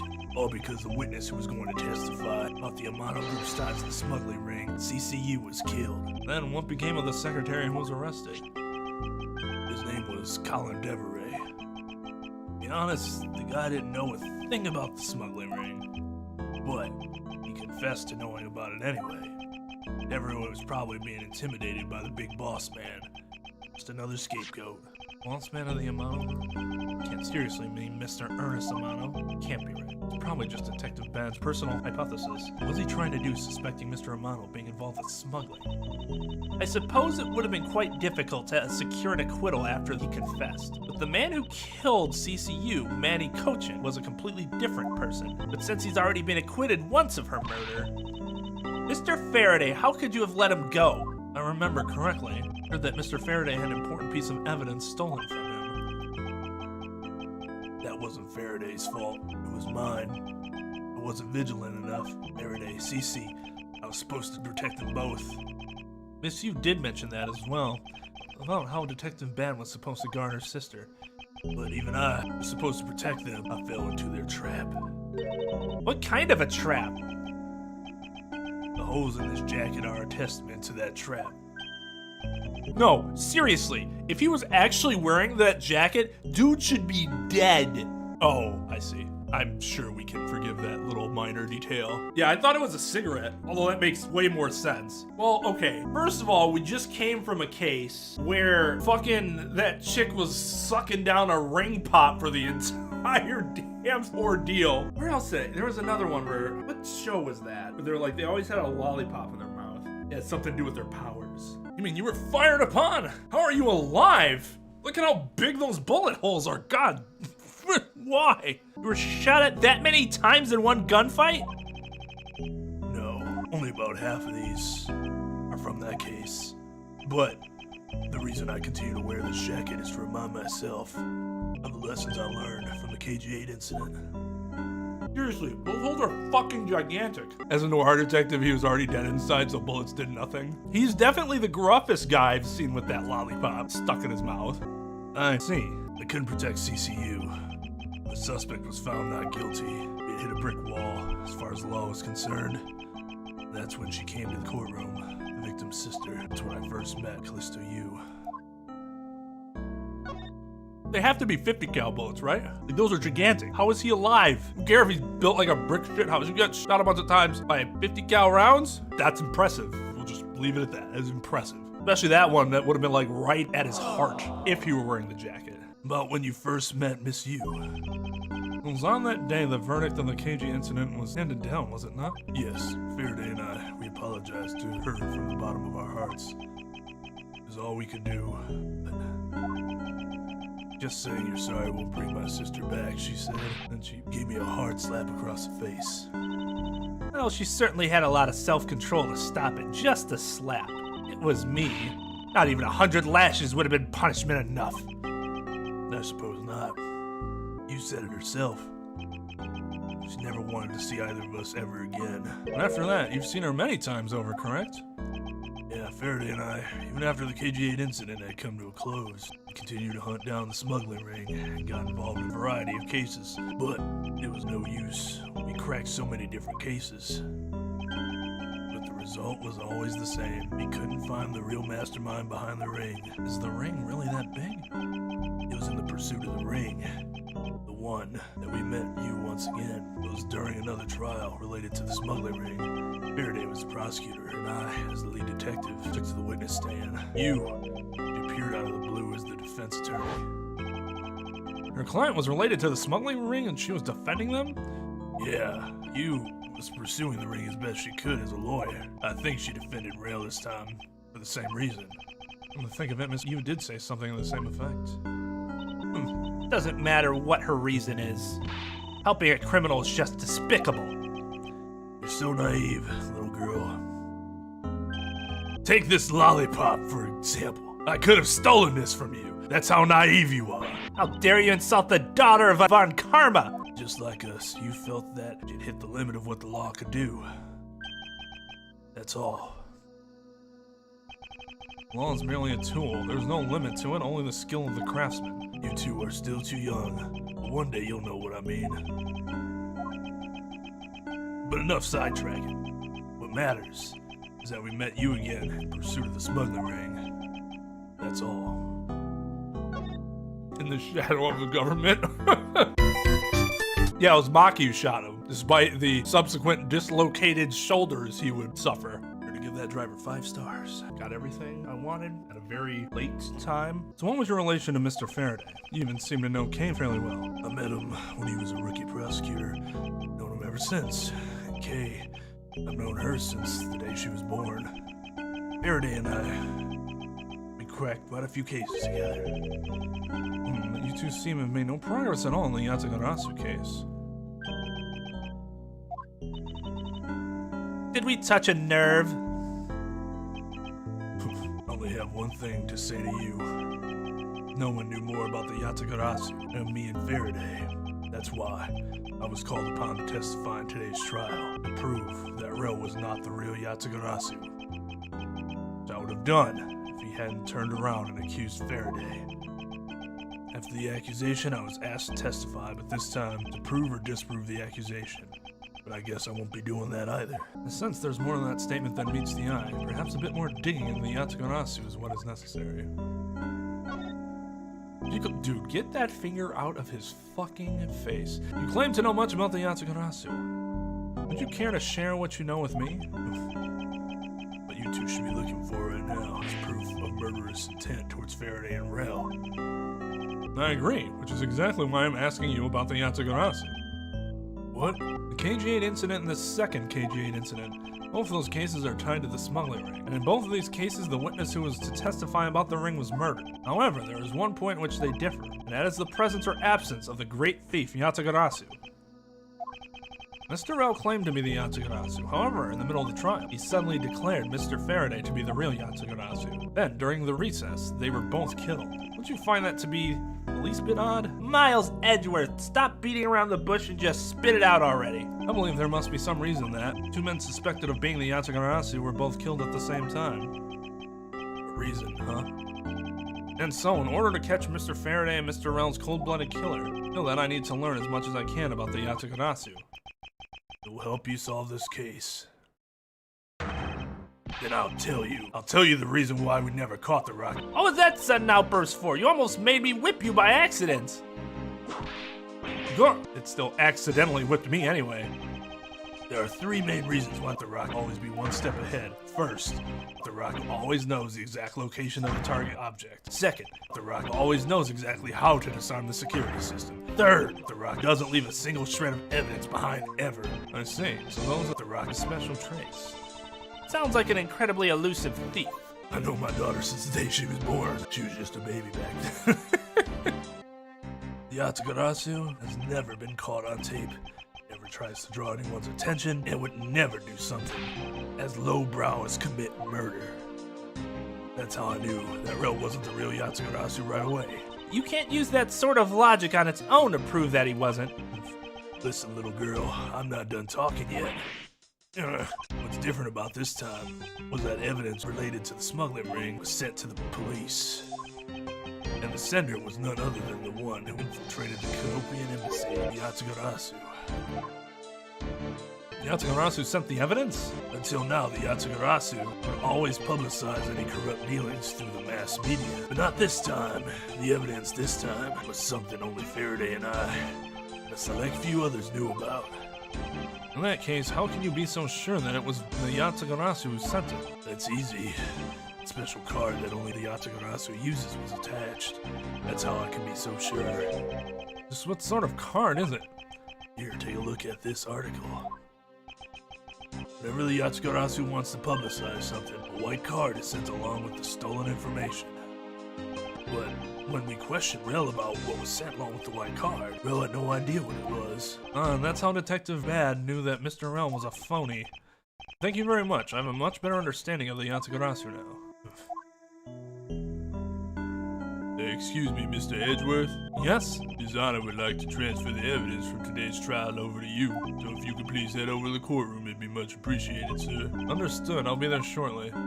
Detective Bad, does the law mean to you? Finding the answer to that question is the only reason I'm still alive. Okay, relax, buddy. They could copy the card, but they'd still need to find the information, right? So without like that portion of it, it really doesn't add anything. And people would just be like, phony. Not that that's foolproof.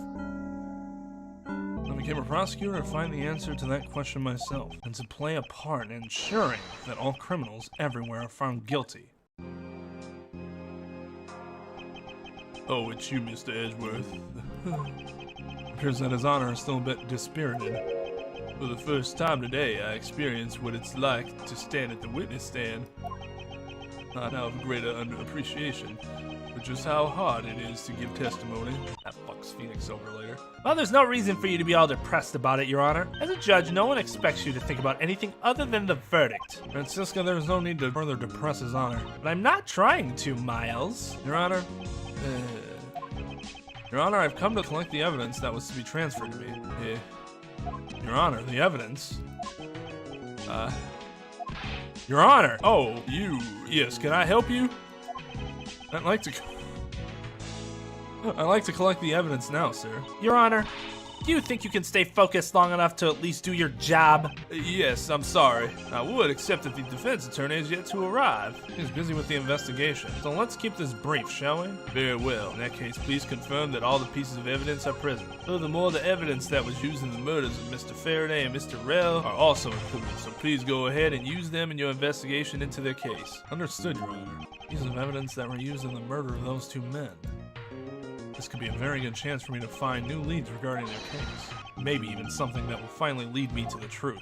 I've placed all the evidence over at the prosecutor's bench for you. I see, thank you very much. I will go and confirm that they are all accounted for. So this is the evidence to today's Canopian Embassy trial from Mr. Faraday's bag.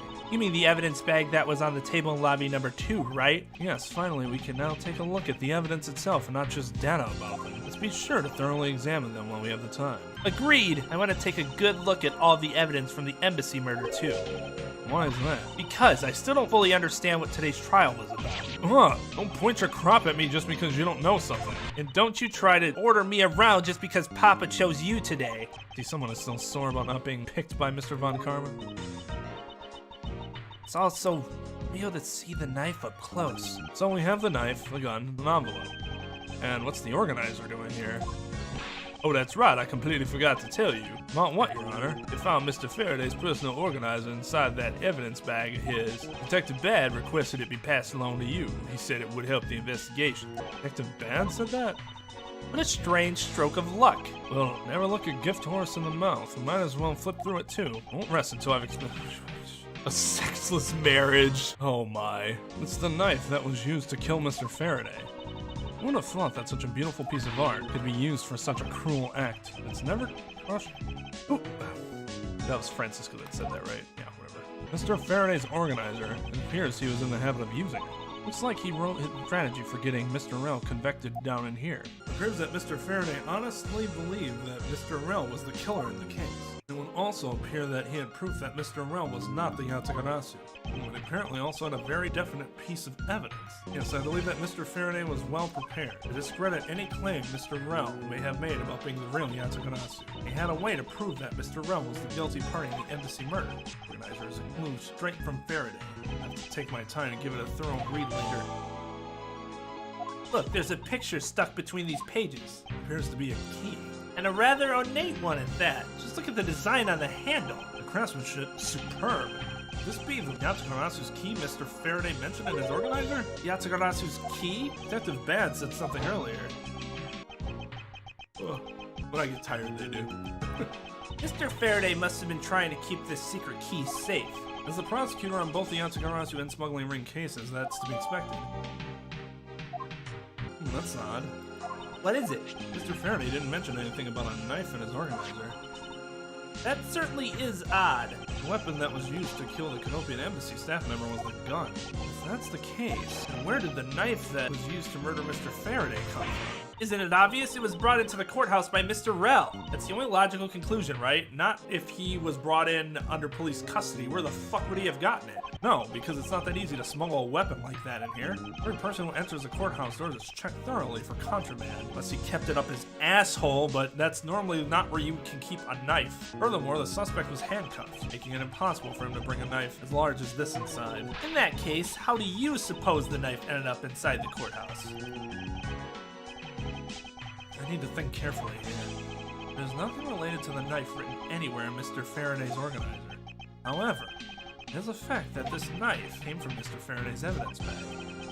Conversely, there is one item listed in Mr. Faraday's organizer that no one has claims to have seen today. So in order to solve this mystery, I believe I will need to take another good look at the evidence. Miles Edgeworth, can I take the fact that you have yet to answer me? You mean that you don't have an answer for me? Actually, I do know the answer, Francisca. What? Then what is it? One of the pieces of evidence we've been holding has been hiding a secret of its own. And it was through this piece of evidence that the knife was brought into the courthouse. I have no idea. Here? Take that! It's always a mistake to drink with congested sinuses. Like a machine long out of warranty. Yikes. That sounds like a bad time. Yeah, I've come to realize that too. My wife and I have talked about that. Like, what do you want to do for the first birthday? Because it's not like you're going to fucking remember it. I guess just to get together with close family and be happy that everything went okay, relatively speaking, for 1 year. And then things are more chill then, right? I wish the judge was retiring. Question for you guys. A couple of people have brought this up recently, and I hadn't really considered doing this until now. But do you guys want a video essay review of all the games when I'm done with them? Like, is that something you're interested in, or do you think you get enough of a review in the actual playthrough? The benefit of doing the essay review is I'll be able to give more complete thoughts after also reviewing the game again, as opposed to just like the blind reaction. You got attacked by stairs. You gotta watch out for the stairs, man. Ultimate stairs. Yeah, more hindsight. I can break down each case a little better. Because like we did that in the tier list, but again, that's more of like a stream off the cup sort of thing, as opposed to like a scripted essay, which I guess would probably be really interesting. I just didn't think that would be something that people would want, considering they get how many hours of me just playing the game. But the views would probably differ slightly, I'm guessing. Yeah, we could do something like that too, instead of just tier lists, like a detailed top 10 favorite cases, top 10 worst cases, top 10 favorite characters, top 10 least favorite characters, and actually like go into each character in a little more detail instead of like just the tier list. But yeah, okay. So that's something that I'll add to the list of stuff to do. Least favorite characters, but the entire video is just a JPEG of the judge. Just a terrible JPEG. It's like stretched out too. Yeah, Jesus. I mean, like, the perspective next to Edgeworth's head right now looks ridiculous, but that's because it's on a table. It's not like up against the wall or something like that. Beth, do you actually play Genshin? Or is that just a hilarious poke at me? Because if you do, we need to become Genshin friends. I tried not to get into Genshin. Yeah, I was like, oh man, this is gonna be a problem if I get addicted. But let's try it out. And that was a mistake. It's a great game. Love it, but it does consume a lot of my free time. It's eaten into my COD time considerably. He brought it as evidence. So do you just present the knife, or do you present the evidence itself? Do I present the key? I need to see what Edgeworth said again. Take that!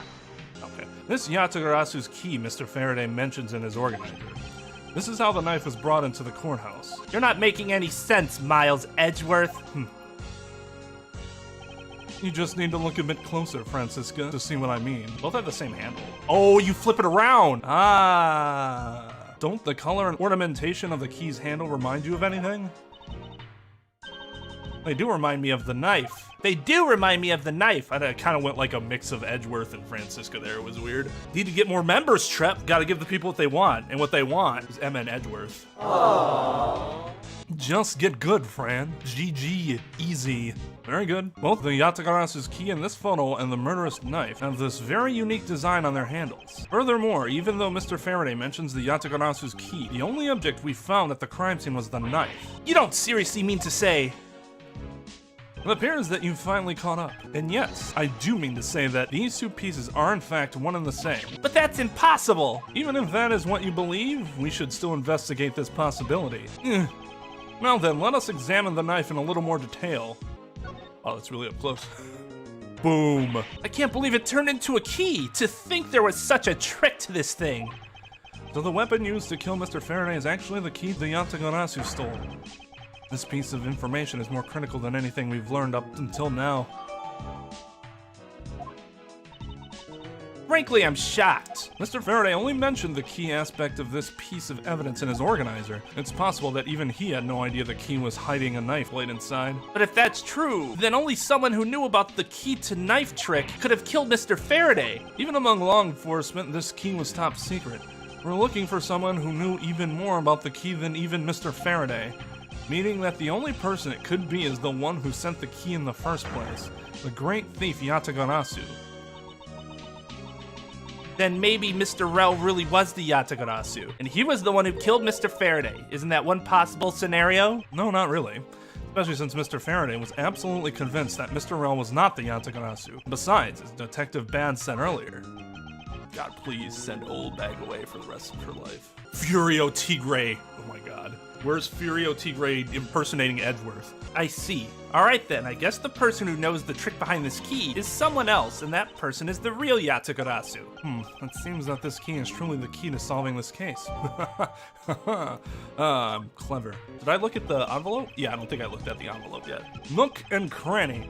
Yeah, so is Hero. It's always the ones you hate, right? I took a quick look through these documents before the trial started. Well, I wasn't even afforded the opportunity to skim it.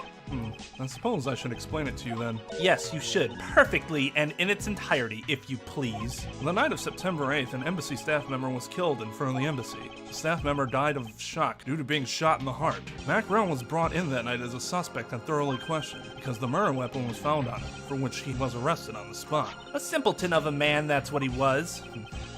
Perhaps he was, for the weapon wasn't the only incriminating evidence we had. Mr. Rel was caught in the act on film by a security camera. He was an even bigger simpleton than I thought. I can't believe he didn't notice a security camera. The Canopian Embassy's security system is supposedly very well designed. He may have simply not been aware that there was a camera in the area. So have you seen the contents of the video for yourself? Yes, the surveillance video the security camera took is played during the trial by Mr. Faraday. You can clearly identify Mr. Rel on it. Even the sound of the gunshot was crystal clear. So the footage included sound, huh? I don't think I'd ever want to see the moment of someone's death in real life. Me neither. That's odd. We're short one piece of evidence. The piece that's missing is the surveillance video that was played in court. A surveillance video? How could a piece of evidence just disappear? Where did it go? A video showing the moment in which Mr. Rel committed the murder. Where could it have gone indeed? Are you done with your inspection of the evidence? Yes, I'm finished. However, Your Honor, I am missing a single piece of prosecutorial evidence. Your Honor, were you derelict in your duties? What? No, I dare not lick my duty. I dare not lick my duties. What do you take me for? No, Your Honor, the most important piece of evidence in today's trial, the surveillance video, is not amongst the evidence you laid out for me. But I brought Mr. Faraday's whole bag with me from the crime scene. Maybe the tape is still somewhere at the crime scene? There's something wrong here. Something about this missing piece of evidence. It would appear that for me to find the answers I seek, I'll have to pay another visit to the scene of the crime, defendant lobby number 2. Political simulation visual novel RPG? Oh my, that's a lot. It's better than I expected. I still have some issues with it, but considering the way people were talking about it beforehand, I expected a worse game. And I think it's been perfectly acceptable so far. Although Case 3 was... Case 3. Oh my god, but it needs to be natural, not something that you're like forcing. Okay, why we get those? Well, yeah, and I mean, that's a problem, because, like, apparently, if Investigations 2 is that amazing, it doesn't mean this game is bad. It can still be a good game and just not as good as its sequel, which is, you know, it's fine. That's Detective Bad, but who's he with? Oh, God. I've never seen that officer before. Okay, so I'm gonna have to really make sure these voices are distinguished. So, did you find it? No, not yet. I've looked everywhere. I see. Well then, please continue with the search. Understood. I'll continue the search. Actually wearing a suit? So you're the one running this show. Prosecutors like you shouldn't even be allowed at crime scenes. How dare you? Just who do you think you are? Not gonna lie, his uniform looked kind of badass. So it's like Rise from the Ashes, where it's like, it could have been better if it was like cut in half. You could be right. This could be a worse version of Rise from the Ashes, which would be problematic. At least with Rise from the Ashes, that wasn't even in the game initially, and I think part of the reason they made it so long was to justify it being a standalone DLC. So I get it, even though I think it actively hurt the product. Yes, so keep in mind, we're in Japan, Japan here. Like that's the basis, is Japan's legal system. So prosecutors get a lot more leeway here. Also consider that in the United States, prosecutors don't even necessarily get assigned to the crime, the charge, until there is a charge. And by then, the crime scene might be open at that point, so then anybody can go look at it. So it's just a matter of it works very differently. And just from a practical standpoint, prosecutors here will rarely ever be assigned early enough to have the chance to see an active crime scene, which is why you really need a good relationship between the police and the prosecutors, because the prosecutors rely a lot on the police then. What was that all about, and who was that man just now? You know, I actually kind of, I don't know. I kind of like that they don't have just the same thing for every case, but I think it would have been cooler than if every case had something new, but I guess that's probably too much work. Like, case 3 had the recreation, and then this case would have a completely different gimmick to it, in addition to the walking and the logic. I mean, it makes sense that we wouldn't have the recreation here, right? Because we don't know about the technology until in the future. I was gonna say, just like Mia wouldn't have the Magatama, but actually she would, right? She just doesn't use it. It would be helpful if prosecutors were allowed to be on the scene. It's just that, again, with the way the process is set up here, they're not even assigned until later. These people know immediately when they're going to be on the case. Immediately. The crime happens, they already got the trial scheduled 2 days from then. It's like, that's actually why I think they should be a lot more open to private investigator contracted help, so that they get more help because they need more help. I don't think anybody would deny that. I don't think they deny it. It's a manpower issue. Yeah, they do have a lot more power in Japan, and are treated as such too. They have a reverence for prosecutors in Japan, I guess. Here, I don't think people feel the same way about their local DAs. Isn't that the same thing you're worried about here though with prosecutors? Japan shows, I think, that it can work. People here just have a fucking control problem. But yes, that is the concern, that they could fuck up and taint the crime scene. But I mean, police can do that too. As long as the prosecutors had training, what makes the police any more qualified than a prosecutor who would do it on a very consistent basis? I don't think there would be. I do like that he doesn't carry this suit still, but I do like it for like that point in time, right? Where he's still like under Manfred. Makes a lot of sense. That's also a good point that Tom brings up, because we see what corruption does here. Corruption's a huge problem in these games. Really big problem. But yeah, it's theoretical. If everyone worked honestly, then you wouldn't need it. But they don't, because people suck. Whoever he was, I've never seen a more impudent officer in my life. Does he even know that we're standing right here behind him? I know you're standing right behind me. Okay, Joseph Joestar, relax. Next, you're gonna ask me, where's the surveillance video? Where's the surveillance video? Oh, is that Fran that's in it? Her and Edgeworth's names are so like similar in terms of their length that sometimes I can't tell when they switch between the two people. What do you want, kids? I imagine that's not even a mirror. I just imagine that it's like his favorite picture of himself inserted in there.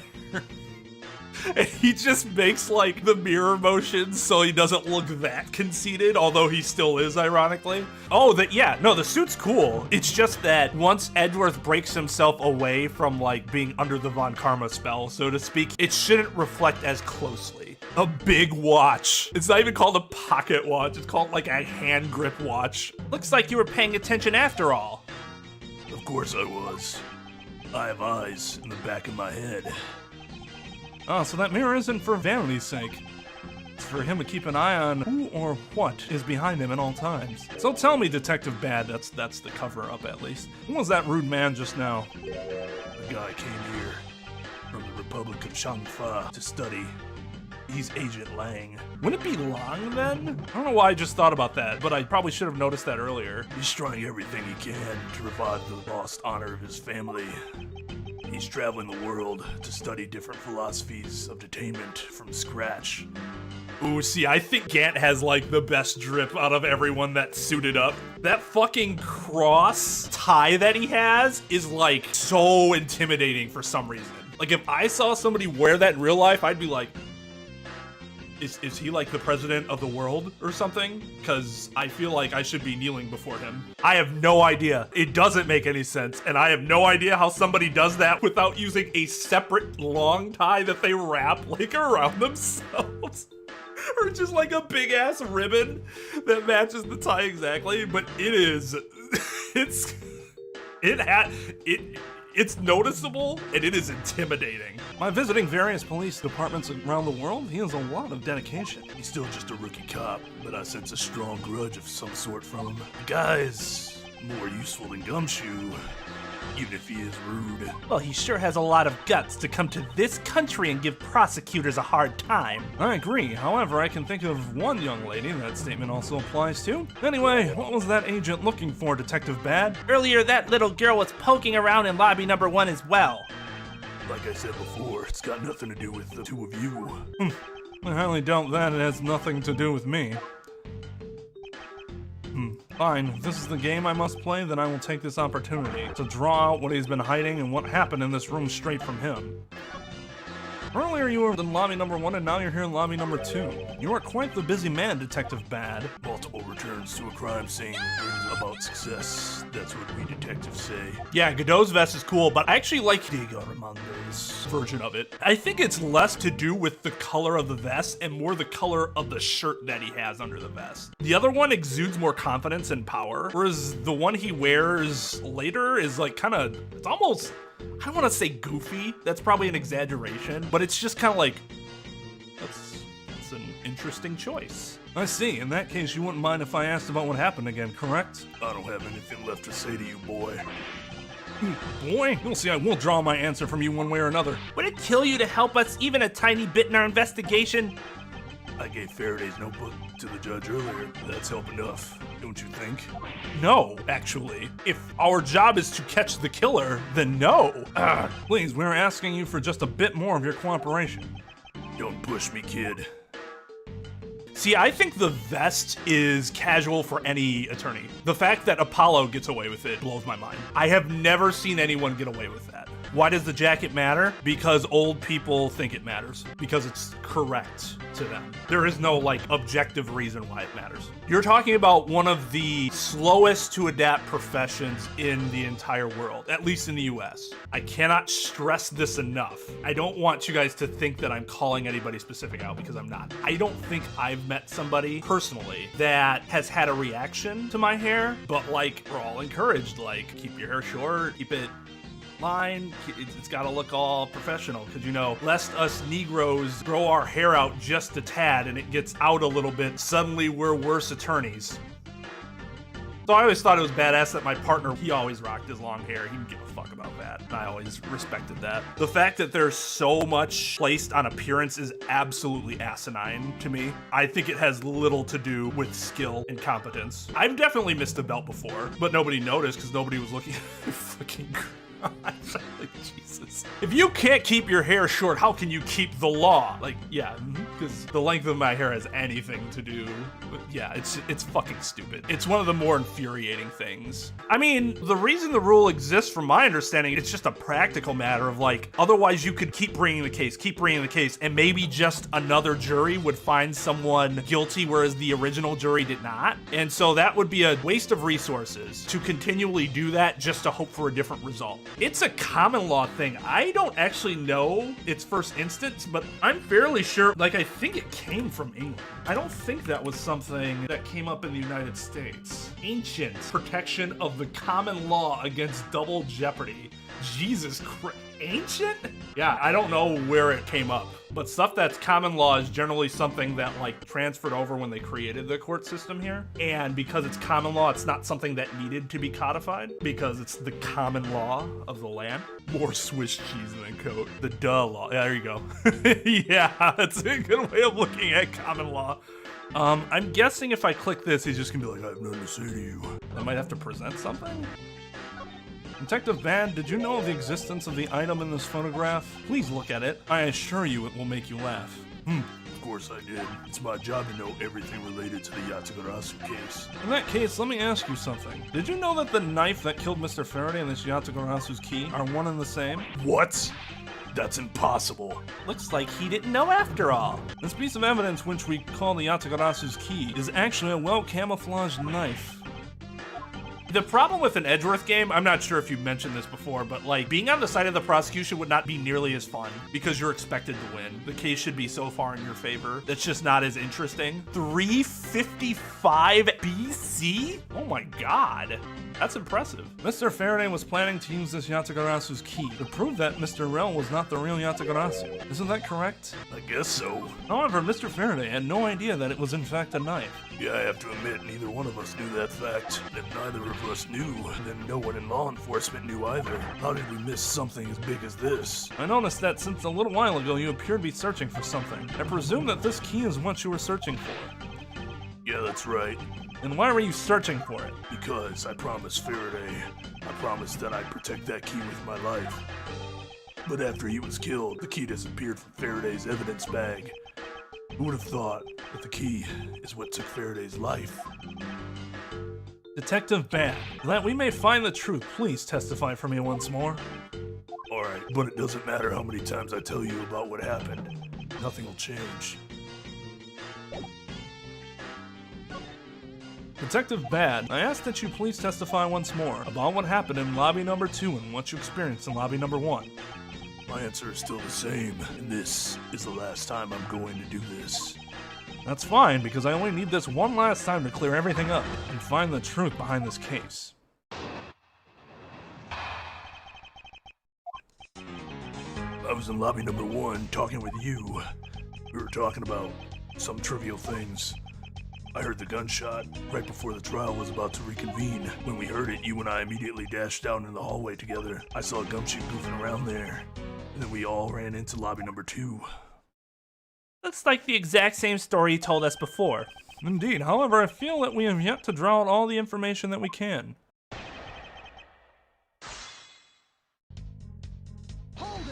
Never? What the hell? Is that something that happens? Why did Miss Yew choose lobby number 1? Answer me! Who knows? She just said that she had something she wanted to talk to me about. We walked into lobby number 1 together, that's all. Those answer remains the same as before, I see.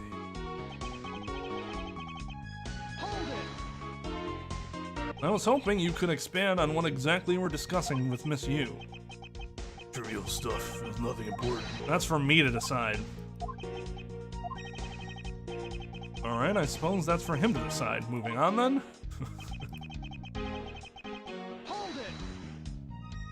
Until you heard the gunshot, did you notice anything else that was out of the ordinary? I didn't hear any other strange sounds until that gunshot. If the gunshot Detective Bad heard was really the one from the murder, that will give that other piece of evidence an entirely different meaning. Now, that you please amend your testimony with that statement just now. Sure. I didn't hear any other strange sounds until that gunshot. Detective Bad, you honestly don't remember hearing anything else? Yeah, Is it possible you were so involved in your conversation that you missed something? I've been a detective for a long time, and even if I were involved in something, I've got quite the habit of keeping tabs on everything that goes on around me. If there had been some other strange sound, you can be sure I would have heard it. I suppose with this detective, that's probably very likely. Till the gunshot.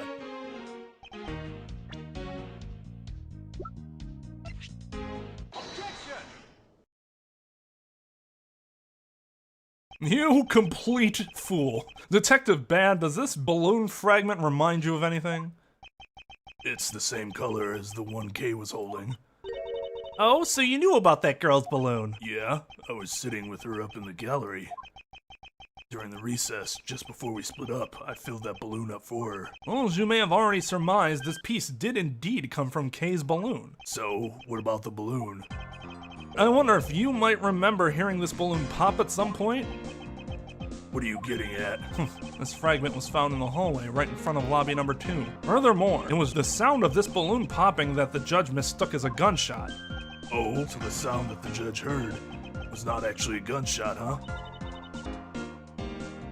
As somebody who wore a faux cravat, yes, I would imagine a real cravat would be very hot. Okay, so you complained about this before, and the counter was, well, it's the judge. Judge might not really have all that much, experience with gunshots, considering the country and their laws and all that.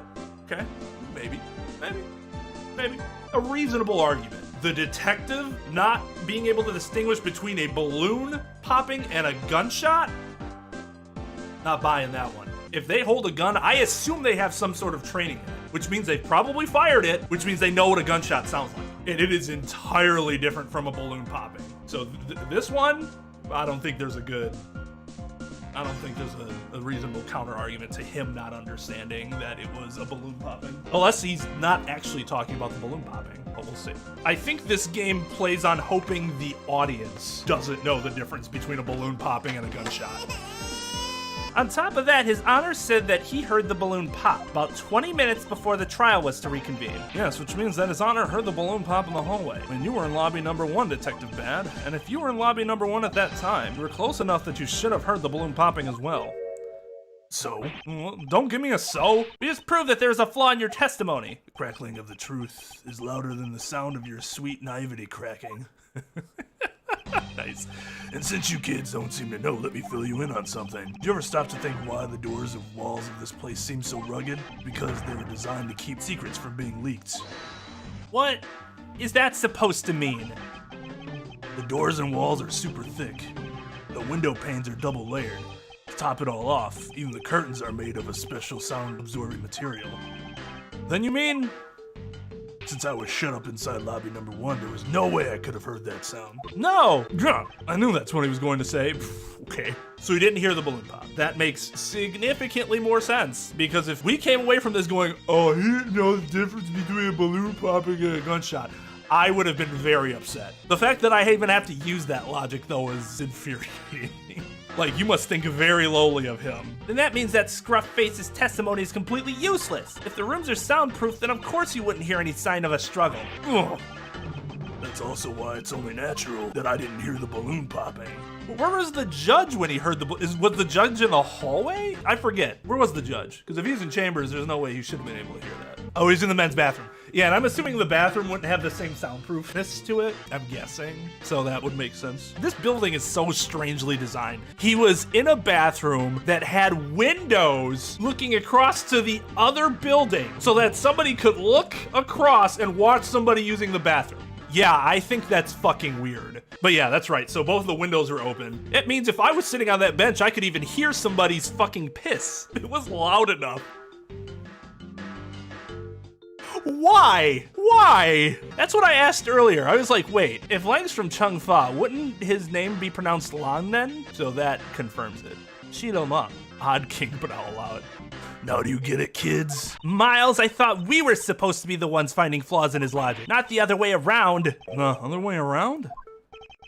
It's not possible to hear the sound of a balloon popping if one were in lobby number 1. However, if we examine the situation in reverse, a person standing in the hallway should not be able to hear the real gunshot either. And yet Detective Gumshoe claims to have heard it while he was standing in the hallway. Detective Bad, if that is the case, how exactly did you hear the gunshot? What do you mean how? I just did.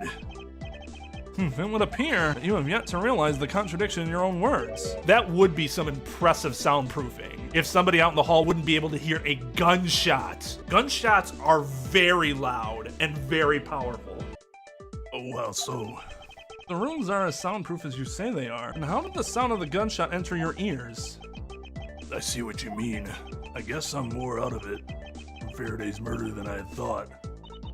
Which means what exactly, Miles? In the end, what does it all boil down to? Boils down to this. There must be a reason as to how Detectives Bad and Gumshoe heard a gunshot they theoretically couldn't have. It looks like we need to examine the state of the crime scene again, huh?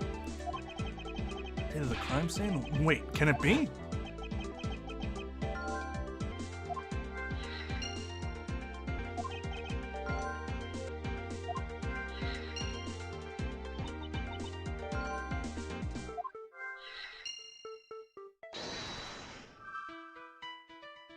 Logic time. All right, I will be right back. I know this is gonna be gross or whatever, but I have a toenail that absolutely needs to get clipped because it is annoying the fuck out of me. So I need to go get Clipper real quick. God, that was really bothering me.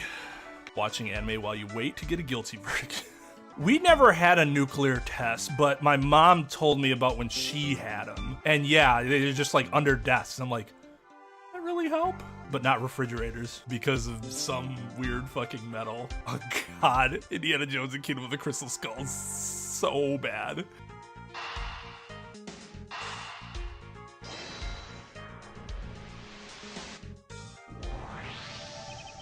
Simply not possible for the killer to have escaped through barred windows.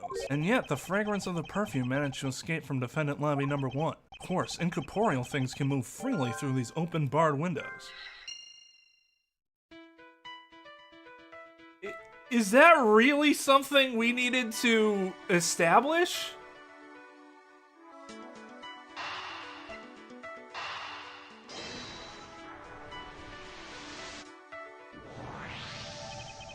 Now then, what else besides the smell can go both in and out of an open barred window? Silly me, I thought the barred windows would also stop sound from going in and out too. My nephew's a huge tornado nerd. I get it. I was the exact opposite though. That shit terrified me. People die when they are killed. True story. So if you don't, you just get a superpower. The answer is sound. So no matter how careful the killer was, if the windows were open, the jig would be up. And since the windows in both defendant lobby number 1 and the hallway were open, that explains how the sound of a gunshot could be heard in both locations.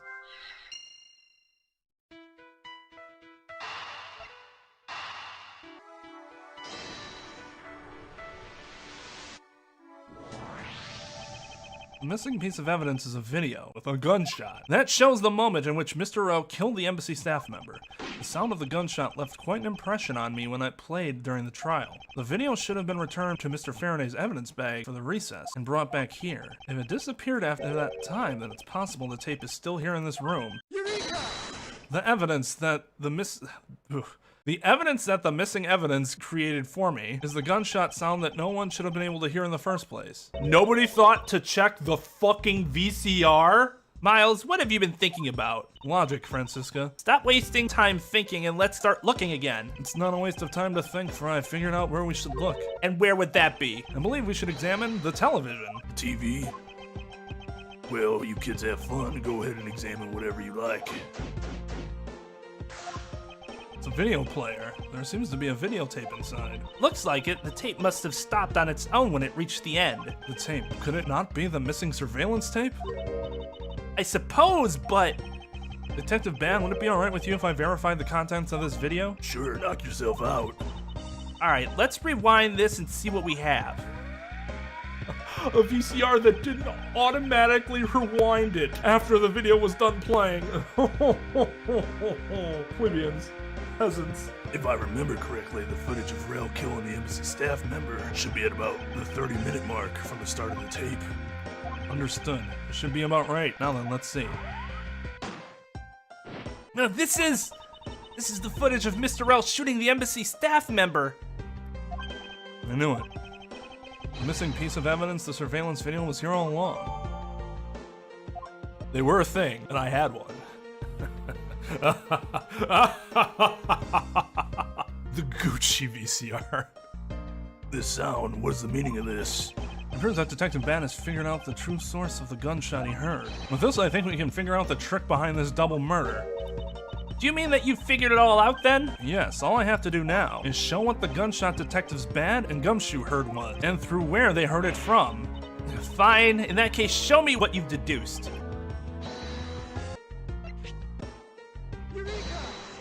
If the door and windows to the crime scene, namely this room that we're in, were closed, the killer could have used the gun and no one would have been the wiser. That's true. This courthouse does seem to be well designed for such a thing, as it were. However, what happened in reality was Detective Gumshoe, Detective Ban, and Miss Yew, all three of them heard the gunshot. Well, the windows in lobbies number 1, number 2, and the hallway were open, so naturally the people in these locations could hear it. Ah, but then why would the criminal open the window in the first place?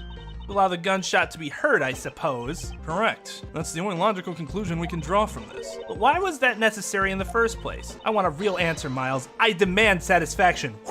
I challenge you to a duel. Very well, I believe that the killer wanted to manipulate our perception of a certain fact. What was it that the killer wanted to manipulate our perception of? The killer wanted to fabricate the time of death to their precise wishes, and they used the gunshot in their surveillance video to do so. So that's why the tape was left running. You mean the gunshot I heard was from this video? Yes, which means that the murders really occurred at an earlier time than we thought. Must have been during the recess, but before Detective Gumshoe was on guard duty. Someone who has no alibi for that time period and planned this crime out in advance, that person is the real killer. Oh, I think we know who it is. It's not the judge, unfortunately. Mr. Edgeworth. Yes, what is it? Miss Yew is asking for you. She's in the courtroom. She says that she's identified the murderer, but that she wants to clarify something. Looks like Miss Yew is still investigating something. Understood. Please tell her that I will be right over. I'll come along. I want to hear what she has to say. It would appear that the time has come to uncover the truth.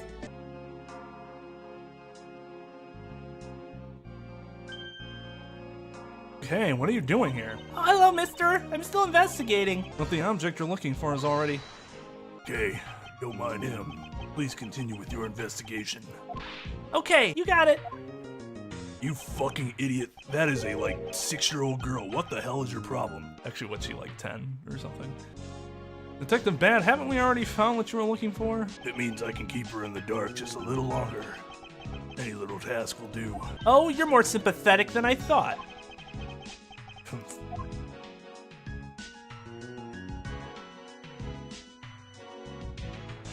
I've been waiting for you, Edgeworth. I've also been waiting for the moment in which we can finally lay this case to rest.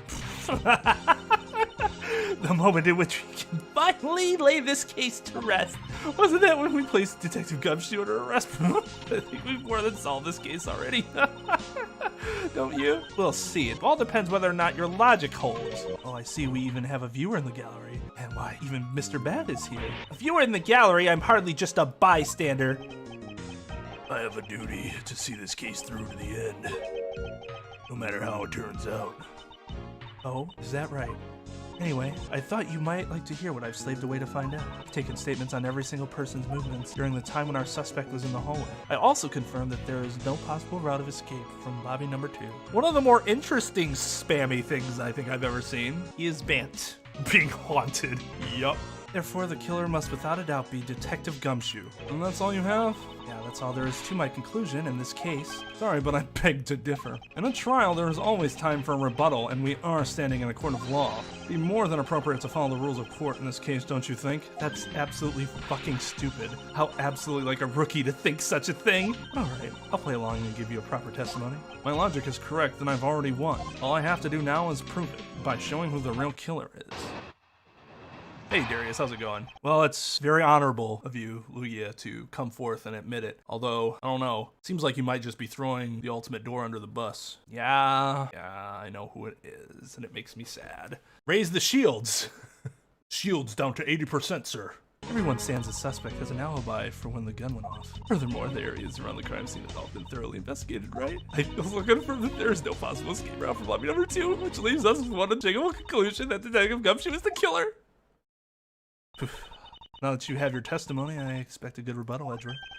But of course, there's no need to confront her logic head-on right now. I should instead focus on drawing out any trump cards she has up her sleeve. So press, press, press! Hold it! A suspect? But I thought that Detective Gumshoe's alibi has already been proven. Are you joking, Edgeworth? I assure you, this is no joke. Look, I know you heard from the judge earlier that the detective was in the hallway with Mr. Faraday's daughter eating a Swiss roll. Yes, that is correct. But see, that was 20 minutes before the real gunshot went off, right? And the problem is there's no one else who can corroborate what he said since the snacking. I see she's done her research well, which means that I should focus on drawing out whatever trump card she's withholding. Maybe they don't want me to press at all and just go for the kill? That seems to be counterintuitive to what he said. Whether they have been thoroughly investigated or not is for me to decide. The scrunched eyebrows and lines on your forehead are back. Anyway, even if you believe it hasn't been exhaustive, the crime scene, lobby number 2, has no way out other than the hallway Detective Gumshoe was standing in. Because he claimed to be there, that makes him the only possible suspect. But isn't it also possible that someone escaped through a window and into the garden? It's the first place everyone looks, silly. The police aren't a bunch of lazy bums. They looked into every possibility, you know? Isn't that right, Mr. Bad? Yeah, there wasn't a scrap of evidence to suggest someone used one of the windows. There also weren't any footprints or anything in the courtyard garden. I suppose they really did check everything that could be relevant to this case. If I could present a profile... Congratulations! Jesus fucking, are you kidding me? Trep, what the fuck are you doing? They keep coming! They only have so many accounts. The zombie swarm. Troll. Alright, Lugia, you gotta make sure that you are backing Trep up here, and Chris. All three of you! You guys ready for the troll apocalypse? Ready your mouses. Hey guys, it's getting real. We got real trolls here. Hey trolls, Twain here. I'd just like to thank you for choosing Students of Gaming to be your targeted troll channel of the evening. It really gratifies me that our success has inspired you so much to attempt to make your presence known on this channel, this very channel. I'd like to thank a lot of people here, most notably the YouTube gods for making this happen, obviously. The algorithm gods for bringing all of you to my channel and getting us this attention. I never thought I'd get here, to be completely honest. I remember when we were but a fledgling channel that no troll would have bothered ever coming and showing any attention to. So this simply reaffirms the hard work and commitment that I've put into making this channel a success since 2015. I thank you again for your time and effort in showing me just what a job I've done. I thank you all for watching. God bless.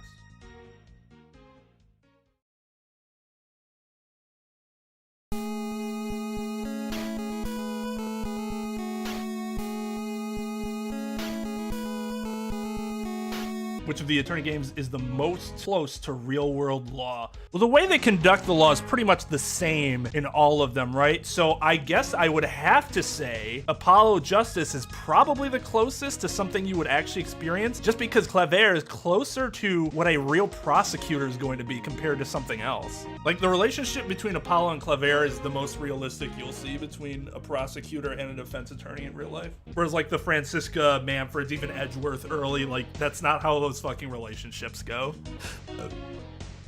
Hold it! Are you absolutely positive that there are no positive routes of escape? Of course I'm sure. And why are you so certain? This is a courthouse, the place where criminals are brought to be judged. If there were an escape route, I'm sure every criminal would be using it to escape. It's just common sense. Hiccup. Miles Edgeworth, I suggest you use a bit more of it in the future. Ugh. 20 degrees Celsius? What is that in Fahrenheit? You may think it's unshakable, but to me, there are still too many unanswered questions. For example, who was it that placed the gun in Mr. Faraday's hand? But you're the only one still wondering that. Detective Gumshoe probably had no idea which hand Mr. Faraday used to write with. Even if you know somebody, it doesn't mean you'll know which hand they write with, right? I mean, I certainly don't care about that sort of thing. I'm not about to let her get a rise out of me with such a flippant statement. Suppose we've really reached the end now. I already have my trump card ready. All that remains is to play it. But before I do, I think I should inquire into a little something about our argument. You said earlier that you confirmed the alibis of every person other than the suspect. However, I don't recall either Francisca or myself speaking with you about the subject. Ah, but there are witnesses. For you, there is your mentor who gave you an alibi. I see. As for the little Missy, she came to the courthouse during the recess. It's just stopped by a security guard at the door to the hallway. She gave him quite a whipping for that, or so I heard. I'm the daughter of Manfred von Karma, and I will not be forcibly stopped by a guard or bailiff or anyone else. You know, people can complain about Francisca being a bitch about a lot of stuff. I get it. This is hilarious, because in no way is this realistic, but man, do I admire her balls for that. No security guard's gonna stop me. No metal detector. I'm just gonna walk right through. And anyone who says otherwise will get a whipping. We use Fahrenheit because we're stupid. 68. Scorcher. Fucking scorcher in Russia. That's like the perfect temperature to me, between 68 to 72. Wow. Karens wish they were Francisca. Yeah, right. Wait, so basically the only reason Francisca bothered to show up today was because she found out that I was to be the replacement prosecutor? By the way, Miss Yew, what about everyone's alibi before Detective Gumshoe was assigned to guard duty? What about them? Have you looked into what the people were doing during that span of time? What kind of idiot do you take me for? Doesn't matter when the killer went into lobby number 2. Feet to inches, then inches to centimeters, centimeters to meters. That makes sense. Because yeah, the fact that we have 2 numbers, you look at it, you're just like, huh? What do I do that? I'm bad at math too. I suck. You're the suck? That doesn't make any sense. You're using French incorrectly. I know. I'm perfectly aware. From the time we heard the gunshot to the time Mr. Bad and I arrived on the scene as we dashed from lobby number 1, the person who could have committed the crime was Detective Gumshoe. Oh yes, let's talk about when you and Detective Bad heard that gunshot, shall we? I absolutely need Russian representation here. Somebody's got to keep me on my toes for when I attempt to very badly do a Russian accent. I suppose that if we go by your logic, then Detective Gumshoe is the only one. However, what if the crime had occurred at an entirely different time than when that gunshot you heard went off? What then? That gunshot was a trap meant to manipulate our perception of when... I'm sorry. Did I finish my sentence? Sadly, your explanation is very lacking, Edgeworth. Well, maybe it wouldn't be if you let me finish my fucking thought. The gunshot we heard in lobby number 1, care to explain how that could have been fabricated? Yes. Take that! That tape? Yes, exactly what you think it is. This is the surveillance tape of Mr. Rel the prosecution presented in today's trial. This was found loaded in the video player in lobby number 2. That was connected to the large television that had its volume turned all the way up. You can't honestly mean that the sound we heard was the gunshot in the video. But I do, which leads me to my next point. The murders occurred much earlier than when anyone heard the gunshot. Wow, she started applying makeup really fast. That's the only thing I can think of too. After committing double homicide, the killer took the surveillance video out from Mr. Faraday's evidence bag, turned the television's volume all the way up, and left the video to play. If played from the beginning, it would take about 30 minutes for the gunshot sound to come on. And since we now know that this method of time manipulation is possible, it opens up the possibility that the killer is someone other than Detective Gumshoe.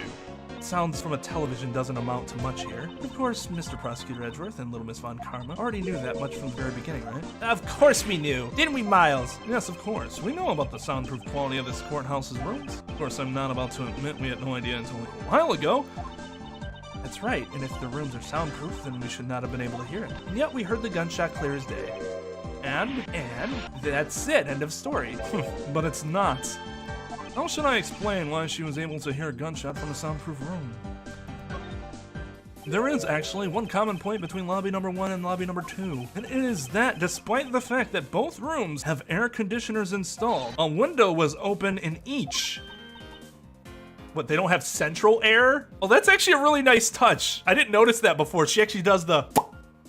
I don't know, there's something really humorous about that animation. You can watch this in VR. You really want to watch me in VR? I mean, I appreciate it, but God, Russian looks so cool. It's just like written out, and I have no idea like where to even begin trying to decipher what it means. There it is. I was thinking about that, like, man, if I get a still of how she looks like without the lips, that would be really interesting. Because the way they draw it, it just looks like she's smiling instead, and she just doesn't have the lips. I like her. I think she's adorable. I know her forehead's huge. They all have huge foreheads. She just lets hers breathe. Hey, sometimes you just need to let the forehead breathe. Now we know that the window in lobby number 2 was opened by the killer. However, a window in lobby number 1 was also open.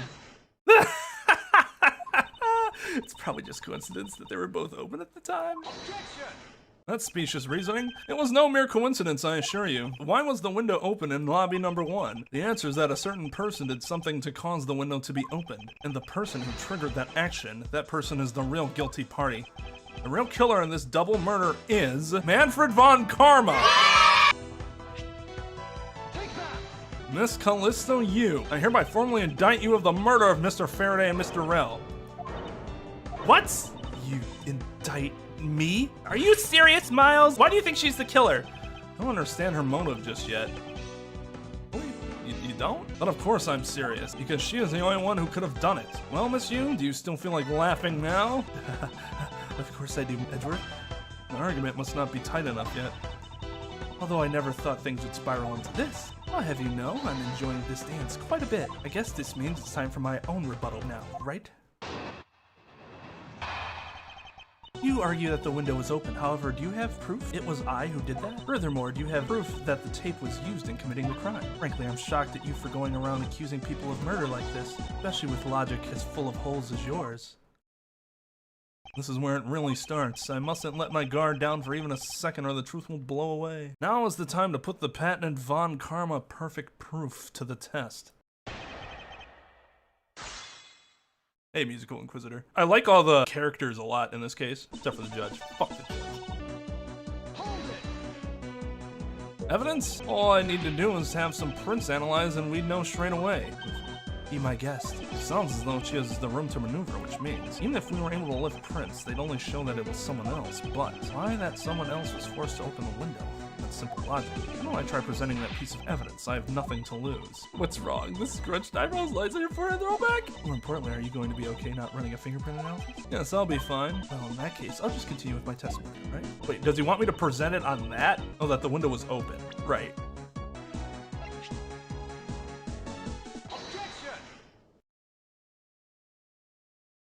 I'm sure you've seen this before, haven't you, Miss Yew? Edgeworth, I never knew you were into wearing that kind of perfume. Not exactly what I'd recommend for boys, you know? What? This isn't mine! That's right, it's mine, and I received it from Detective Bad, you see? Miss Yew, you can pretend all you like, but we know at least this much for sure. This bottle of perfume was given to Detective Bad by you!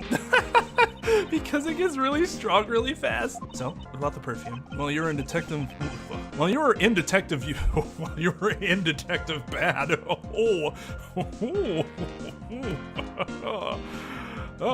While you were in lobby number 1, you made a big show of spilling some of this perfume. That's according to Detective Bad. Oh, I know. You also knew that if you spilled it, he would naturally move to open a window. Come now, I've already told you that's all just a big coincidence. After we opened the window in lobby number 1, I just left it open, you know? Maybe it was just dumb luck that we heard the gunshot through the window. The timing of when you were going to spill the perfume is something you can control, and the most important fact about this case is when people were made to hear the shot. Furthermore, it would have been pointless if you didn't have an alibi for yourself at that time. You mean? Miss Yew, you were the one who called Detective Bad into lobby number 1 when you saw him bring Detective Gumshoe into the hallway. Is that correct? All of today's premeditated events could only have been thought up by you, Miss Yew.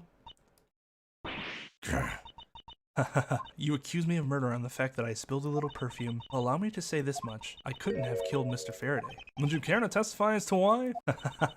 Look, I've had a lot of fun today, really. But I grow weary of this game of cat and mouse. Let's make this the last testimony and wrap up this absurd case once and for all. This is all circumstantial evidence, yes. Very much so. You're out of here! This is her final stand. Accusing someone of murder over a spilled bottle of perfume is a bit over the top. It's a conclusory statement. Why? Why is it over the top? But I suppose forgery of evidence is to be expected of a disciple of Von Karma.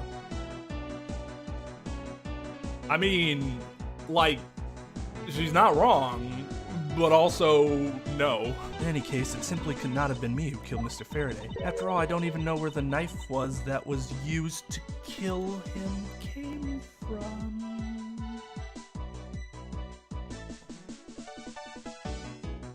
Oh, honey. Oh, honey. Oh, sweetie. Oh, any other condescending term that seems like it would be a term of endearment that I could use to make you seem like a smaller person. You done played yourself. You done played yourself. Miles, her testimony is flawless. Yes, but no matter what sort of trick she may try to pull, she won't escape me. If I'm lacking in information, I'll just draw it out of her. Oh, am I gonna have to get I already know the answer. Do I have to get an appended statement? I'll be so irritated if I do. Yeah, nope, yep. Don't care. None of this means anything. Oh, yeah, of course. They're gonna make me fucking, alright, fine game. How would you know that it's a knife? No one knew that it was a knife. Like, that's all you have to say. You don't have to go through any other ridiculous hoops. Yeah, At this rate, she will inevitably escape. And if she really was the one who killed Mr. Faraday, then she must have known about the existence of the knife. I'm sorry, Miss Yew, maybe you weren't aware. However, the knife that was used to kill Mr. Faraday was taken from his evidence bag. Miles, what do you think you're doing?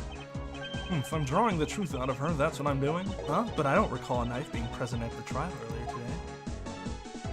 Well, I suppose that's because the evidence was something Mr. Faraday had yet to use. Oh, so that's what you're trying to do. Look, why don't you cut it out with the lies? I already figured you out. There was no knife inside Mr. Faraday's evidence bag. The only evidence he had yet to present was the key the Yatagarasu had sent. Unless a key can magically turn into a knife, you really don't have a leg to stand on. Did you really think you could trap me? Come now, be honest. I never intended to do such a thing. It was all a misunderstanding on my part. In any case, I wonder if you might append what you just said to your testimony. Sure, why not? I'll even say it as many times as you'd like. There was a key in his evidence bag, but you can't kill anyone with a simple key. Now what do I show, the key or the knife? Both? Miss Yew, I wonder if you might take a look at this photo for me. This is a picture of the key the Yatagarasu sent to the police. However, while it may look like a key at first glance, it in fact has the secret ability to transform into a knife, which means that what was inside Mr. Faraday's bag was both the Yatagarasu's key and the murderous knife. You knew that the key was inside Mr. Faraday's bag, did you not? Yes. Well, with the Yatagarasu's key alone, it's more than possible to kill Mr. Faraday. You understand now? Just knowing of the existence of the Yatagarasu's key.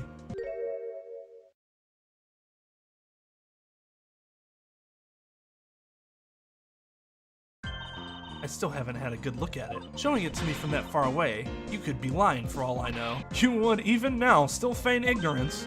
Not feigning anything. But we can't have you accusing me of a crime with false evidence now, can we? I mean, Mr. Von Karma, I've heard some very interesting rumors about him. Are you mocking my papa? Don't you dare sully the good name of my mentor.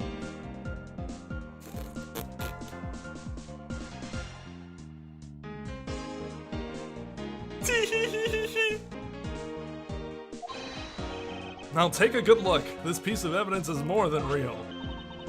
Wow, who knew there was such a trick to this thing? Are you satisfied now? But of course, you knew from the very beginning, didn't you? You knew that the knife and the Yatagarasu's key are one and the same. Otherwise, someone like you, who isn't a member of law enforcement and who would never have been privy to this trick, would have never known about it to begin with.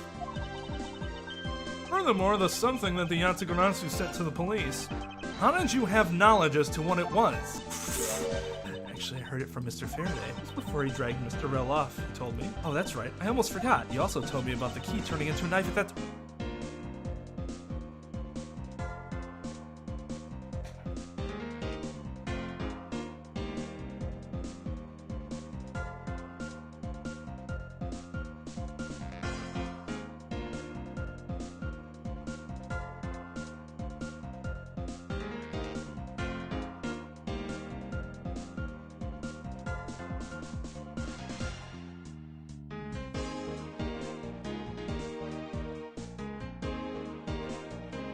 You disappoint me. But you didn't tell me about how the key actually transforms. What you are saying is simply not possible. Oh, and why not? Because Mr. Faraday himself didn't know about the hidden knife within the key. Or within these pages, he mentions nothing about a knife. I'm not sure he would have written everything in his organizer, you know? Wouldn't something of this importance be better left to oral communication? No. No. No. No. No. No. No. No. No. No. No. No. No. Sorry, she broke me for a second there. Her stupidity. Unfortunately, that is also impossible, because Detective Bad didn't know about the knife aspect either. What would have been highly classified information even within the police force, and it's something that even the lead detective on the case didn't know. Why would Mr. Faraday have felt the need to share such information with the opposition? I guess he wouldn't have much reason to. Looks like I gave a pretty lame excuse. How can you laugh at a time like this? Well, I mean, she dunked on somebody she wanted revenge for, so I mean, I guess she could still laugh.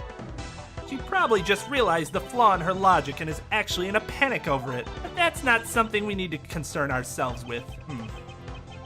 I suppose you're right. Miss Yew, I'd like to state that I also know how you know the real nature of the knife. Do you know? Why don't you put your money where your mouth is and show me? Well, I will, and I'll wipe that smile off your face by the time we're done. Or through. Done or through. This is it, the moment of truth, the secret behind the Yatagarasu's key. Only one person would have knowledge of it from the get-go. Who would know from the start that the Yatagarasu's key could change into a knife? The Yatagarasu! There is only one person who would have known about the dual nature of the key. And that is? And that is the person who sent the Yatagarasu's key to the police. That is to say, the Yatagarasu herself. Are you saying that this lawyer is the great thief Yatagarasu? Miss Yew, you used Mr. Rel to lure Mr. Faraday into a trap, didn't you? You who profess to bear a grudge against criminals, why? Why do something like this?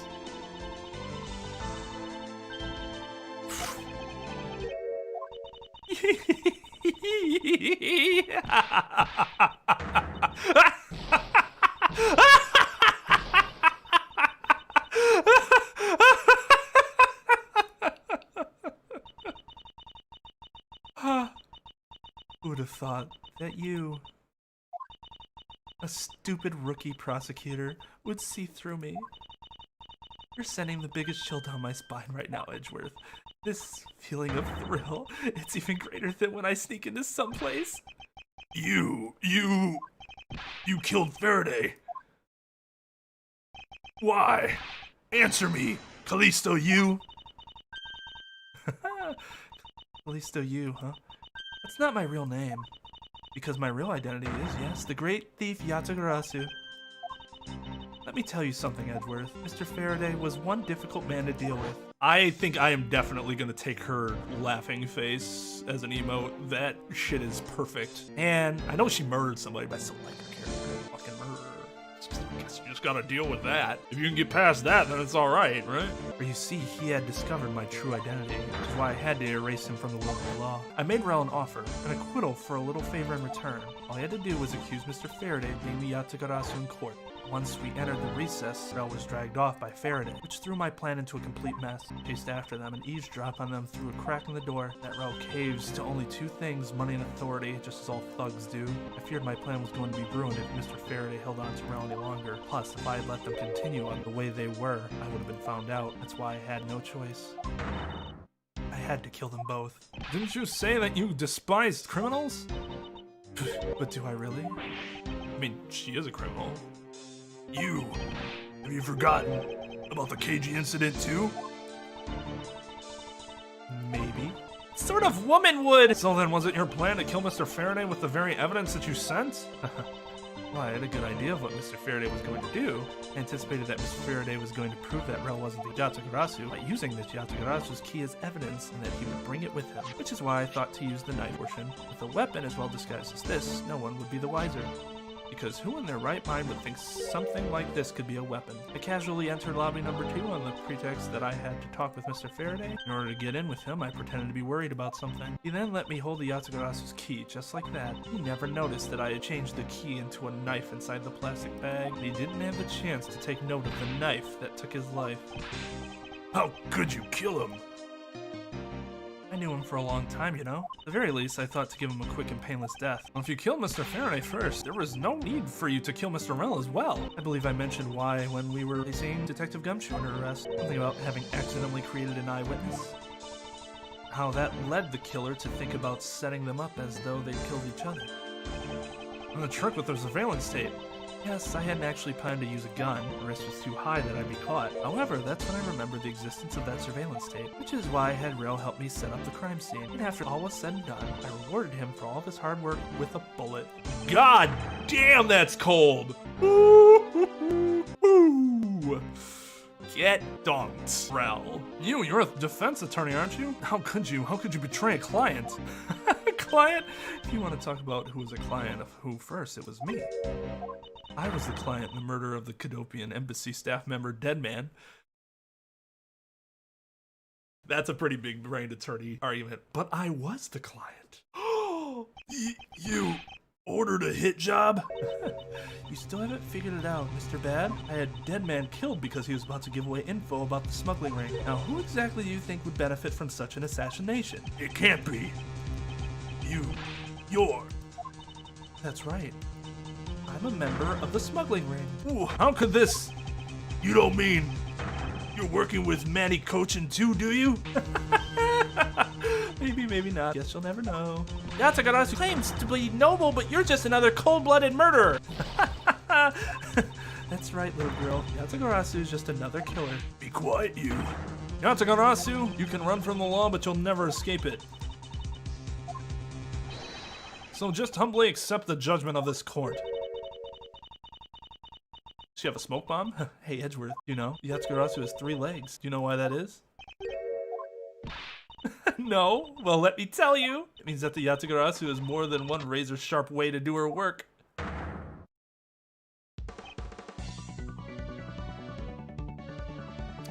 Bad, what are you doing just standing there like a doofus? Oh shit, that's right. I have a gun, don't I? Lucky for me, I know that Derringer only has a range of about 5 feet, 2 yards. Smuggling ring as an antagonist? Well, I mean, it's the people that make up the smuggling ring, but I get what you're saying. Just like, it's a smuggling ring. Okay. Really interesting. She was Maki all along. You really are too naive, Edgeworth. You even handed the Yatsugarasu's key right to me without a second thought. Everything may not have gone according to plan, but I'll still gladly take it. How many bullets does that Derringer have? I guess it was a revolver, right? So I guess she has 6. Some Derringers are only single shot though, aren't they? You mean the key was your real target? And even after I gave you such great advice, didn't I tell you to always keep a good eye on a criminal? Or you may regret what comes of your negligence. You two get down. My body, I can't move. Hey, mister, you're right. You! Dude, doesn't he have a gun? He couldn't have, like, shot at her before? Okay. I guess he could be concerned that if he drew a weapon, it would cause her to shoot, I suppose. But she really didn't seem like somebody that was going to be okay with dying. In fact, she didn't even seem like she was okay with getting caught in general. So, I don't know. I guess. Edgeworth could have just died there, though. Are you all right, Francisca?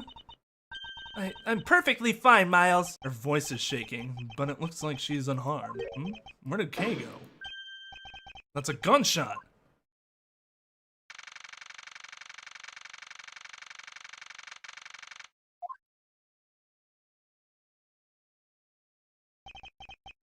Sorry, but it looks like she got away.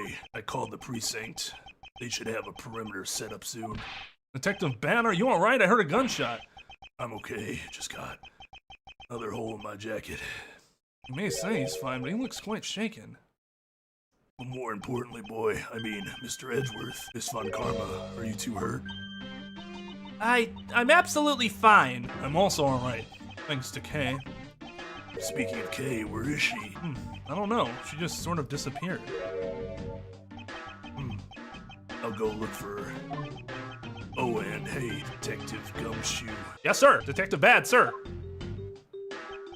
I'm sorry I doubted you. Don't worry, sir. It's not your fault. Oh, I lied to you guys too, after all. I heard about what happened from Kay. Lying while giving testimony is still unforgivable, but in this case, you were protecting Kay and her feelings. Looks like you just might have what it takes to be a real detective. Now, don't you ever lose that detective spirit, okay? You got it, Pops. Pops? Watched one too many detective dramas recently, have we? We're gonna single-handedly destroy the cheery atmosphere with one snarky comment. I should get back to the investigation. I swear I'll catch you if it's the last thing I do. Be careful, Detective Bad, and take care. Thanks. Well, I'm off. Maybe we'll run into each other again someday. Okay, good, because I was 99.9% sure that extra gunshot was gonna kill Bad, and I was gonna be so mad for 2 reasons. 1, because Bad's awesome, obviously. 2, dude literally got multiple 50 cal bullets shot at him before through places where, unless he was holding the jacket out like a fucking matador, would have hit his body and left gigantic holes in him. and this little Derringer bullet would have killed him, I was going to be very upset. So thanks a bunch, pal. You're the best. Around. Nothing's gonna ever keep you down. You really did find out the truth behind everything. Yes, well, I am quite good. I'm glad we solved everything before you were taken to prison. I suck. I can't believe how much trouble I caused you with my testimony, Detective Gumshoe. I really am a piece of shit. It was no problem, really. I mean, I lied too, so I didn't help anything. Really not your fault, Your Honor. Well, even if we didn't have his Honor's testimony, I think that lawyer would have found another way to get you convicted on her behalf. Yeah, I can't believe I was about to get fired during my first week as a detective. Well, so as long as you're not fired, you should work hard, give all that you have, and perform your duties well. Oh, and one more thing. Kay left a present for you with me. You did? Oh, what is it? Is it $1 million? Because I could really go for $1 million. What was it that Kay left for me? The proof of their friendship? Is it the fucking sweet roll? No, this one. Wait. Fuck, what was it that she gave me? I don't remember. Damn, it's one of these two things, isn't it? Can't be this. It's the fucking sweet roll, right? Take that! It's going on a special Swiss roll. Can I really have it? Yes, it's a present meant for you after all. Thanks a bunch. You have no idea how happy this makes me, pal. I'm gonna eat this right now. Sure, go ahead. Swiss roll Detective Gumshoe and Kay bought together. That would actually be a nice grin face too, right? That's cute. And she's not evil. Like fucking you is. Oh my god. Well, the one Kay saved never reached her father. It would appear that her sentiments have touched the heart of this detective. He's so happy it's as though he's having a welcome back celebration of his own. Well, I was asked by Kay to give it to him. Whoop, there it is. That was good, pal. I can't believe I got to eat 2 of these delicious things in one day. It's like I'm in Swiss roll paradise or something. I've got to thank Kay myself. Hey, wait, where is she? And we noticed just now, was this mine not present when we discussed her earlier? Detective Ban left to go search for her earlier. Maybe you should go join him. Yeah, you betcha, pal. I'm gonna go help him. Oh, but first, you know what, pal? Actually, I guess I shouldn't be so rude to you anymore, huh? I'm gonna stick right by your side from now on, Mr. Edgeworth, sir. Great. This sense nothing, but okay. All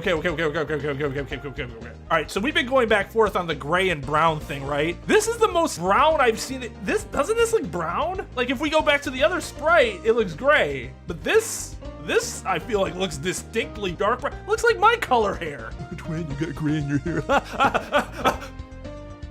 Banning all of you for insulting my hair. And since nothing but a most troublesome relationship from that ominous statement. We should go home too, Miles. We have to hurry and report what has happened to Papa. Agreed? Well, I'm afraid we must be going now, Detective. Roger, sir, and don't you worry. I'll investigate the next case we're on real well. I'll, be counting on you. Sense of trouble is definitely in the air. No, I don't need a hug. I need hair dye. Thus, like a bad dream, my first outing at court came to a disturbing end. A few months later, I was finally able to properly stand in court as a prosecutor. But the detective in charge of the investigation was, as I dreaded, Detective Gumshoe. After that, he became my direct subordinate. I have tried, but words fail to describe the immeasurable suffering he has caused me. But I suppose that's just how things are. Well, if he has my hair color right now, that sucks for him, because he's only 20. I didn't get this till I was 35. As for the little girl who suddenly disappeared, she's now... Oh wait, yeah, you. So, do you remember now? Yes, I remember everything. Kay? Been a while. Kay, you sure grew up a lot. Of course, but thank goodness I thought you two had totally forgotten about me. You know, I was really worried about you after all that, until I wasn't anymore and then forgot you existed. Where have you been all this time? Gummy, I didn't know you cared. After my father died, I went to go live with my mother's relatives. They lived really far away, so I wasn't really able to come back here all that much. Oh, is that what happened? Well, I'm just glad you're all right. Hey, does this all make sense now? You betcha it does. Oh, you know what? I was going through my father's bookshelves recently, and... Actually, there are still a number of things that don't make sense, Kay. Huh? First of all, why did you come all this way to see me? And second, why are you calling yourself the Yatagarasu? The Yatagarasu is Kalisto Yew, the woman who killed your father. No, you're wrong. The real Yatagarasu was my father. Mr. Faraday was it Yatagarasu? Like I said, I was going through my father's bookshelf recently, and I found a secret diary hidden among his books. I have no regrets in choosing to walk the path of the Yatagarasu. That was written in his diary, and that's how I know for sure. But that's impossible! What's at that look? You don't believe me? It wasn't just the expression on my face. I clearly said it was impossible just now. It wasn't just the way I looked. I clearly, orally, announced my disbelief as well. All right then, how do you explain this? It's a way of disarming any security system of the user's choosing. Yep, that's Little Thief. Truth be told, this is the Yatagarasu's greatest secret. And this little gizmo was used by my father. Wow, Mr. Faraday wasn't just a great prosecutor, he was a really great thief too, huh? Yeah, my father worked really hard to steal the truth. He was killed, and the Yatagarasu was no more. But despite that, the Yatagarasu has been spotted again recently. Someone other than you? Well, no, I mean, not me, it was you.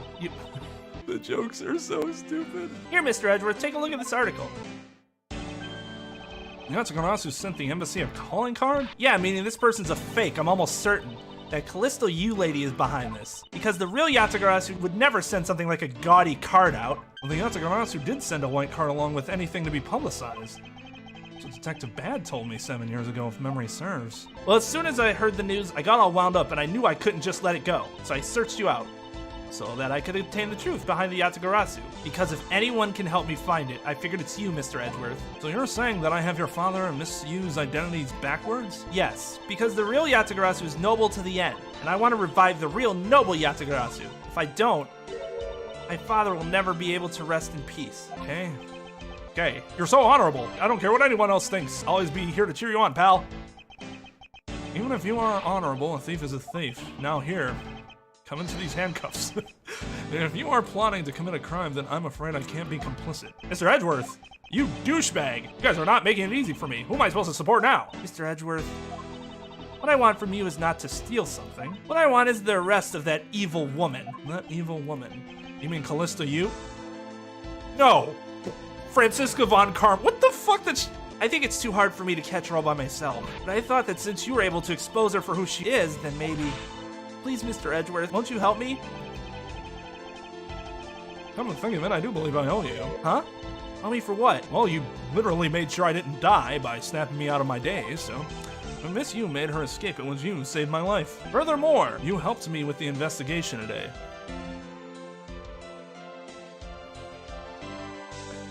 I am not so rude as to leave favors unrepaid. Then you mean... Yes. That case has been weighing down my soul ever since that fateful day. Perhaps the time has come to settle things once and for all. If you don't intend to sully your hands in a crime, then I believe I can help you. Well, even if Case 5 sucks, we're going after Kalisto Yew, and that's a plus. More Kalisto Yew's a good thing. I'm actually kinda hype about that. Gant and Emma both saved Rise from the Ashes from being a complete and utter waste of time. Mr. Edgeworth, thank you. Hey, Mr. Edgeworth, sir. Isn't that great, Kay? Yeah, sure is, Gummy. See, we could use this face too, but her hair is too big. If I used all of her hair, the emote would be too small. It sucks, because that would be a nice grin face to use. The other option I was thinking of for the grin face, or smile, or whatever, is what Vera would draw, her grin face. I always thought that was cute. Even though he had completely forgotten about her until just now. It was with their chummy relationship. Copyright, isn't that worse than murder? I mean, if you talk to some of these companies, they would say yes. I would rather you murder somebody than take my property and use it without my permission. The great thief Yatagarasu, after all that time, the true identity of the thief sank back into the darkness. Burn Faraday, Kalisto Yew, and K. Faraday. The phantasmagorically challenge identity. God. I said that word right, but couldn't say changing correctly. The phantasmagorically changing identity of the great thief Yatagarasu and the Yatagarasu's real goal. It would all come to light the day after I made that promise to Kay. What a coincidence. Forcing an orange down my throat. Just put a bullet in my head instead. Oh, I heard the next case is drawn out like Rise from the Ashes, so I'm already prepared. This is gonna take 4 to 5 streams by itself. Oh, you're lucky you're a paying member. I went right for the timeout button. Being a paying member gives you immunity from certain petty offenses. The problem with her with the gun is that it's too long. She has a long ass arm, at least from that perspective she does. Yeah, I don't think there was a revolver chamber in that gun. How did she have any more than one shot? I guess maybe I don't know how Derringers shoot. She could have 2 shots, I guess, or 2 barrels. I kind of want to use her face when she's puckering, just because, like, what would you use that face for? I don't know. Hey, we're not above that's what she said jokes around here. Well, let's see if this case can at least hold my interest with its characters. You already have Kay, so that's a good start. Kay's a good character. Kalisto Yew seems to be the main antagonist. That's also good. I like Yew. She is not your typical criminal, your typical murderer, and I like that. I kill cereal too.